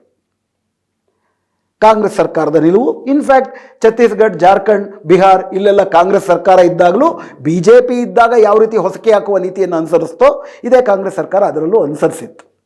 ಆದರೆ ಆ ನಂತರ ನಾಗರಿಕ ಸಮಾಜ, ಉಳಿದವರು, ಅಲ್ಲಿ ಒಂದು ಅವರ ತಂಡ ಚೆಲ್ಲಾಪಿಲ್ಲಿಯಾಗಿತ್ತು. ಉಳಿದವರು ಕಾಡಿನಲ್ಲಿ ದಿಕ್ಕಾಪಾಲಾಗಿ ಓಡಾಡ್ತಿರೋ ಸಂದರ್ಭದಲ್ಲಿ ಜನರಿಂದ ಮಾಹಿತಿ ಪಡೆದು ಅವರೇನಾದರೂ ಶರಣಾಗತರಾಗಕ್ಕೆ ಸಿದ್ಧವಿದ್ದರೆ ಅವರ ಪ್ರಾಣವನ್ನು ಉಳಿಸಿ, ಅವರಿಗೆ ರಕ್ಷಣೆಯನ್ನು ಕಲ್ಪಿಸಿ, ಗೌರವಯುತವಾಗಿ ಅವರು ಮತ್ತೆ ಸಮಾಜಕ್ಕೆ ಮರಳುವ ರೀತಿಯಲ್ಲಿ ಪ್ರಯತ್ನಿಸಬೇಕು ಅನ್ನುವ ಸದುದ್ದೇಶದಿಂದ ನಾಗರಿಕ ಸಮಾಜದವರು, ಮತ್ತು ಇದರ ಬಗ್ಗೆ ಒಂದು ಸಮಿತಿ ಕೂಡ ಆಗಿತ್ತು, ಸರ್ಕಾರದ ಶರಣಾಗತಿ ಮತ್ತು ಪುನರ್ವಸತಿ ಸಮಿತಿ ಅಂತೇಳಿ. ಅದರಲ್ಲಿ ಶ್ರೀಪಾಲ್ ಅನ್ನುವ ವಕೀಲರು, ಪಾರ್ವತೇಶ್ ಬಿಳ್ಳದಾಳೆ ಎನ್ನುವ ಪತ್ರಕರ್ತರು ಹಾಗೂ ಪ್ರಖ್ಯಾತ ಸಾಹಿತಿ ಬಂಜಗೆರೆ ಜಯಪ್ರಕಾಶ್ ಅವರು ಕೂಡ ಇದ್ದರು. ಹಾಗೂ ಶಾಂತಿಗಾಗಿ ನಾಗರಿಕರ ವೇದಿಕೆಯಿಂದ ಆವಾಗ ನೂರ್ ಶ್ರೀಧರ್ ಅವರು ಅದರ ಜೊತೆಗಿದ್ದರು, ತಾರಾರಾವ್ ಅವರು ಇದ್ದರು, ನಗರಗೆರೆ ರಮೇಶ್ ಅವರು, ಪ್ರೊಫೆಸರ್ ಶ್ರೀಧರ್ ಅವರು, ಈ ಥರ ಬಹುದೊಡ್ಡ ತಂಡ ಉಳಿದು ಚೆಲ್ಲಾಪಿಲ್ಲಿಯಾಗಿ ಕಾಡಿನಲ್ಲಿ ಓಡಾಡ್ತಿರೋರನ್ನ ಅವ್ರ ಜೊತೆ ಮಾತಾಡಿ ಅವರು ಸಿದ್ಧವಿದ್ದರೆ ಅವರ ಬದುಕನ್ನು ಮತ್ತು ಘನತೆಯುತವಾದಂಥ ಮರಳುವಿಕೆಯನ್ನು ಖಾತರಿ ಮಾಡಿಸಿಕೊಳ್ಳುವುದಕ್ಕೆ ಅವರ ಜೊತೆ ಮತ್ತು ಸರ್ಕಾರದ ಜೊತೆ ಒಡನಾಟ ಮಾಡಿ, ಸರ್ಕಾರಕ್ಕೆ ನೀವು ಅವರು ವಾಪಸ್ ಜೈಲಿಗೆ ಬರ್ತಾರೆ, ಸಶಸ್ತ್ರ ಹೋರಾಟವನ್ನು ಕೈಬಿಡ್ತಾರೆ, ಕೈಬಿಟ್ಟಾಗ ಅವರಿಗೆ ಕೇಸುಗಳನ್ನು ವಾಪಸ್ ತೆಗೆದುಕೊಳ್ಳೋಕ್ಕಾಗಲಿಲ್ಲ ಅಂದರೆ ಬಹಳ ಬೇಗ ಜಾಮೀನು ಸಿಗುವುದಕ್ಕೆ ಏನೇನು ಆಡಳಿತಾತ್ಮಕ ವ್ಯವಸ್ಥೆ ಮಾಡ್ಕೋಬೇಕೋ ಅದನ್ನು ಮಾಡಿಕೊಟ್ಟು ಅವರು ಮತ್ತೆ ನೆಲೆಯುವುದಕ್ಕೆ ನೀವು ಭರವಸೆಯನ್ನು ಕೊಟ್ಟರೆ ಸಶಸ್ತ್ರ ಹೋರಾಟವನ್ನು ಕೈ ಬಿಡುವುದಕ್ಕೆ ಅವರು ಸಿದ್ಧರಿದ್ದಾರೆ, ಪ್ರಜಾತಾಂತ್ರಿಕ ಸಮಾಜಕ್ಕೆ ಮರಳ್ತಾರೆ ಅನ್ನುವ ಅವರ ಸಂದೇಶವನ್ನು ತಲುಪಿಸಿದ್ರು. ಅಧಿಕೃತವಾಗಿ ಸಿದ್ದರಾಮಯ್ಯನವರು ಆ ಎಲ್ಲ ಭರವಸೆಗಳನ್ನು ಕೂಡ ಕೊಟ್ಟರು. ಜನವರಿ 8ಕ್ಕೆ ಅವರು ಮರಳಿದ್ರು. ಇವತ್ತಿಗೆ 1 ವರ್ಷ. ಯಾವ ಒಂದು ಭರವಸೆಗಳು ಕೂಡ ಈಡೇರಿಲ್ಲ. ಮೊದಲನೇದಾಗಿ ಇವ್ರ ಮೇಲೆ, ಕೆಲವ್ರ ಮೇಲೆ 40 ಕೇಸು, 80 ಕೇಸು, ಹಲವಾರುಗಳಿದೆ. ಈ ಕೇಸುಗಳೆಲ್ಲ ಒಂದೊಂದೇ ಬಗೆಹರಿಸ್ಕೋಬೇಕು ಅಂತಂದರೆ 80 ವರ್ಷ ಆದರೂ ಸಾಲೋದಿಲ್ಲ. ಈ ಕೇಸುಗಳೆಲ್ಲ ಒಂದೇ ಕಡೆ ಬಂದರೆ, ಒಂದು ಸ್ಪೆಷಲ್ ಕೋರ್ಟ್ ನಿಗದಿ ಆದರೆ ಆಗ ತ್ವರಿತವಾದಂಥ ವಿಚಾರಣೆ ಆಗುತ್ತೆ. ಅಥವಾ ಕೇಸುಗಳನ್ನು ವಾಪಸ್ ತಗೊಳ್ಳೋದಾದರೆ ಸುಲಭವಾಗಿ ಅವರು ಹೊರಗಡೆ ಬರ್ಬೋದು. ಕೇಸುಗಳನ್ನು ವಾಪಸ್ ತಗೋತಿಲ್ವಾ? ಮಹಾರಾಷ್ಟ್ರದಲ್ಲಿ BJP ಸರ್ಕಾರ, ಛತ್ತೀಸ್ಗಢಲ್ಲಿ BJP ಸರ್ಕಾರ. ಈ ಎರಡೂ ಸರ್ಕಾರಗಳು ಕೂಡ, ಈಗ ನಿಮಗೆ ಗೊತ್ತಿದೆ, ಛತ್ತೀಸ್ಗಢಲ್ಲಿ 100 ಜನರನ್ನು ಅಮಿತ್ ಶಾ ಸೈನ್ಯ ಕೊಂದಾಗ್ತಾ ಇದೆ, 100 ಜನ ಶರಣಾಗತರು ಆಗ್ತಾ ಇದ್ದಾರೆ. ಶರಣಾಗತರಾದಂಥ ನಕ್ಸಲರಿಗೆ ನಾಯಕರನ್ನೂ ಒಳಗೊಂಡಂತೆ ಕೇಸುಗಳನ್ನೇ ಹಾಕದೆ ಕೇಸುಗಳನ್ನು ವಾಪಸ್ ತೆಗೆದುಕೊಂಡು ಒಂದೇ ತಿಂಗಳಲ್ಲಿ ಪುನರ್ವಸತಿಯನ್ನು BJP ಸರ್ಕಾರ ಕಲ್ಪಿಸಿಕೊಡ್ತಿದೆ. BJP ಸರ್ಕಾರಕ್ಕೆ ಆದದ್ದು ಕರ್ನಾಟಕ ಸರ್ಕಾರಕ್ಕೆ ಯಾಕಾಗಲ್ಲ? ಇದರಲ್ಲೂ ಕೂಡ ಬರುವುದು ಪ್ರಜಾತಂತ್ರಕ್ಕೆ ಮರಳಿ ಅವ್ರಿಗೆ ಬರೋಕ್ಕೆ ನಾವು ಮಾತು ಕೊಟ್ಟಿದ್ದೀರಿ. ಸರ್ಕಾರ ಮಾತು ಕೊಟ್ಟಿದೆ, ಸಿದ್ದರಾಮಯ್ಯನವರಲ್ಲ ಮಾತು ಕೊಟ್ಟಿರೋದು. ಇದು ಕೂಡ ನಿಮ್ಮ ಹಲವಾರು ಸಾಮಾಜಿಕ ಅನ್ಯಾಯಗಳ ಸರಮಾಲೆಯಲ್ಲಿ ಅತ್ಯಂತ ಮುಖ್ಯವಾದದ್ದು. ಸಾರದಲ್ಲಿ ಏನು ಹೇಳುತ್ತೆ ಇವೆಲ್ಲ? ಈ ಹಲವಾರು ಸಾಮಾಜಿಕ ಅನ್ಯಾಯಗಳ ಸರಮಾಲೆ. ಕಾಂಗ್ರೆಸ್ಸು BJP ಒಂದೇ ಅಲ್ಲ. ನಾನು ಆಗಲೇ ಹೇಳಿದಾಗೆ BJP ಈ ದೇಶಕ್ಕೆ ಅಪಾಯ, ಕಾಂಗ್ರೆಸ್ಸು ಅತಿ ದೊಡ್ಡ ನಿರಾಶೆ. ವಿಷಯ ಎಷ್ಟು ಸತಿ ನಿರಾಶೆ ಅನುಭವಿಸ್ತೀವಿ? ಎಡವಿದ ಕಡೆ ಎಡುವುದು ಬುದ್ಧಿವಂತನ ಅಲ್ಲ, ಹಳೆ ತಪ್ಪುಗಳನ್ನೇ ಮಾಡೋದು ಮುಟ್ಟಾಳ್ತನ. ಕಾಂಗ್ರೆಸ್ನಲ್ಲಿ ಸಿದ್ದರಾಮಯ್ಯ ಅನ್ನುವ ವ್ಯಕ್ತಿ, ರಾಹುಲ್ ಗಾಂಧಿ ಅನ್ನುವ ಒಬ್ಬ ವ್ಯಕ್ತಿ ಸಾಮಾಜಿಕ ನ್ಯಾಯದ ಬಗ್ಗೆ ವೈಯಕ್ತಿಕವಾಗಿ ಎಷ್ಟೇ ಬದ್ಧತೆಯನ್ನು ತೋರಿದ್ರು ಕೂಡ ಅವರು ಕಾಂಗ್ರೆಸ್ ಪಕ್ಷದ ನಾಯಕರು. ಕಾಂಗ್ರೆಸ್ ಪಕ್ಷಕ್ಕೆ ಒಂದು ಸಿದ್ಧಾಂತ ಇದೆ, ಒಂದು ರಾಜಕೀಯ ಇದೆ. ಅವರು ಗೊತ್ತಿಲ್ಲದೀರಾ, ವಿಷಯ ತಿಳಿದೀರಾ ಈ ಎಲ್ಲ ಅನ್ಯಾಯಗಳು ಮಾಡಿರೋದಲ್ಲ. ಅವರ ವರ್ಗ ಮತ್ತು ಜಾತಿ ಹಿತಾಸಕ್ತಿ ಪ್ರಧಾನವಾಗುತ್ತೆ. ಅವರ ವರ್ಗ ಹಿತಾಸಕ್ತಿನಲ್ಲಿ ಈ ದೇಶದ ಆಳುವ ವರ್ಗದ ಹಿತಾಸಕ್ತಿಗಳೇ, ಕಾರ್ಪೊರೇಟ್ ಹಿತಾಸಕ್ತಿಗಳೇ BJPಯು ಅನುಷ್ಠಾನಕ್ಕೆ ತರುತ್ತೆ. ಕಾಂಗ್ರೆಸ್ಸು ಕೂಡ ಅದನ್ನೇ ಮಾಡುತ್ತೆ. ನಾವು ನಿಜಕ್ಕೂ ಬದಲಾವಣೆ ಬಯಸುವುದಾದರೆ ವ್ಯಕ್ತಿಗಳ ಬಗ್ಗೆ ಇರುವ ಕುರುಡನ್ನು, ಕೆಲವು ಸತಿ ಅಭಿಮಾನದಿಂದ ಬರುವ ಕುರುಡು, ಕೆಲವು ಸತಿ ಬೇರೆ ಏನೂ ಇಲ್ಲ ಅನ್ನುವಂಥ ಅಸಹಾಯಕತೆಯಿಂದ ನಾವೇ ಮಾಡ್ಕೊಳ್ಳೋ ಗಾಂಧಾರಿ ಕುರುಡು. ಈ ಕುರುಡುಗಳಿಂದ ಹೊರಬಂದು ಇದರ ಆಚೆಗೆ, ಪಕ್ಷಗಳ ಆಚೆಗಲ್ಲ, ಮತ್ತೊಂದು ಪಕ್ಷವನ್ನು ನೀವು ಕಟ್ಕೊಂಡು ಇದನ್ನೇ ಮಾಡಿದ್ರೆ ಇದೇ ಥರವೇ ಅಧಿಕಾರಕ್ಕೆ ಬಂದರೆ ಪ್ರಯೋಜನ ಇಲ್ಲ. ನೀತಿಗಳೇ ಬದಲಾಗಬೇಕು. ಬ್ರಾಹ್ಮಣಶಾಹಿ, ಕಾರ್ಪೊರೇಟ್ ಶಾಹಿ ನೀತಿಗಳೇ ಬದಲಾಗಬೇಕು ಅಂತಂದರೆ ಈ ದೇಶದಲ್ಲಿ ಮತ್ತೊಂದು ಸಾಮಾಜಿಕ ಸ್ವಾತಂತ್ರ್ಯ ಸಂಗ್ರಾಮ, ಸಮಾನತೆಗಾಗಿ ಸ್ವಾತಂತ್ರ್ಯ ಸಂಗ್ರಾಮ ಆಗಬೇಕು. ಸಾಮಾಜಿಕ ನ್ಯಾಯ ಆರ್ಥಿಕ ನ್ಯಾಯವಿಲ್ಲದೆ ಸಾಧ್ಯ ಆಗೋದಿಲ್ಲ. ಸಾಮಾಜಿಕ ನ್ಯಾಯ ಅಂದರೆ ಮೀಸಲಾತಿ ಮಾತ್ರ ಅಲ್ಲ. ಮೀಸಲಾತಿ ಒಂದು ಸಮುದಾಯದ 1% ಜನಕ್ಕೆ ಅನುಕೂಲ ತಂದುಕೊಡುತ್ತೆ. ಸಂಪತ್ತಿನಲ್ಲೇ ಸಮಾನವಾದ ಹಂಚಿಕೆ ಆಗಬೇಕು ಅಂತಂದರೆ ಆ ಸಂಪತ್ತನ್ನು ಹಿಡ್ಕೊಂಡಿರೋರ ಹತ್ರ ಅದನ್ನು ಮತ್ತೆ ಪಡೆದುಕೊಳ್ಳುವಂತಹ ಒಂದು ಹೋರಾಟ ಆಗಬೇಕು. ಕಾಂಗ್ರೆಸ್ ಆಗಲಿ BJP ಆಗಲಿ ಸಂಪತ್ತಿರುವವರ ಅಧಿಕಾರವಿರುವ, ಬ್ರಾಹ್ಮಣಶಾಹಿ ಅಧಿಕಾರವಿರುವ, ಮನುವಾದಿ ಅಧಿಕಾರವಿರುವ ವರ್ಗಗಳ ಪರವಾಗಿ ರಾಜಕಾರಣ ಮಾಡುವ ಪಕ್ಷವೇ ಆಗಿರುತ್ತೆ. ಅದನ್ನೇ ಸಿದ್ದರಾಮಯ್ಯನವರ ಸರ್ಕಾರವೂ ಕೂಡ ಎಷ್ಟೇ ಸದುದ್ದೇಶ ವ್ಯಕ್ತಿಗೆ ಇದ್ದರೂ ಕೂಡ ಒಂದು ಪಕ್ಷವಾಗಿ ಇಷ್ಟೇ ಮಾಡುತ್ತೆ ಅನ್ನುವ ವಿಚಕ್ಷಣೆ, ಅನುಭವದ ವಿವೇಕ ನಮಗಿರಲಿಲ್ಲ ಅಂದರೆ ಮತ್ತೆ ನಾವು ಮೋಸ ಹೋಗ್ತೀವಿ. ಮೋಸ ಹೋಗುವುದು ಬೇಡ ಅಂತ ಹೇಳ್ತಾ ಇವತ್ತಿನ ಈ ಚರ್ಚೆಯನ್ನು ಇಲ್ಲಿ ನಿಲ್ಲಿಸ್ತಿದ್ದೀನಿ. ನಮಸ್ಕಾರ.